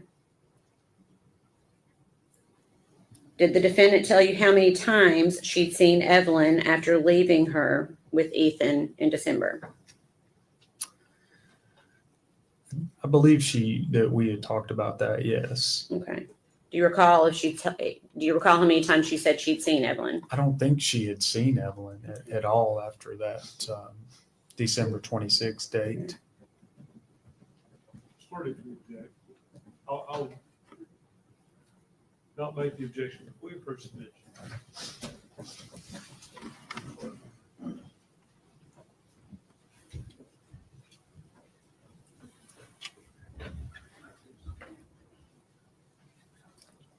Ladies and gentlemen, I'd like to go with the officer. Everyone stand, please.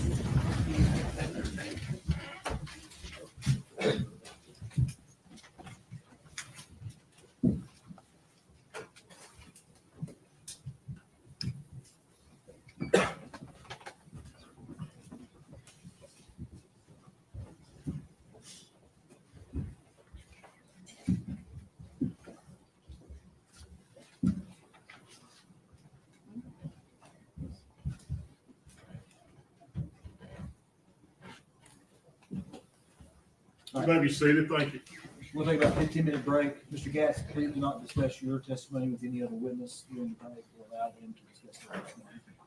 Yes, sir. Court stands in recess.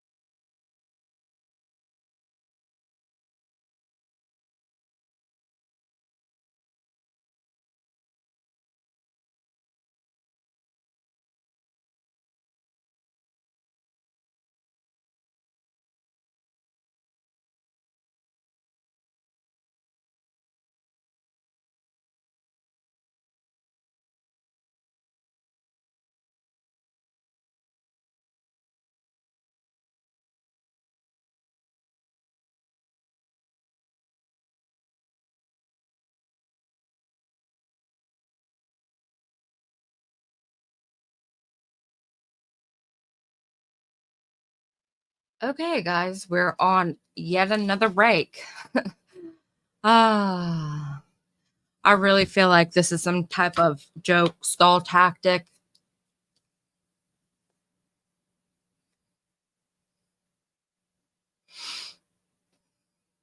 And I don't know what caused the issue, but we basically just got, what did we get from this? What I actually wanted to go over. So we were on witness number 22, and that was Mr. Silver Fox Jeffrey Blanton. He looked a lot better from farther away. But he was an FBI agent. He spoke with Evelyn, or he spoke with Megan in an interview, and they put out the official Amber Alert. The 23rd, just kidding. I just got that all kinds of messed up. I was just reading that and I was thinking, that's not him. The witness I was just trying to go over the testimony of is actually witness number 23. I'm so sorry for that confusion. His name is actually David Gratz, and he was TBI, the lead case agent on the case. Sorry about that, guys. David Gratz. Dolly's out messing with the drone. It's actually really windy. And he found a friend or two. He's out there talking to some people. But he should be in shortly. Let's see. I'm just trying to stay with my notes so that I don't get off task again. And we go over what I wanted to go over. The reason that I wanted to go over the last agent is because he's the one that was the witness where they pulled up the official Amber Alert. And it really reminded me, because we've been covering Sebastian Rogers missing from Hendersonville. And thank you, Butterfly. We had a lot of questions according to the two missing posters, I guess I would call them. There's two different missing listings for Sebastian Rogers. There's one that went through TBI. There's one that was on the FBI site, and they had different accounts of different things, even such as the date of when he went missing. And a lot of that has caused a confusion in the case of missing Sebastian Rogers. And what Dolly had said when we discussed it, him and we talk all the time about true crime. That's basically mainly all that we talk about. But he had said basically that, that's just what Katie told them. So that's what's on the paper. And I'm like, no way. Wouldn't they want to make sure it's right? Wouldn't they want to check the sources or the actual information? And he was right. So when this agent on stand, he's actually now currently an attorney at law, but Mr. Silver Fox Gratz was asked who provided the information on the Amber Alert, and he said the defendant. And the pictures are all old. Yep. All of the pictures for Sebastian Rogers are all old as dirt. And they were provided by the defendant. So apparently them telling the interviewees they interviewed with how they felt like Sebastian looked goofy in his day and age. And that's why he didn't take pictures for them anymore, or they didn't take pictures of him anymore. Apparently that was true. Since we got to see the older photos of when he looked younger, and apparently they felt cuter. Never a dull moment in any of these cases.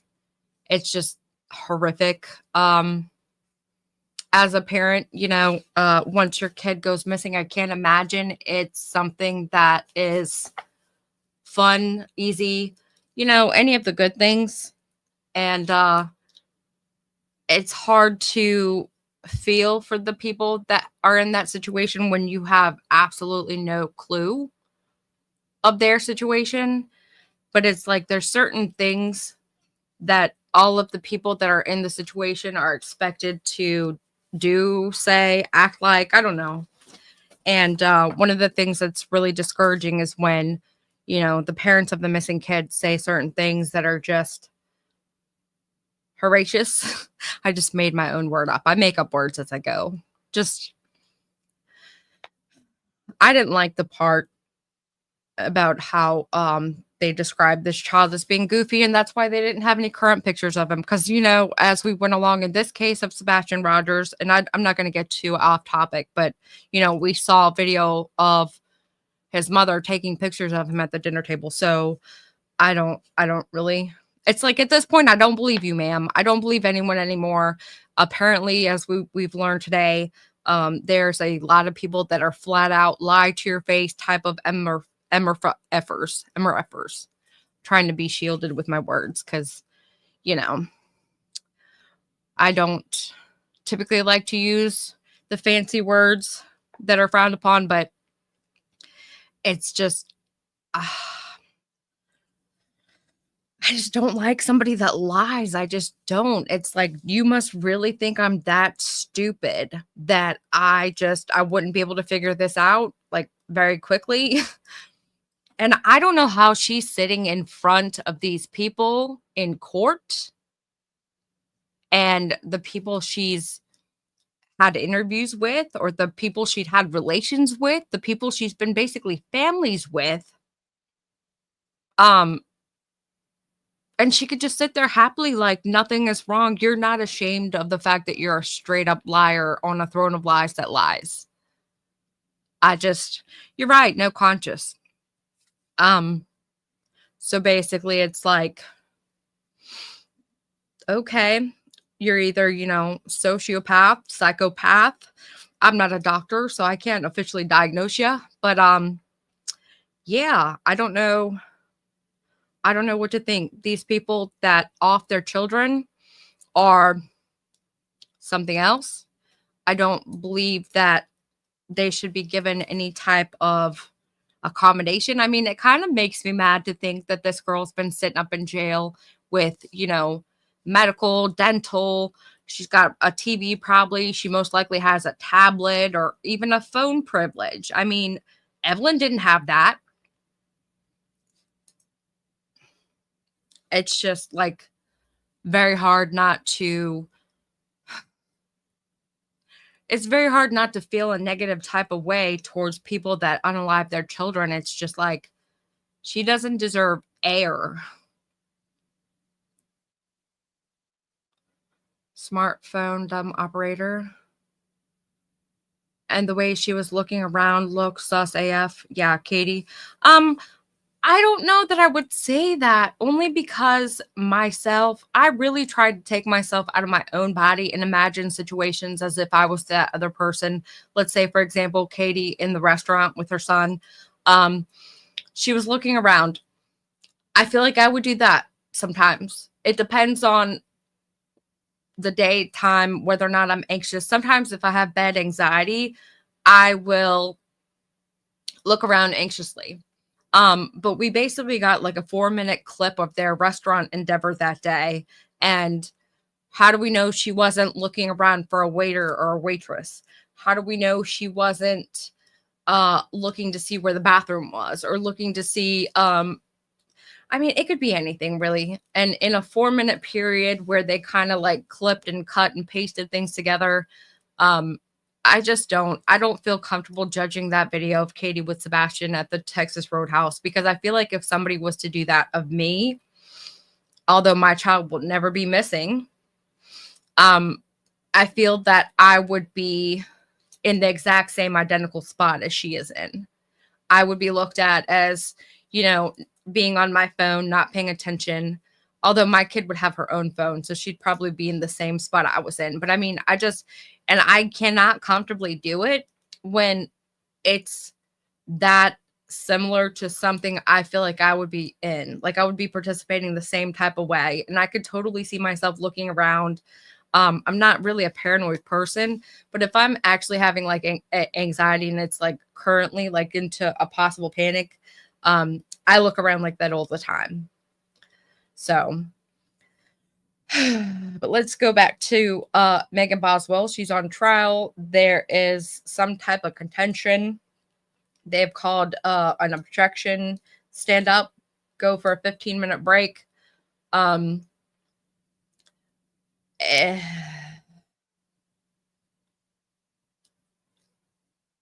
Let's see. I just want to make sure I just went over everything that I wanted to go over. But what I really pointed out is the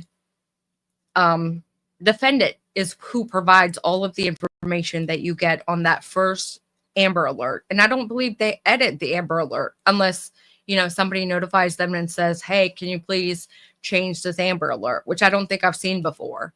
So that answers a lot of my questions that I had on the Amber Alert for Sebastian Rogers. And actually, it answers a couple of questions I had for the Amber Alert we received here in Virginia Beach on Juan Sebastian. So that clarified a lot of things for me. This agent had been the lead case agent for TBI, and he went and had an interview with Megan. He read her the Miranda rights, and their interview was audio recorded only. So that might be something we get to listen to next, if I had to take a guess. Otherwise, he basically is very good. He talks to the jury, it seems. So you can see he kind of looks over to the right and talks directly to what seems to be where the jury would be. He talks over to the judge. He answers questions very eloquently. I like this gentleman's testimony so far. I did not really understand what the purpose of the stroller per se was. Yesterday we watched them go through every single item that was in the playhouse. We literally had to sit and listen to them describe every single photo of every piece of evidence that was in that playhouse with the baby where she was found. And I'm not really sure of the relevance of that. One of the witnesses also opened 2 sealed packages of evidence. Again, we didn't really. One stand, please. Here comes the jury.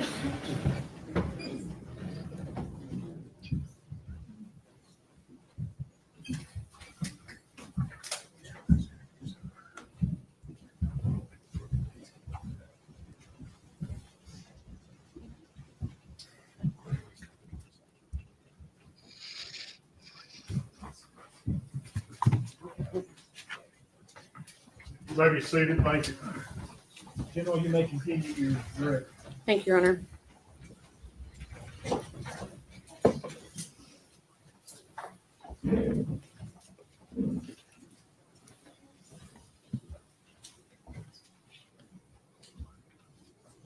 I'm trying to remember where we left off. Give me just a second. Okay.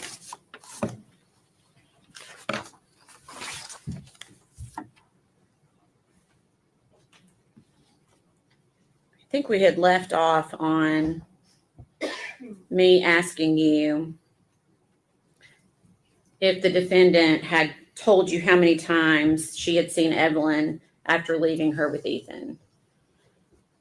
Is that the last question I asked you? I think we were somewhere in that area for Okay. sure. And do you remember what she told you? I believe what she said was that she had not seen Evelyn since that day. Okay. Did she tell you that she had been trying to get in touch with Ethan? I think she said she'd reached out to him maybe one time, once or twice. Okay.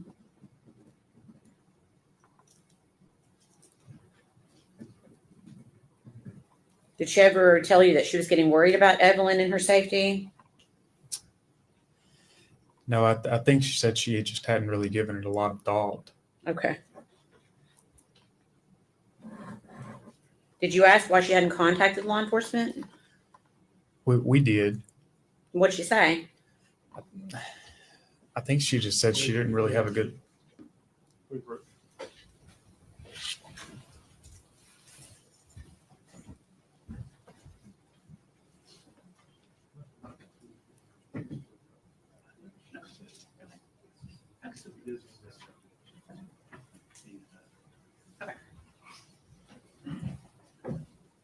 Sustained. Okay, so I'm going to ask when I ask you a question. If you don't know the answer, you don't have to tell me. Sure. I'm getting this. We try not I'm to getting good at speculate with this. words like I think or Yep, things I like was that. just Okay. So actually- I may back up just a few questions All and right. ask you those questions again. Okay. I was going to come up here to say, I think the problem is that he keeps saying, I think. Did Megan say she tried to get in touch with Ethan after the last time she had seen Evelyn?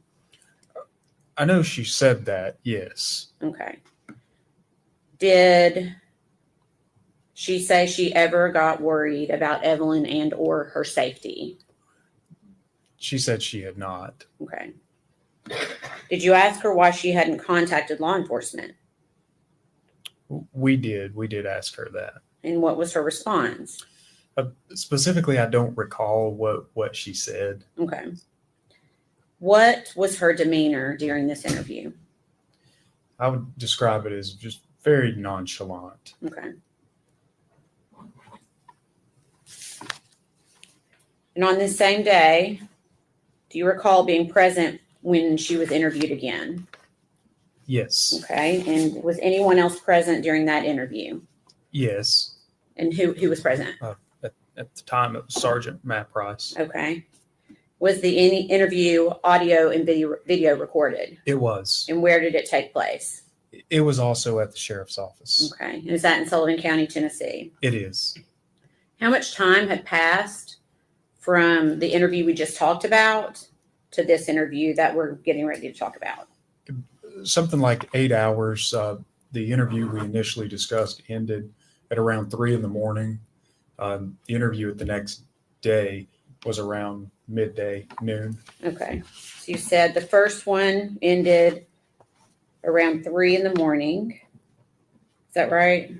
That is correct. And what time do you believe the second one began? It was around noon the following day, the Okay. 20th.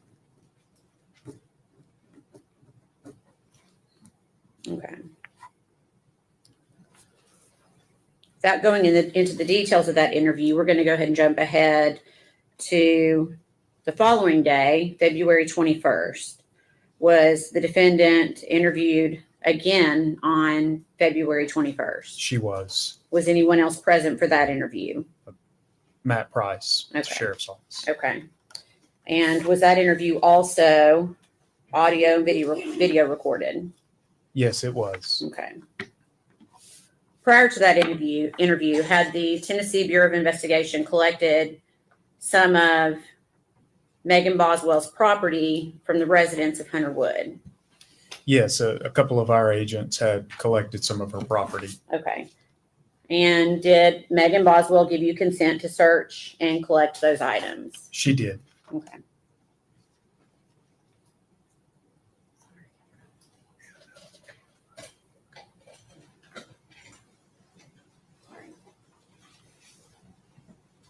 Okay, just a second.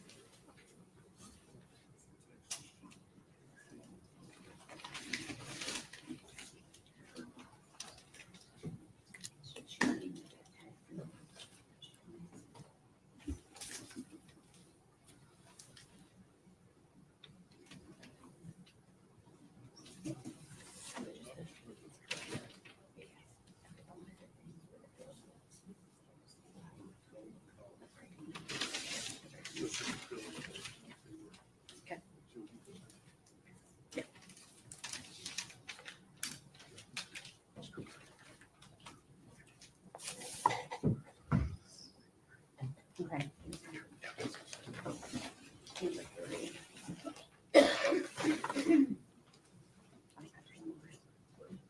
Okay.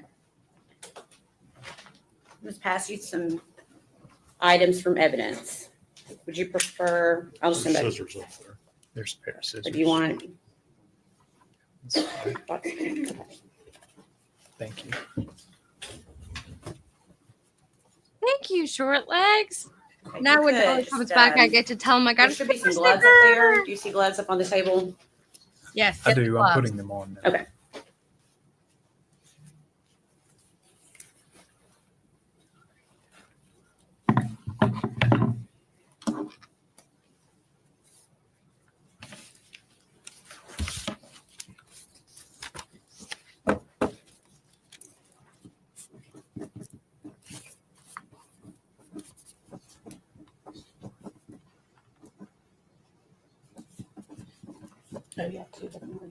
Yeah, Miss Christine, the man that cleaned the trailer was the man that got let in handcuffs. It was Mr. Fuller. I think Austin Fuller. He testified already, like day 2, I think.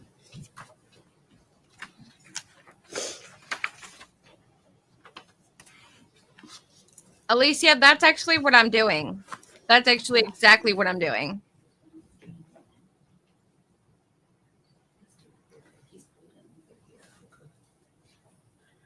You have that one open? No, I was sort of waiting on you to It's ask okay. a question. If you could go ahead and open that item.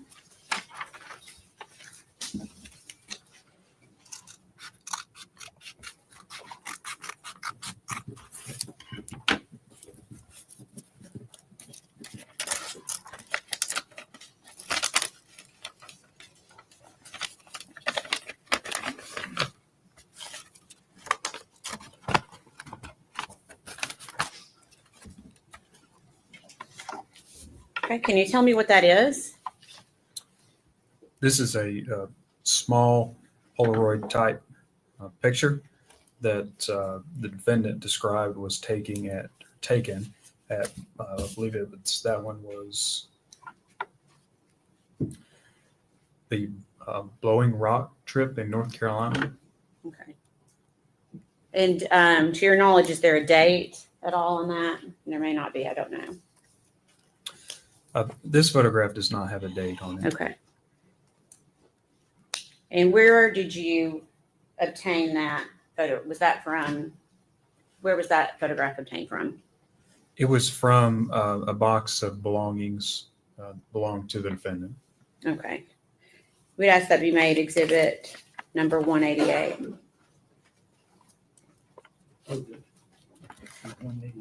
You want it back in the Awesome, Short Legs. Thank you so much. This is a super chat. They are demonstrating proof May we of where publish, the Your baby Honor? was. Yes, yes, they are. Thank you so much. I get to tell Dolly I got another super chat and a super sticker.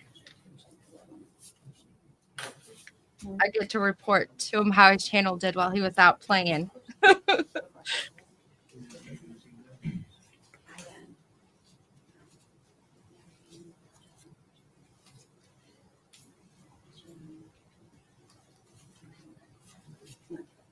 Permission to publish?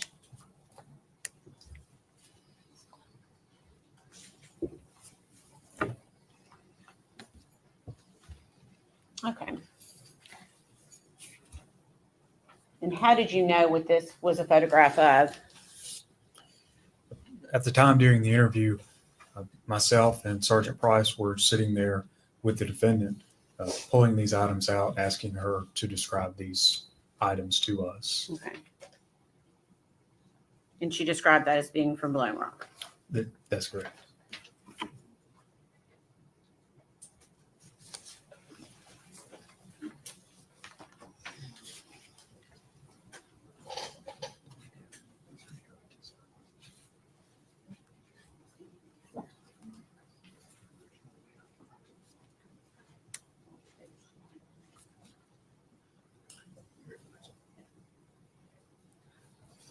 Okay. Oh, actually, I want to see.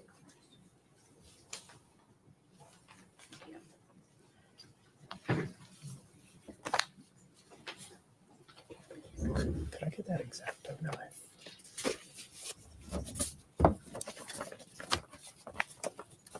Okay, again, I'm going to ask to open it and see if you can identify it.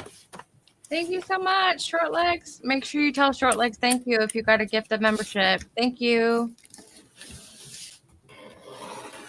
So, you know, when he comes in, I'm going to be like, guess what? I ran your channel while you were out playing, and I got a super sticker, super chat, and a gift of membership. Ta-da! Oh. All right.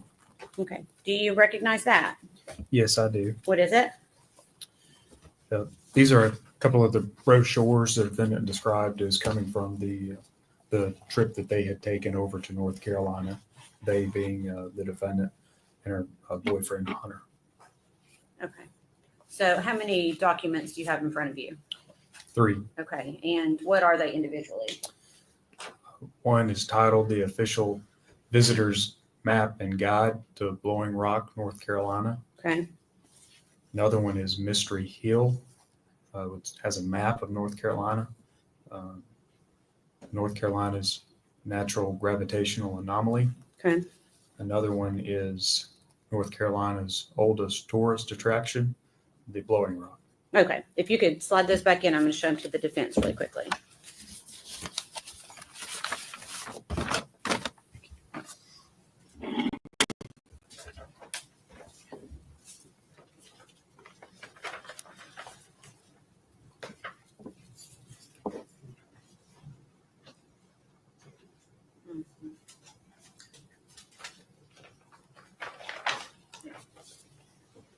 Your Honor, we'd offer this as exhibit number 189, please. Any objection? No, sir. It's collected exhibit 189.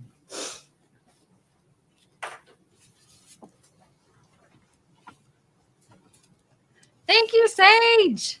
I'm totally gonna count them and tell him what all I got.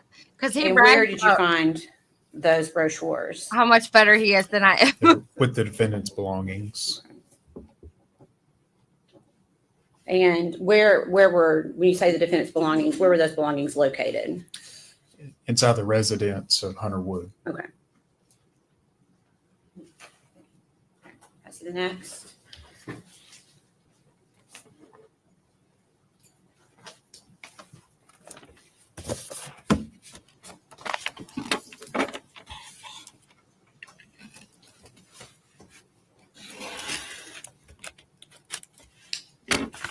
No, we're closer to Hendersonville. We had to move out. We've only got a limited time to be in Tennessee, and he's out with the drone, just playing, guy stuff.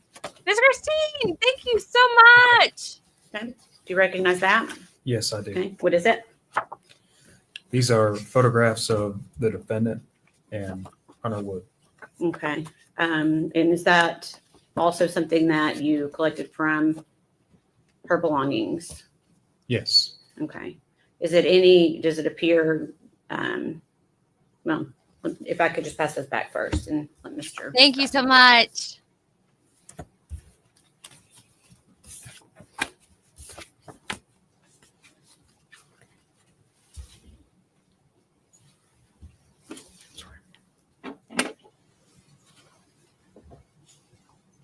Now you guys are going to make me have to chat in between them talking. Thank you so much, Miss Pat.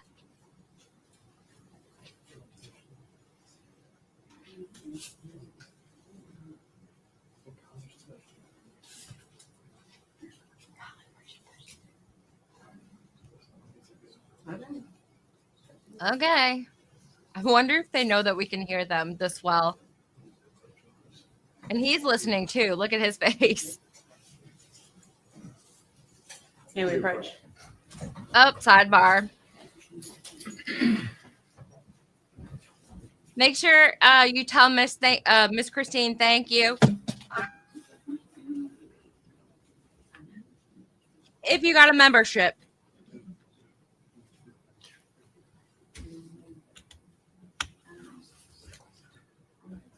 I wonder why they're doing sidebar. They're going to, they're attempting to show the brochures from where I guess Hunter and Megan were planning their best time vacation.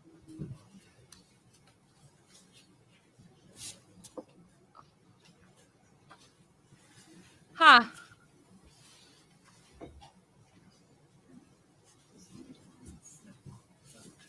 Yeah, Remy, I can't drone either. It's like right is left and left is right. I can't.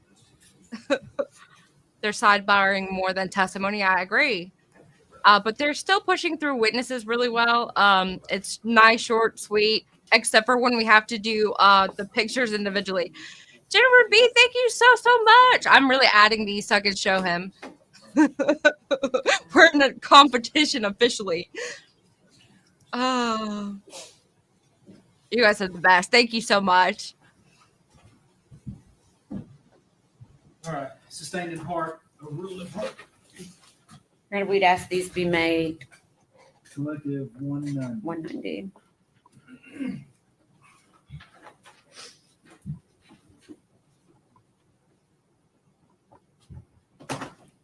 Permission to publish. Go ahead.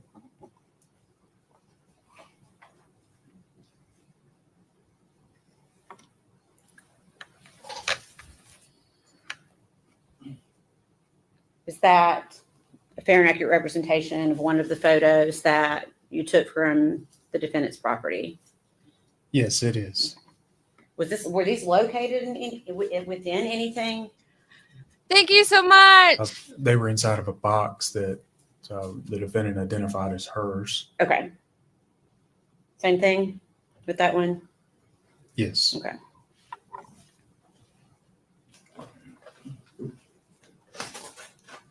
Did one of those say 2018 and one said 2019? Or are my eyes playing tricks on me?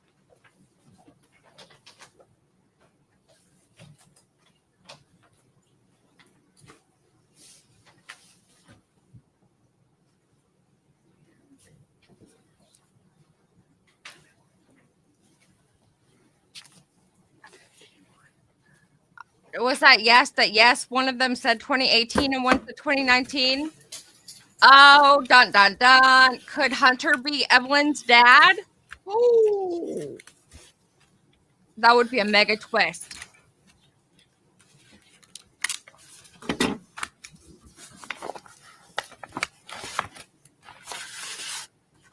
Thank you so much. I'm really writing all these down so that when he comes in here, I'm going to be like, look what I did. I know it's silly, but you know, a friendly competition every now and then is okay, right? Do you recognize that? Yes, I do. Okay. What is it? This is a card titled Thinking of You with Love. Okay. And does it have any names on it? Yes, the names on it are Maggie and Hunter. Okay. And can you tell the jury where that was collected? It was with the defendant's belongings. Okay. If you could pass that back, please.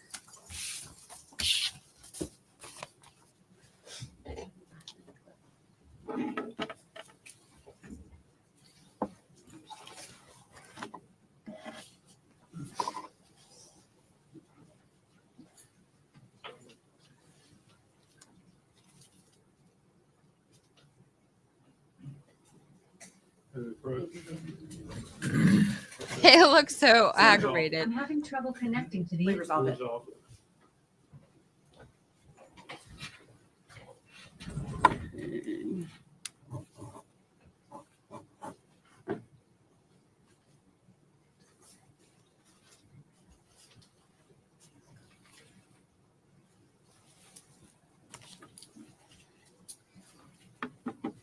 Choo choo! Thank you so much.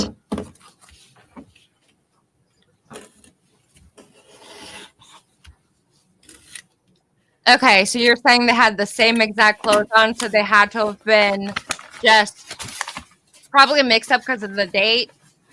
Maybe they just had them as two different settings, and they just okay.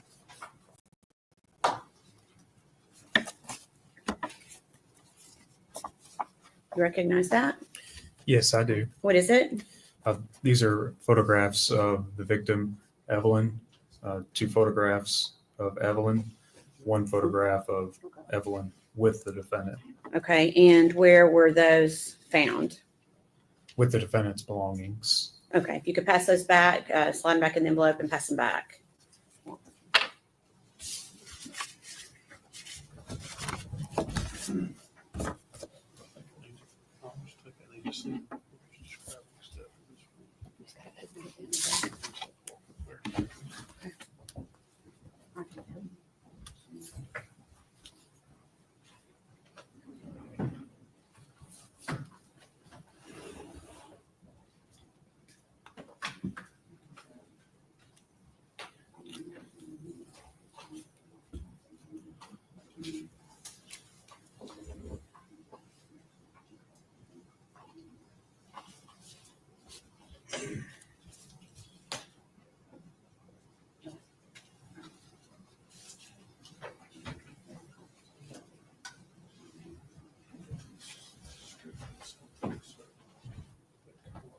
Sustained.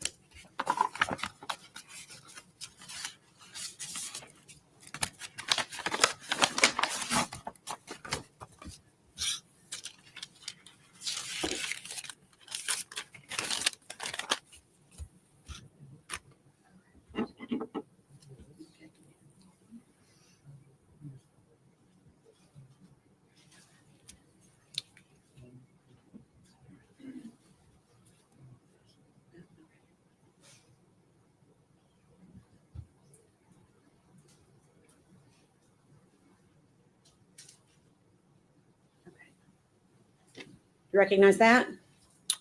Yes, I do. What is it? This is a receipt from the Olive Garden on Northeastman Road in Kingsport, Tennessee. Okay. Was that also taken from the defendant's property? It was. Okay. Okay. We'd ask that be offered as exhibit number 191.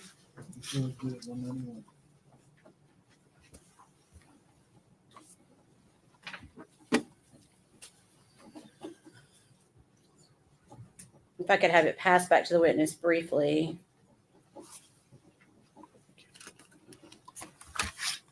Forgot to ask you, what is the date on that receipt?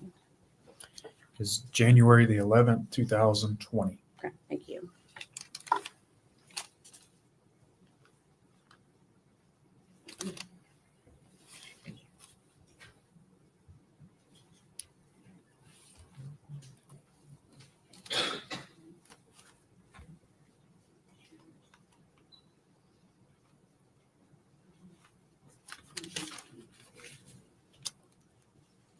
Hey, guilty of a crime. Good to I'm see going you. to ask if I could please have, and you saw that exhibit with you? You can pass that back down to the clerk. And then ask if exhibit number 29 or 21 can please be passed to the witness.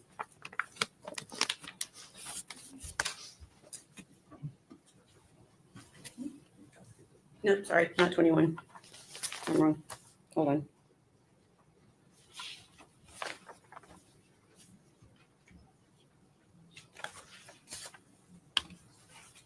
It would be number 91. Sorry. I'm going to ask if you could take a look at that.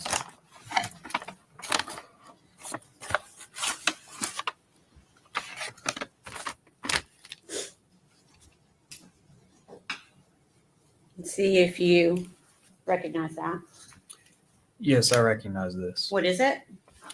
This is a shirt that belonged to the victim, Evelyn Boswell. Okay, where was that found? It was inside what the defendant referenced as a baby box. Okay. And where was that baby box located? It was with the defendant's belongings. At where? Hunter's residence. Hunter's residence, okay. Your Honor, we had previously marked that exhibit as number 91 for ID only. We'd ask that be made a full exhibit at this time.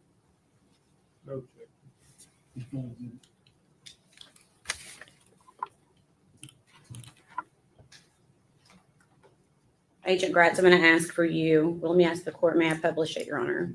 Agent Gratz, I'm going to ask for you to take it out of the package and show it to the jury, please. Do you just want me to hold it up? Yeah.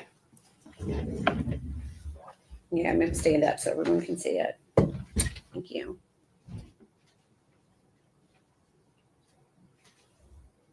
Okay, thanks. No. Wait, isn't that the baby shark shirt that Miss Stacy had I'm gonna ask custom made if, for Evelyn for her exhibit birthday? 92 could please be passed to the witness.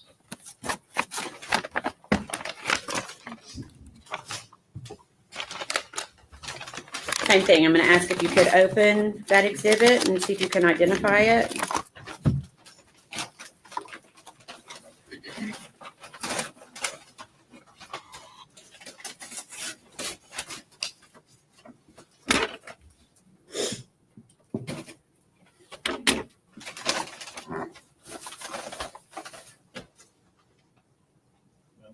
Don't show it to the jury yet. I'm sorry. It's okay. Yes. Okay. What is it? This is a child's blanket. Okay. And does it have any special features on it that are identifiable?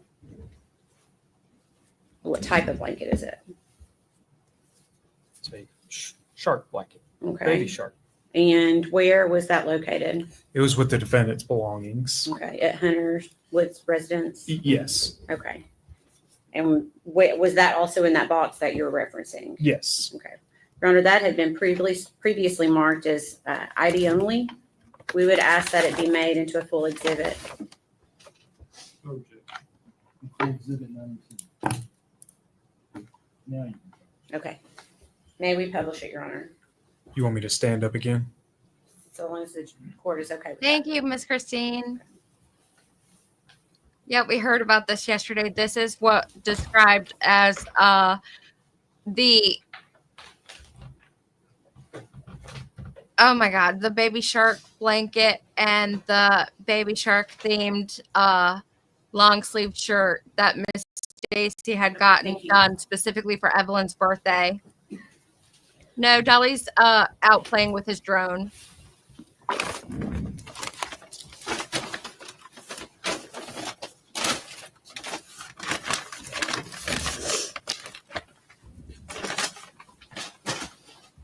So before we went through all of those, we were talking about that interview from February 21st with Sergeant, now Lieutenant Price.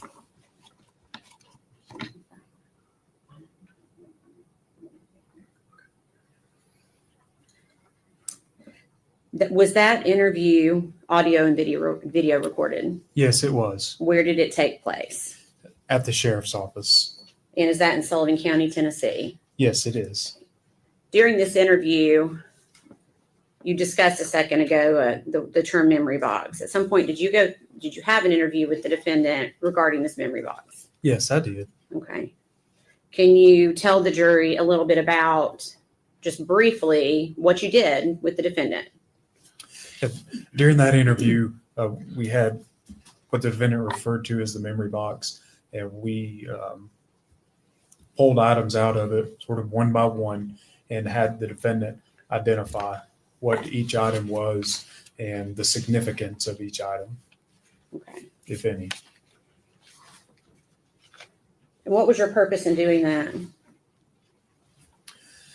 You know, at that point, we were just following whatever leads were coming in. We had received that property, and we were trying to identify what it was, determine how it was relevant, and also establish a timeline for the last known whereabouts of Evelyn Boswell. And did the defendant freely and voluntarily go through that box with you? Yes. Okay. Give me just 1 second.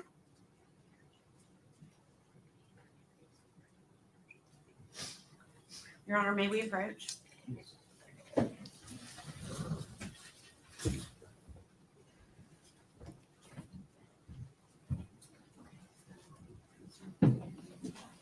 I don't understand what the big deal is, why we have to stop at every single piece of evidence. And this is terrible. And I want to see her face. Because I get they're told, like, don't show emotion. And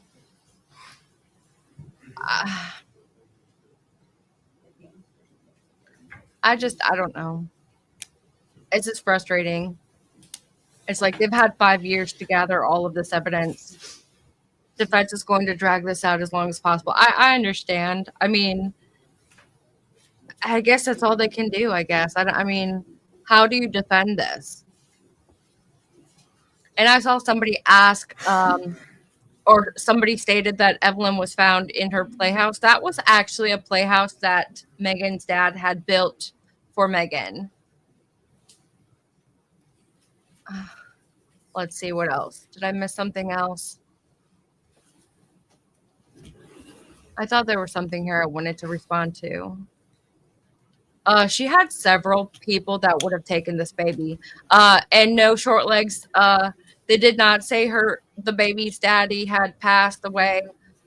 They have not said who that was. Her baby daddy was initially said to have been Ethan Perry. And then it was found out he was not, in fact, the baby's father. And so here we are just not knowing who the baby's father is at the moment. I'm surprised that she knew, or if she knew, I'd be surprised.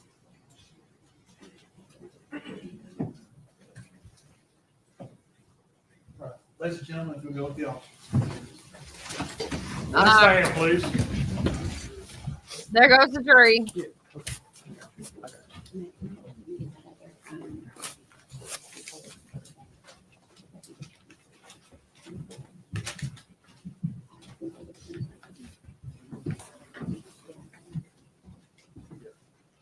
I don't really understand. Evelyn was in the shed beside the playhouse. Okay, I need to really look that up because I've heard both that she was in the shed. I've heard that she was in the playhouse. We'll be in recess. 10 or 15 minutes. You want to take whatever. They're going into recess. They didn't say how long or what the issue is. Wonderful. Okay. So, yeah, Evelyn was in the playhouse, not the shed. That's what I thought. And that's what I was saying all this morning. And then when I looked at the article, the latest that was up on Court TV, I saw a shed, and then it was describing what was in the shed, and it was like being alluded that Evelyn was in the shed, and I'm like, no, she was found in the playhouse. So she was found in the playhouse, but all her belongings were in the shed. Yes, okay, I understand. She was found in the playhouse, most definitely playhouse. Exactly. There was a memorial at the shed. Okay. They're on a short break. Remy would have taken her. So many people would have taken her. There was so many people in this family's life. There was just so many people that she could have gone to. I mean, she had people that were babysitting. Her grandmother babysat, her foster mom, and then her foster mom's sister, they babysat. Her ex-boyfriend's mom, Miss Stacy, she would have babysat. I mean, yeah, Evelyn was conceived before she was with Caleb. It's not Caleb. And the only reason I said it might be Hunter is because of the picture, but it is in fact showing that they were wearing the exact same thing in both of the photos. So maybe their backdrop from like 2019 or 2018 was still in their system and they liked that backdrop. You know, I don't know why they would have had that, but it doesn't necessarily mean that it was taken in 2018. Playhouse and shed were two separate buildings. Yes, they were two separate buildings. And I'm certain it was the playhouse. I keep saying playhouse and then get corrected and then I get confused again. So I also think baby Evelyn looks like Hunter. Yeah, I don't know. All these breaks are why it will take a month for this case. I agree. With the way they were going through the witnesses, I actually thought it was going to be way shorter than 2 to 4 weeks like they said. But yeah, both photos said 2019. I scrolled back to watch. Okay. I don't know why. It must have been my eyes playing tricks on me then. Thank you, Gypsy, for clarifying. And they're taking so many breaks because they're having objections to photos they're trying to bring into evidence for some reason. I'm not sure why. I don't know what is going on. They don't really tell us much. I mean, we can hear their hot mic moments, but I can only catch like every 3 words. I can only catch one. So I think Evelyn looked like Megan. She did. I thought it said 2018 and 2019. Yeah, me too. Thank you for doing this. I really enjoyed. You're welcome. I wouldn't be anywhere else. This is something that we all need to stand up for, is justice for little babies that are unalived by their mother. She isn't saying who the dad is because I bet it's a friend's boyfriend. Lord. Well, the defense attorney was, he was speaking to a news reporter outside of the courtroom yesterday. And he said, because he was directly asked who the baby's father was or is. And he said that he was not going to disclose, but that it would come out in court testimony. And the way that he said it, I know I didn't paraphrase exactly. I paraphrased it. I didn't state it exactly as he said it. I didn't have my notepad out, and I'm really bad at paraphrasing, but it was something to the likes of, you're going to find out in court. I don't know if they're going to disclose that. I just don't know that it would be necessary if, in fact, someone found out they were the father later on, maybe for her character, or what she was like for whatever time frame that the person would have conceived a baby with her, but I can't imagine having a child, not knowing that you have a child, and then being told, hey, you have a kid, but she's no longer with us. I mean, that would be, uh, was she suffocated? I missed that part. Yes, she was unalived in suffocation and had aluminum foil in her lungs, allegedly. That aluminum foil was layered so many times and so pressed down to her face, they were pulling out eye when they pulled it off of her face. Trigger warning. It's horrific. There's nothing you can say or do here to paint this defendant as anything other than a monster, in my opinion. Her friend said she stopped. Okay. Dragging out this case. Yes. I think that would be a shock to the real dad. I mean, I can't imagine that it wouldn't be a shock.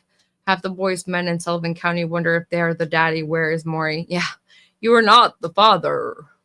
In her lungs. I thought it was in her mouth. Oh, Lord.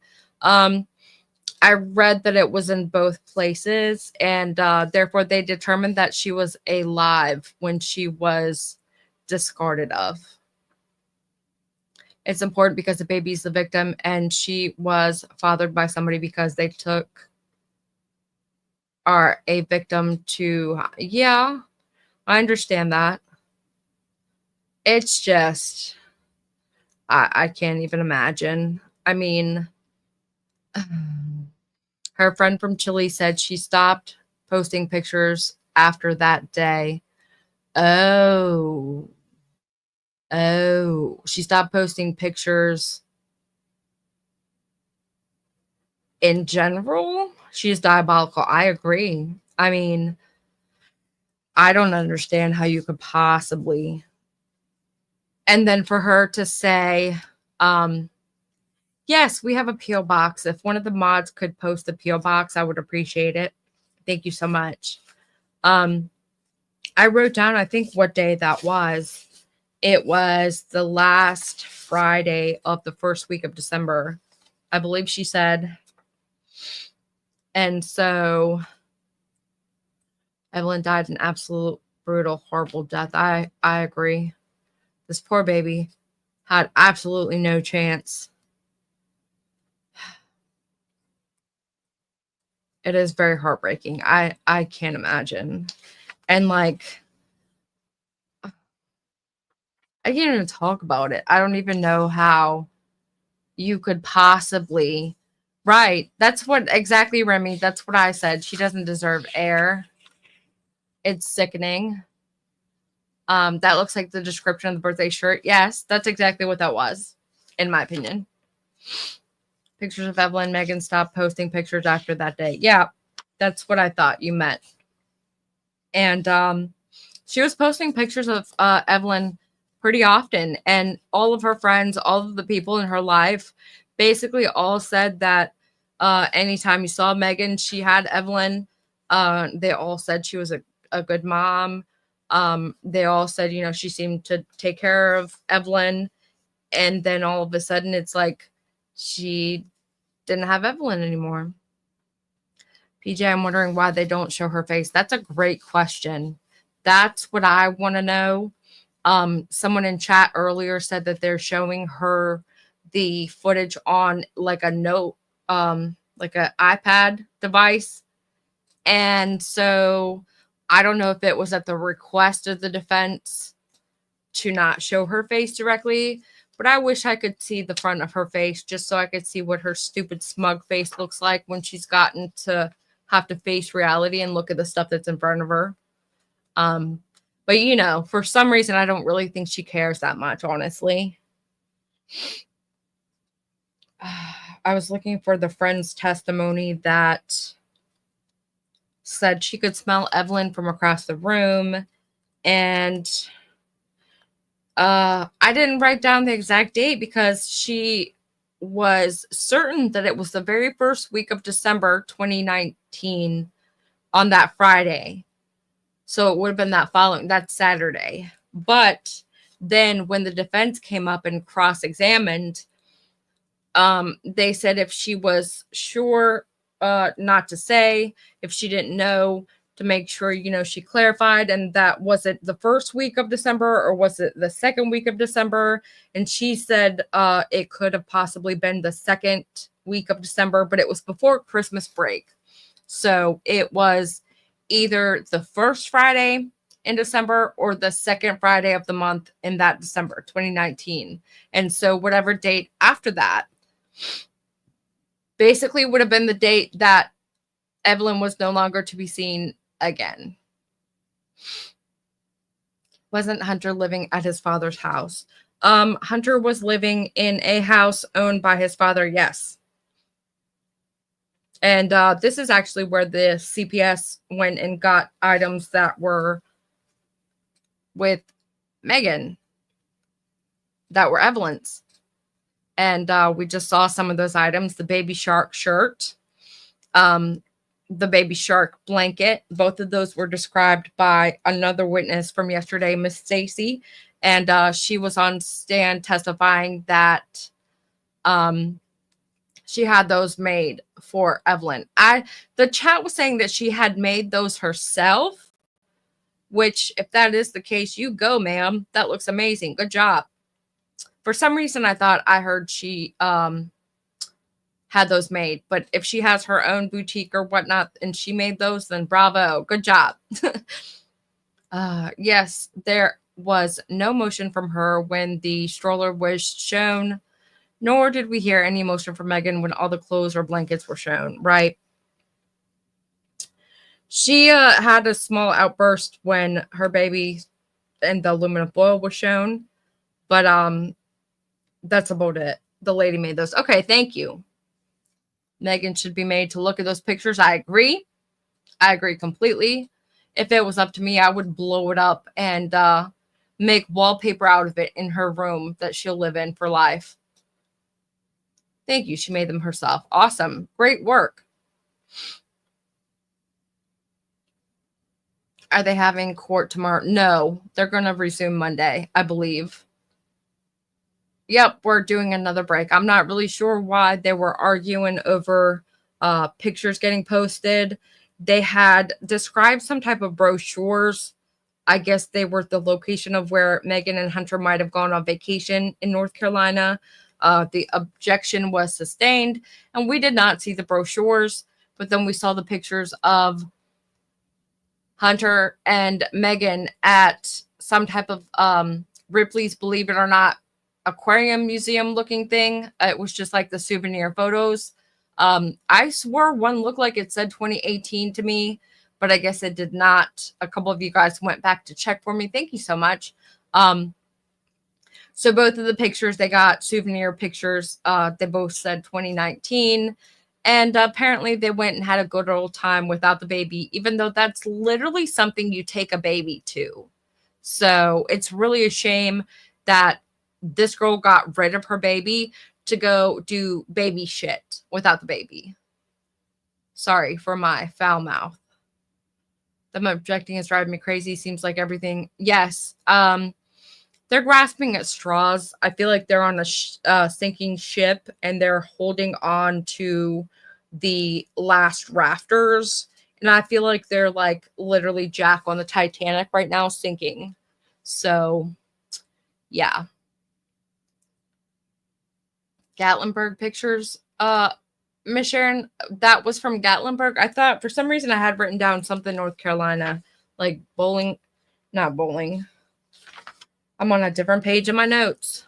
Lord, where am I? It's so easy to get so discombobulated.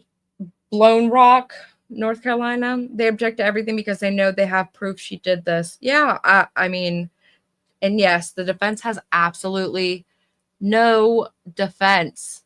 Blowing Rock. Thank you, Bobby Pin. I feel like I'm talking to inanimate objects. Thank you, Bobby Pin.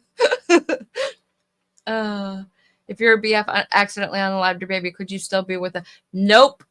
Absolutely not. Absolutely not. No, ma'am. Never.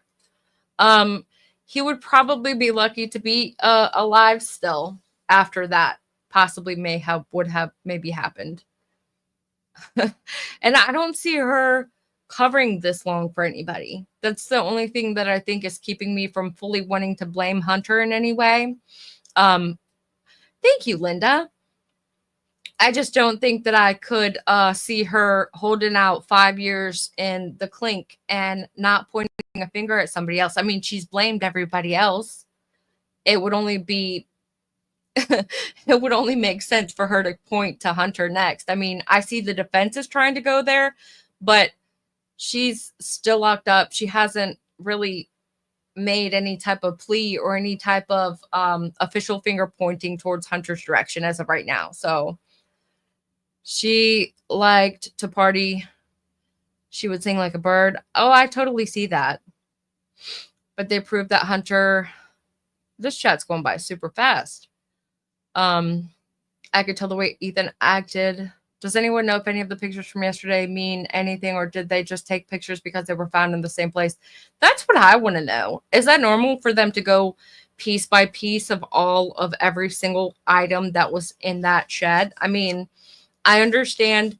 What I understood from that testimony was that Megan's dad, Tommy Sr., apparently there's a lot of Tommies. So Tommy Sr. Thought that he had seen Megan's car in between the shed and the playhouse. I think he may have said backed in. I don't know if it matters. But after the fact, it seems as though she had brought every single ounce of everything that Evelyn owned and dumped it off into the shed. And so when they came to do their investigation and inspect the area, they took everything out of the shed. And so the majority of the evidence they went over piece by piece was basically everything Evelyn owned that Megan seemed to have discarded of it in the shed. So, I mean, I see the judges talking.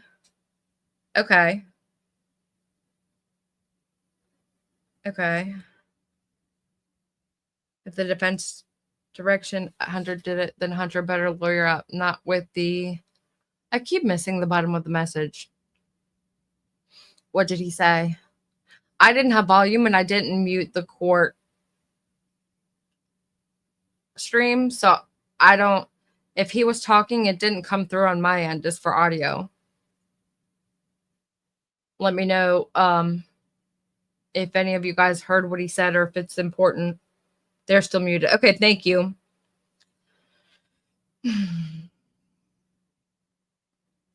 They are going piece by piece to establish what date Evelyn was gone. Okay, thank you. That makes sense. This is our partially circumstantial case, as all are. I mean, we've seen cases be tried and we get a conviction from circumstantial evidence. Okay, yeah. I mean, I had a feeling I was going to see it all. Alicia, when they get down to the forensics, you will see it all. Right. The medical examiner hasn't spoken yet. And I really, truly hope they got fingerprints from those aluminum foil pieces.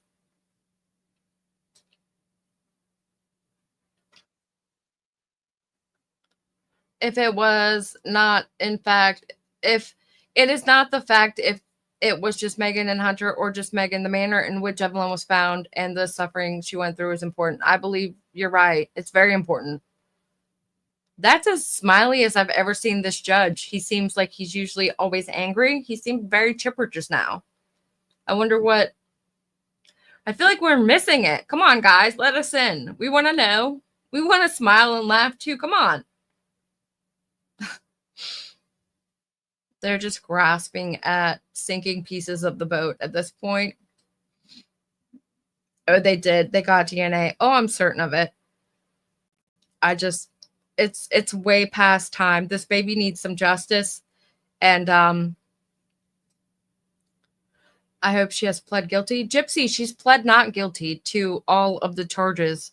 Her defense attorney had the nerve to come up opening statements and say that his client pleads not guilty to all charges, but then he said that okay, well, she might have lied about this or that, but she was scared and she's young and look at her age. And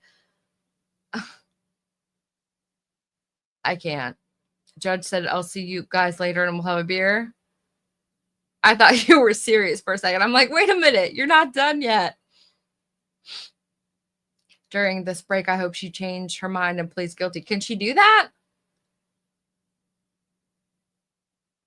PJ, do not tell Dolly, but I have enjoyed listening to the recap from you better than him. Thank you, Nancy. I won't tell him. It'll be our little secret. Oh, we're back. Quickly have exhibit number 189 passed back to the witness for just a second. It should be on the far right on that table. Yeah. Okay. I'm going to ask for you to open that back up. To be brochures from Blowing Rock.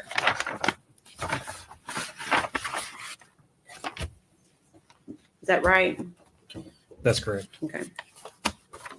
Oh, here are these brochures we got. Look into those brochures and see if you anything that indicates a date. Thank you so much.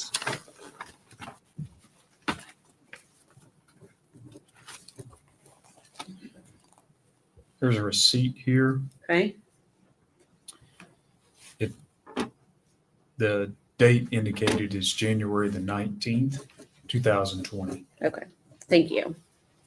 Okay. That's all I need from that. Thank you. You're right. That's exactly what they're doing. They're showing you a timeline of when these people just went out, had, and lived their best life. If you can open that up and if you can identify it. Yes, this is like a memory book that says "Hello, Baby" on the front, and it appears to have an ultrasound. And where was that found? It was with the defendant's belongings. Okay. At what location? Hunter's residence. Okay. Okay. We will ask to be moving that as exhibit number 192. Any objection? No objection for our agreement. That's great.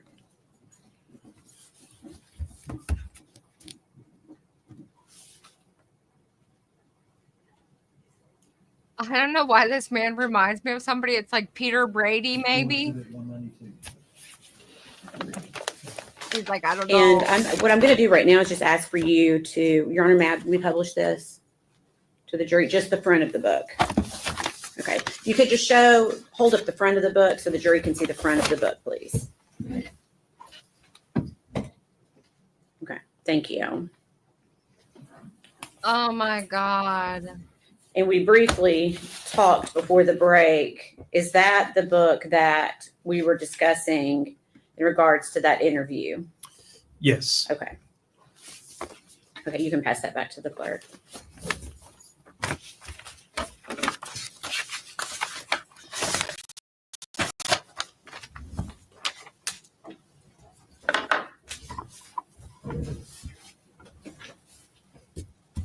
At some point, did the defendant tell you someone other than Ethan allegedly had Evelyn? She did, yes. And who did she allege had Evelyn? After a period of time, the defendant told us that her mother, in fact, had Evelyn Boswell. Okay, I'm sorry, go ahead. And her mother's name is Angela Boswell, also referred to as Angel from time to time. And were you able to locate Angela Boswell? Yes, she was located. And where was she located? In Wilkes County, North Carolina. Okay. Was she with anyone? She was with a man named William McLeod. Okay. Did Angela have Evelyn? No, she did not. Okay. At this point in the investigation, had anything led you to believe that Angela had Evelyn at any point? No. Okay. Did you yourself end up going to North Carolina? Yes, I did. And why? To interview Angela Boswell and William McLeod. Okay. Moving forward a few days, do you remember meeting with Megan Boswell again on February 23rd, 2020? Yes, I do. Okay. Who was present for that interview? now Lieutenant Matt Price, Okay. Where did that interview take place? at the sheriff's office. Okay. Is that located in Sullivan County, Tennessee? Yes, it is. What was the purpose of that interview? At that point, we were still speaking with the defendant, trying to get as much information as we could regarding the investigation. Okay. Had you started developing a timeline at any point? Yes, that's one thing that we worked on throughout this investigation that is important when you're looking for a missing person to determine their last known whereabouts. Okay. And were you continually working in and out of the sheriff's department during this time? Yes, Did you have a scheduled interview with the defendant on February 25th of 2020? no, we did not. Okay. Did you see the defendant that day? Yes, she showed up at the sheriff's office. Okay. And is that located in Sullivan County? It is, yes. Okay. Did the defendant tell you why she showed up that day? Initially, or throughout talking with her, she gave a couple of different reasons. Okay. What did she say? She was concerned about having her body spray returned to her. She was talking about forming a search party to go to an area she kept referring to as Mendota. And she Wow. was asking about whether she would be, or whether there would be any issues with tampering with evidence. Okay. Did she specify why she was concerned about tampering with evidence? The defendant told us that someone had told her that she might get arrested for tampering with evidence. Okay. Had law enforcement heard about Mendota?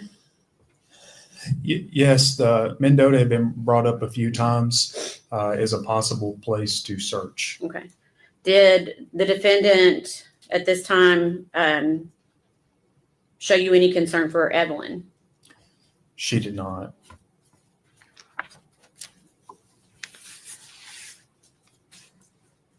Do you recall speaking with her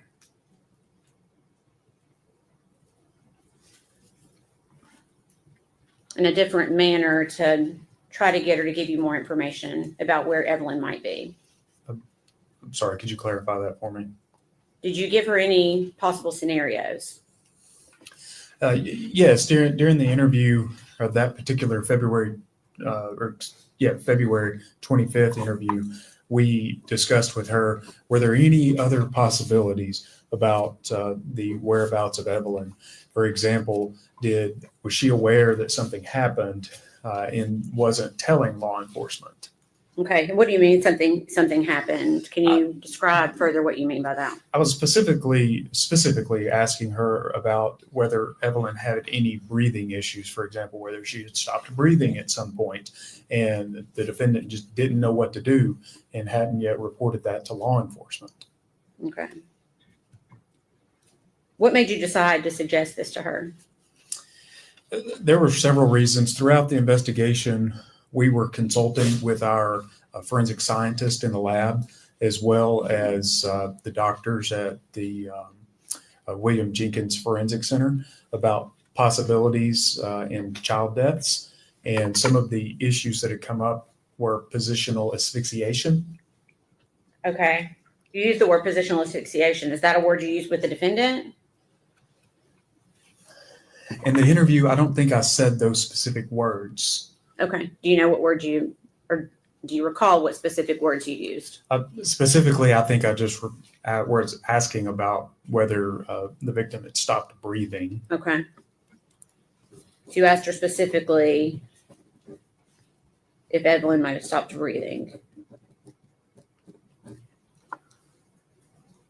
Were you suggesting an accident, or were you suggesting that it was, for lack of a better word, a homicide at this point?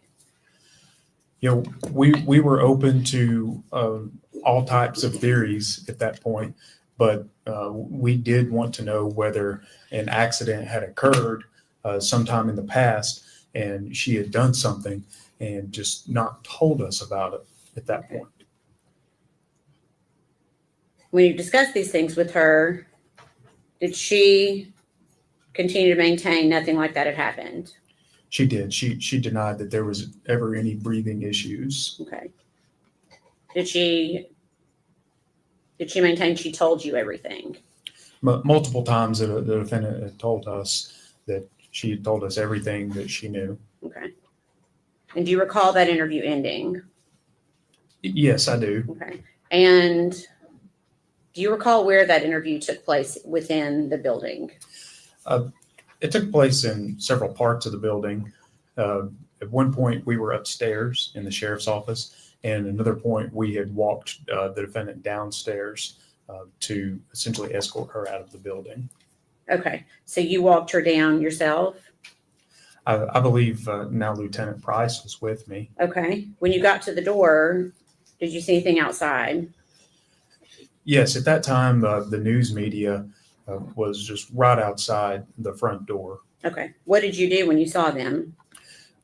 We offered out of a courtesy to the defendants, do you want to go out another door so you don't have to face them? Okay. And did you, in fact, walk her to a different door? Yes, we walked her out a side door at the sheriff's office. Okay. And did you see the defendant after that moment? Yes. What Yes, did you we see? did. What did you see? She had walked from that side door back to the front of the building and then gave an interview with the news.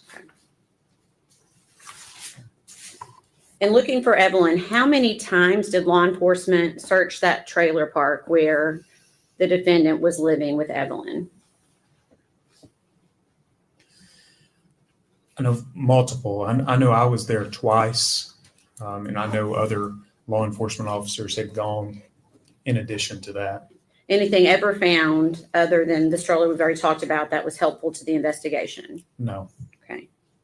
Can you please tell us how many law enforcement agencies had been called in to help find Evelyn Boswell? The specific number, I don't know. However, it was a large amount of law enforcement, essentially all of the TBI resources out of the Johnson City office, several from the Knoxville office. Many people from Nashville were helping. I know our aviation unit, several pilots assisted with a plane, the Federal Bureau of Investigation, all of Sullivan County Sheriff's Office, and probably every local agency in the greater East Tennessee area. The United States Marshal Service was involved at times. Our partner agency in North Carolina, the State Bureau of Investigation, assisted, along with the Wilkes County Sheriff's Office. Okay. Was a tip line established in order to try to find Evelyn? Yes, in scenarios like this, we use a tip line, the number being 1-800-TBI-FIND. Okay. And do you know approximately how many tips came in during that time? A couple of thousand. Okay. How does a law enforcement agency determine which leads to follow? At different times, especially early on in the investigation, we man the tip line with different agents. Different analysts in Nashville are keeping eyes on every tip that go in, and we essentially use our experience and determine which tips that maybe we should look at first and try to prioritize them and continue to working them until we can close them and move on to others. Okay. Are you confident that every credible lead was followed to the end? Absolutely. Okay. And were you given leads based on information that Megan Boswell gave you directly? Individuals to look at? I'm sorry, I'm not sure what you mean. Did you follow the leads based on information that Megan Boswell gave you? Oh, absolutely. Yes. Okay. Can you tell us what, like just one at a time, what was one of those leads that she gave you as to where Evelyn was? So we got the initial story that Evelyn was with Ethan, and us and other law enforcement agencies and the Army CID essentially eliminated that lead. Okay. Do you feel confident that you were able to eliminate Ethan as a suspect? Yes. Okay. What about Angela Boswell? Same answer. Yes. Okay. Did you investigate Angela Boswell? Yes. Did you investigate her boyfriend, Will McLeod? Yes, we did. Based on your investigation, were you able to confidently eliminate Angela Boswell and Will McLeod as suspects? Objection, Your Honor. We approach.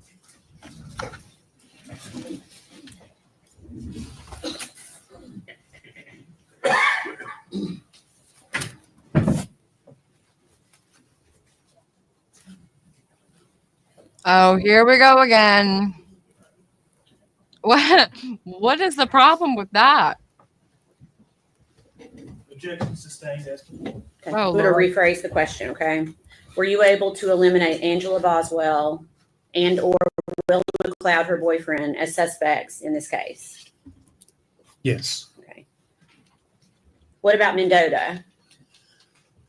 Yes, that area was thoroughly searched by multiple law enforcement agencies, and we never found any bit of information or evidence that linked to that area to Evelyn Boswell. Can you briefly tell the jury what Megan Boswell had told you about Mendota? The defendant kept referencing campgrounds in Mendota.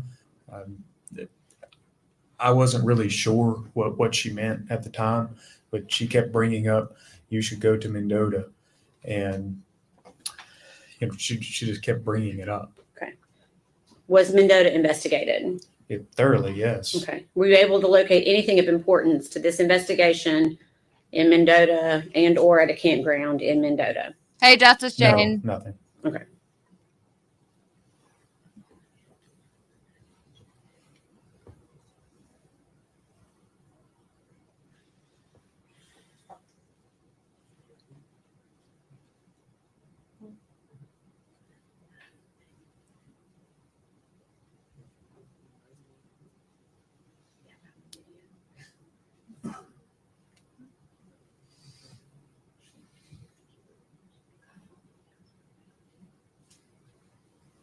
Why do they always have to talk about this? Pass your document. Hey, Chris. Ask if you can identify it. Yes, I recognize this. Okay. What is it? This is an application for applying for a residence at Overlook Apartments. Okay. And can you tell us why you looked at Overlook Apartments? We were given information that the defendant had applied to live there with her boyfriend. Okay. Her boyfriend.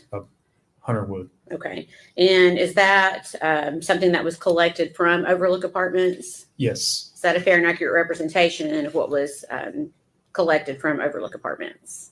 Yes. Okay. We'd ask that be. Yeah. Oh, Lord. Why? Thank you, Judy. You guys are so sweet. I'm not very good at when people give me compliments, like in real life, I would pat you on the head, like, there. Thank you.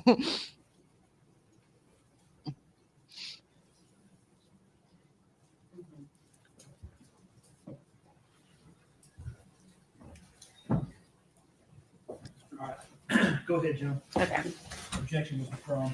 We would ask that be admitted as exhibit number 193. Before exhibit 193.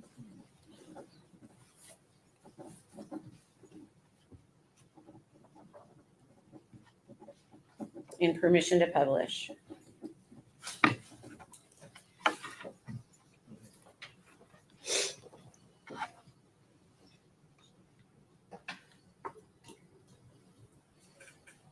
Okay. Oops.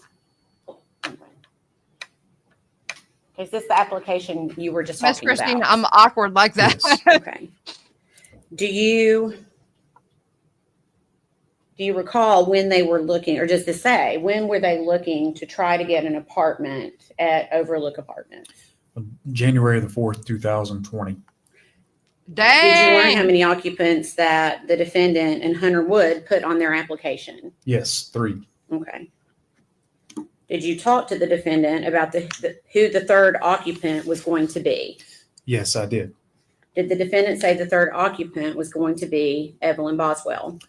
No. Okay, go ahead. Sorry. The defendant told us that At that time, she was pregnant, and the third occupant What? was for the unborn baby. Okay.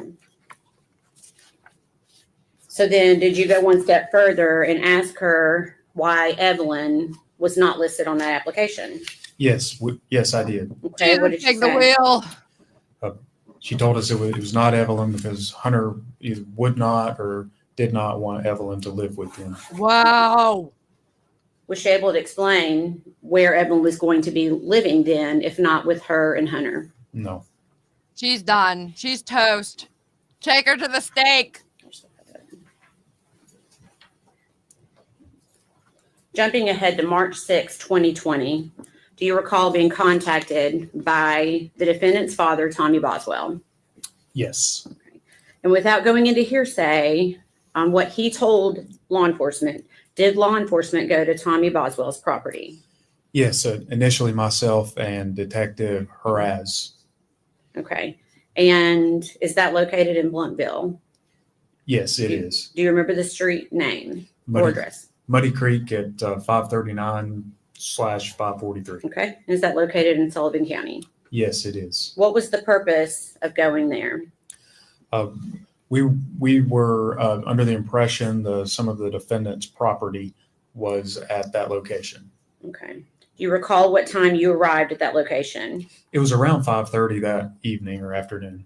Okay. And did Tommy Boswell give law enforcement consent to search that day? He did, yes. Okay. If I could please have exhibits number 6, 8, 9. Well, 6 and then 8 through 12, please.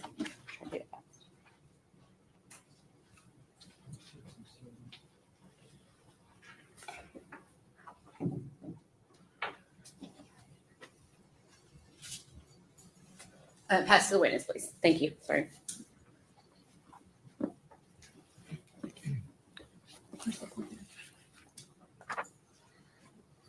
Okay. First, if you could take a look at exhibit number 6.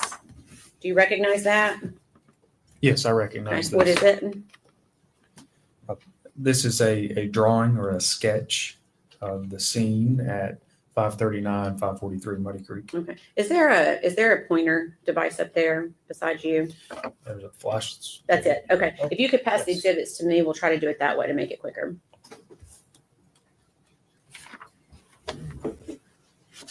It's not a flashlight. Sorry. Yeah, I thought it was a flashlight. Okay. We'll try to make it quicker this way. These have already all come into evidence, so we'll just discuss each one. Is this a diagram of the property as it was on March 6th of 2020? Yes. Okay. Can you show the jury? I'm going to try to zoom in a little bit. Can you show the jury where you first searched? Are you wanting me to point at that screen? Yes. It should work. There you go. Would have been in this area right here. It's excuse me. It is labeled as shed. Okay. And did you search anywhere else on the property? Yes. Okay. Can you tell us where else you searched? That building there that's labeled as Playhouse. Okay. Now I see a box below that also appears to say shed. Do you see that? I see that, yes. What was that? That was another outbuilding that was full of, I believe the business name is Tommy's Paving or something like that. And it was full of paving or asphalt related equipment. Okay. All right. I'm going to show you next what's been marked as exhibit number 7. Is that the outbuilding that you were talking about a few moments ago? Yes. Okay. And exhibit number 8. Is that the outbuilding and the playhouse that you were talking about a few moments ago? Yes. Okay. Exhibit number 9. Can you tell us what that is? That is a photograph of the outbuilding or shed where it shows either the defendant's or some of Evelyn's belongings. It's essentially the shed with the door open. Correct. Okay. Number 10. Is this what you're calling, did you call it a playhouse? That is correct. Okay.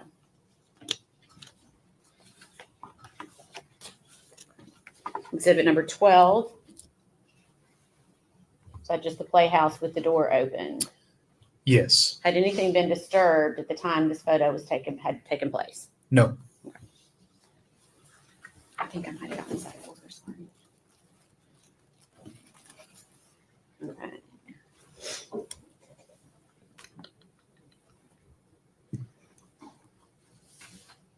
Okay. Were you present for the search of that shed/outbuilding? Yes. Okay. Were you also present for the search of the playhouse on the property? Yes. And were you aware of whose playhouse that was? Yes. It was the playhouse of the defendant. Okay. If I could please have shown exhibits number 13, 14, 16, and 17, or just if I could have this passed to me, please. 13, 14, 16, 17.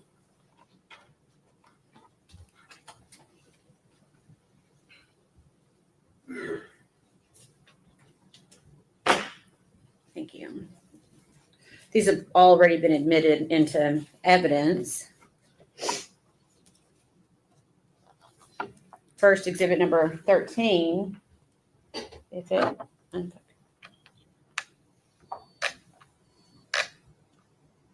okay, I just made it worse. There we go. Okay. Is that how the playhouse appeared as you looked inside? Yes. Had anything been moved yet? No. Anything you noticed at first glance about this space? Yes. A lot of the area in the back of the playhouse was covered in dirt, dust, debris, spiderwebs, and there were several items just right inside the door that it appeared they were placed in the playhouse more recently. Okay. In which says in just a second. This photo, exhibit number 14, again, how does that appear to you upon first glance when you went to that scene? That's just a better photograph showing all of the dirt, debris, or other things on top of the belongings in there. Okay. And then last, I'm going to show you exhibit number 17. Had anything been moved prior to this photograph being taken? No. Okay. And if you look closely, it's hard to tell. Can you see the black trash bag in this photo? Yes. Okay. And Oh again, were my you present God. when the trash bag was removed? Yes. Okay. Is this trash bag the way it appeared prior to law enforcement taking it out of the trash can? Yes. Okay. I'm going to hold on to 17 for just a second. So you stated, I'll put this one back up for just a second. You just stated that a few items appeared out of place. Can you tell the jury or use your pointer on which items you are talking about? These trash bags Okay. right here Mm-hmm. and this trash can. Okay. And can you tell the jury why did those appear out of place to you? 'Cause they weren't covered with any dirt or dust or spider webs. Okay. So based upon that, did law enforcement make the decision to look closer at some of the items in the playhouse? Yes. And which items were looked at closer? The trash can and the trash bags. Okay. And who in particular went to take a look at the trash can? Agent Fraley. Okay. Is that Brian Fraley with the TBI? That's correct. And did you witness Agent Fraley do this? Yes. We're going to do this kind of in steps. What did you see Agent Fraley do first? Just reach in for the trash can. Okay. And does he pull anything out of the trash can at some point? Yes. What does he pull out? Initially, the bags that were on top. Okay. And Did you notice anything at the time that he pulled the bag on top? Yes. What did you notice? A couple of things. There was some, it looked like flesh in a sort of this part of either an elbow and an arm. Oh my part God, of a trigger warning. knee and a leg. Trigger warning. Jesus. And noticed immediately the smell Oh, of human God. decomposition. Okay. Oh my Had God. you noticed that smell prior to that trash bag being removed? No. Okay. And again, in looking at this photo, actually, I'll pass that back up. If I could please have number 18 and 19 and 42, please.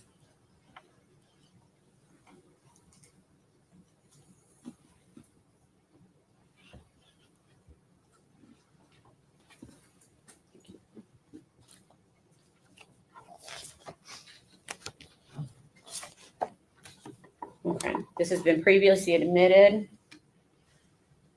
With this photo, is that what you were just referencing a few moments ago? Yes. Is that before or after the black trash bag was removed? This photo would have been taken after. Okay.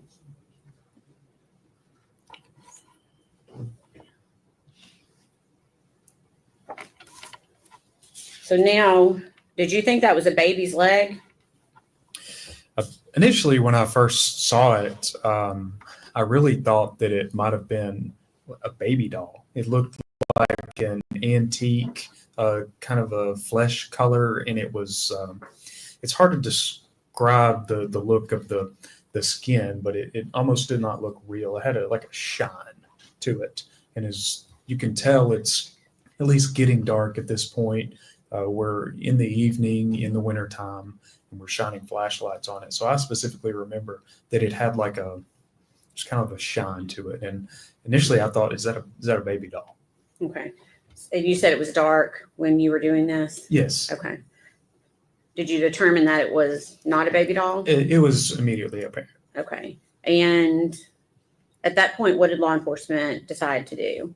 We sort of paused at that point and decided we needed to call some other people in. We made a decision on who was going to perform that search and how it was going to be performed. Okay. And who did you call in? Well, we called the forensic center. We would have been calling various supervisors for the relative agencies that were on site. Okay.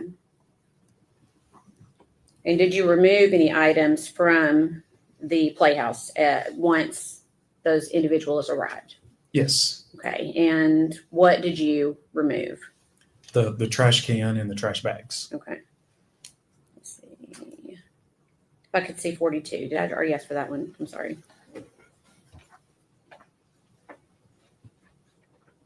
And I'm going to be asking for 22 through 27 in a second. If that helps.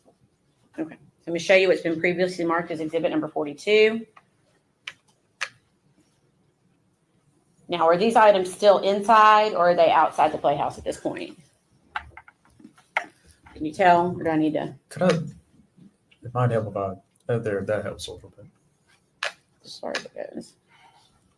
It's a little dark on the screen. Would you like to see the exhibit itself, or the photograph itself? Huh?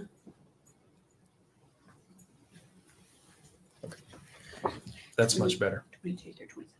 Are you able to tell if that is inside or outside the playhouse? It's just outside the playhouse on a like a perch or a porch area. Okay. If I could have that passed back for just a moment. Okay. And at this point, is Evelyn's body still inside that trash can? Yes. Okay.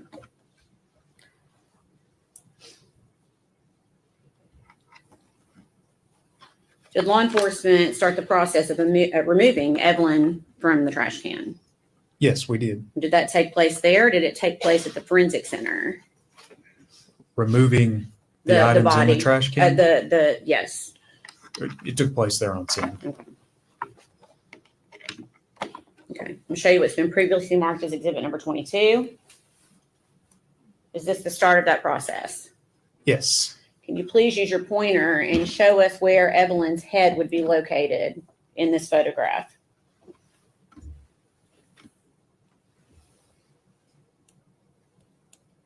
Let's see. I was pointing it the wrong way. It would be down in this area. Okay. So essentially she was head down in the trash bag. Is that right? That's correct. Objection, Cliff Roach.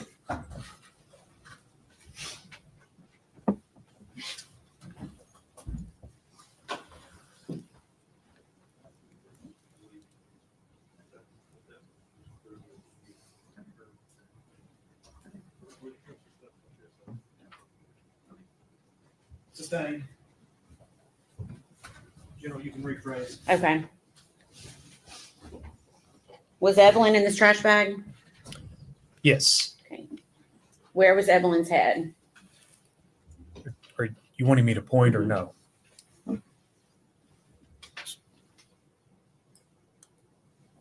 In this area. Oh my God. Can you tell me? Well, that's all I need on that one. Okay.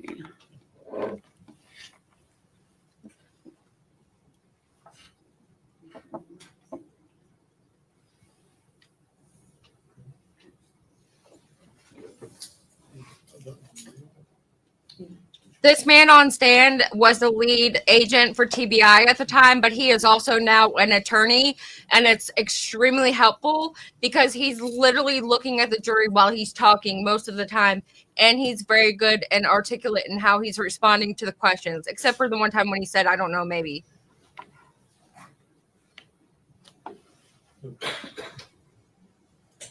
No, they're not showing the pictures.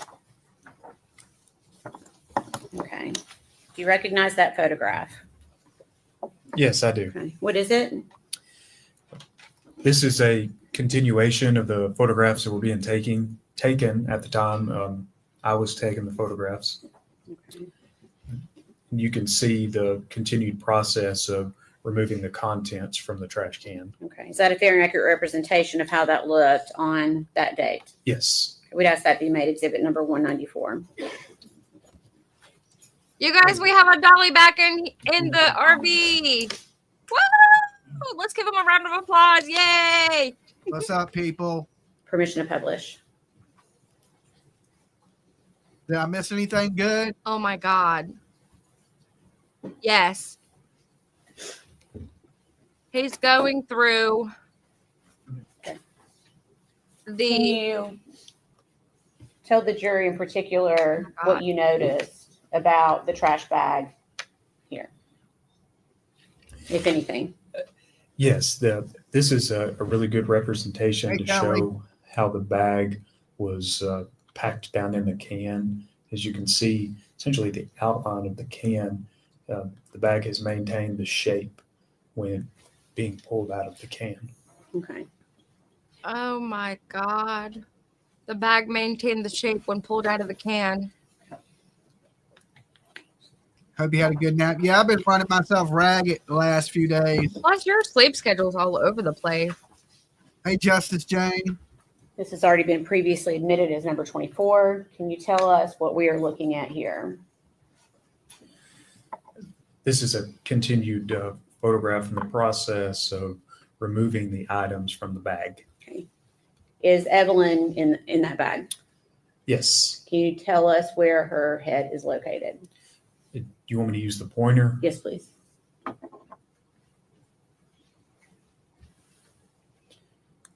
It would be down in this area here.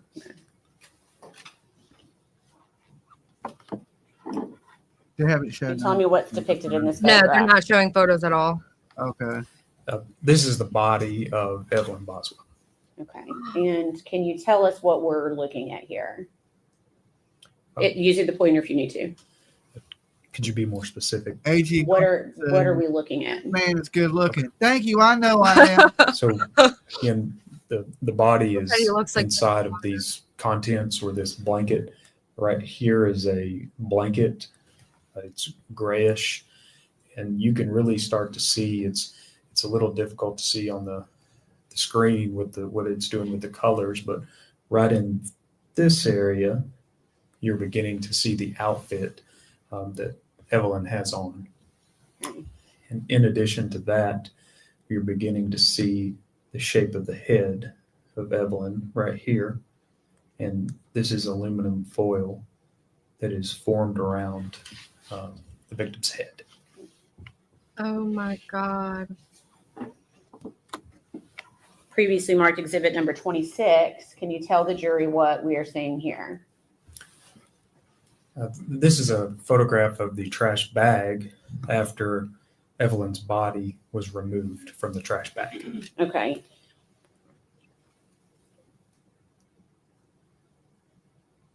He looks so animated. 26. Have they showed the blanket? No. Again, can you tell the jury what we're looking at here? I mean, I didn't see the pictures. Here's the So. corner. Mhm. This picture, you can see again, the victim is lying here, this being the shape of the head. This is the trash bag. She had just been removed. And at the bottom of the bag were trash contents. Okay. So what was anything else in that bag that had been removed? I'm not sure what you mean. You've got a bag there full of food debris. Was anything else located in that bag other than that food debris? Along with the things that were already removed. What else had been removed?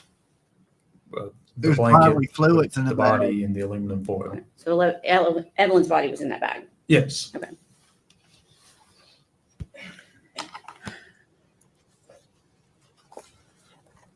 Should we say 34 and 40? Don't forget about Dolly's email. They sent you an email, I think she said. I don't.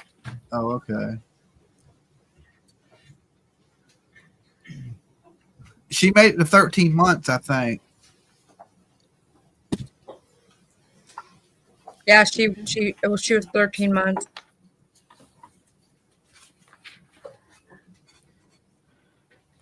She's not crying. Got a little bit of her face today. Okay. And her I'll lawyer. show you what's been previously marked as exhibit number 34. Can you tell the jury what they are seeing here?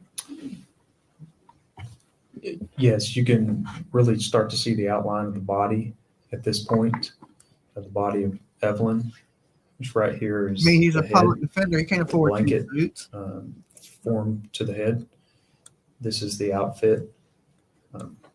That is Evelyn's hand, and this is a blanket that is wrapped around Evelyn. Okay, can you tell us where Evelyn's face is located?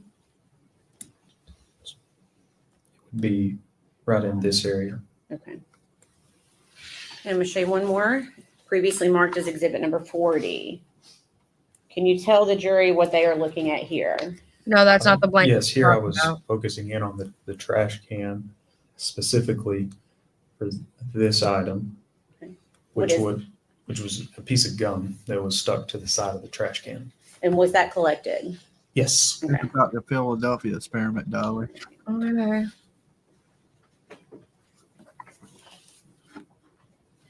She's done. Okay. After Evelyn's body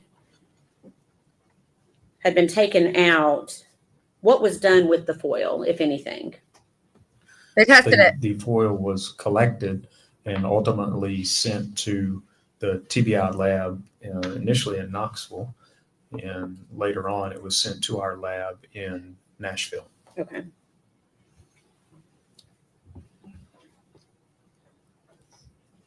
Hey, Zen. Okay. Ask if you recognize that. The pups Yes, are I under do. the What bed is it? or under the blanket This on the is bed. a photograph taken later at the Knoxville lab of the aluminum foil that was collected. Okay. Is that a fair and accurate representation of the foil that was collected from the body of Evelyn Boswell? Yes. We'd ask that be made exhibit number 195.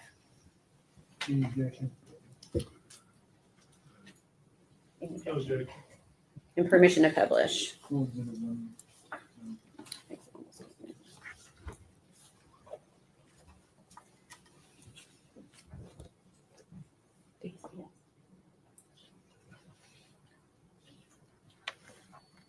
Okay. Can you tell the jury what they're looking at here? Yes, this is different sheets of aluminum foil. They were stretched out as best that I could without damaging them, and I stretched them out onto a large table at the Knoxville lab and photographed them. And were those also collected as evidence? Yes, they were collected that night, and at the time they were at the Knoxville lab, and I believe shortly after that were sent to the Nashville lab. After Evelyn's body was processed there at Muddy Creek, where did her body go? It was taken to the forensic center in Johnson City. Okay. And what was the purpose of that? For Dr. Schmidt to complete an autopsy. Okay. And did you ever receive confirmation that the remains found in the playhouse were those of missing baby Evelyn Boswell? Yes. Okay. See how he turns to talk to the jury? Your Honor, I don't know if this is a good He's place an to start. attorney. No. Okay. Ladies and gentlemen, I think we've reached the end and we're going to stop. No. We're just getting to the good part. Wanting to admonish you not to communicate with other jurors or anyone else regarding any subject connected with this trial. And we're muted. Oh. You want to say bye? Is it over? It's over. It's muted. It's over. Yeah. For the day? Yeah. That's it for today? It's 4:11. What did the judge call it? Yes. He was given jury instruction. Oh, okay. Well, I did get a lot done today. Okay.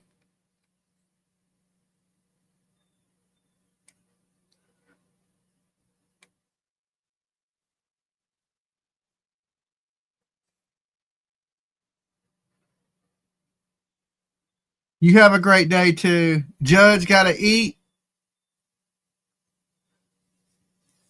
Hey, first, to be continued. Yeah, Monday morning, we will be live with you guys. I can recap with you what happened. Okay, let's do a little recap. Okay. So, What I missed anyway. I got some good drone footage. I got a lot of area covered. Then I got tired. think Jeffrey Blanton or I think David Gratz was the really, really good one. That is this guy. He's the TBI special agent. I think he was the lead case agent, and he's currently an attorney. He's the one that was in charge of the Amber Alert. Oh, okay. And what we learned from that and his testimony, the defendant is the one that provided every single ounce of all of the details on that Amber Alert. Did you find anything interesting, Dolly? Not really nothing good. I found some more places of interest, though, that I'm going to go back to and try to look a little bit more. Like when I was droning, I seen some areas that I need to get to on foot. So I still need to get to those. I'm going to try to do that before dark here in just a little bit. And, but that's about it. Nothing really crazy.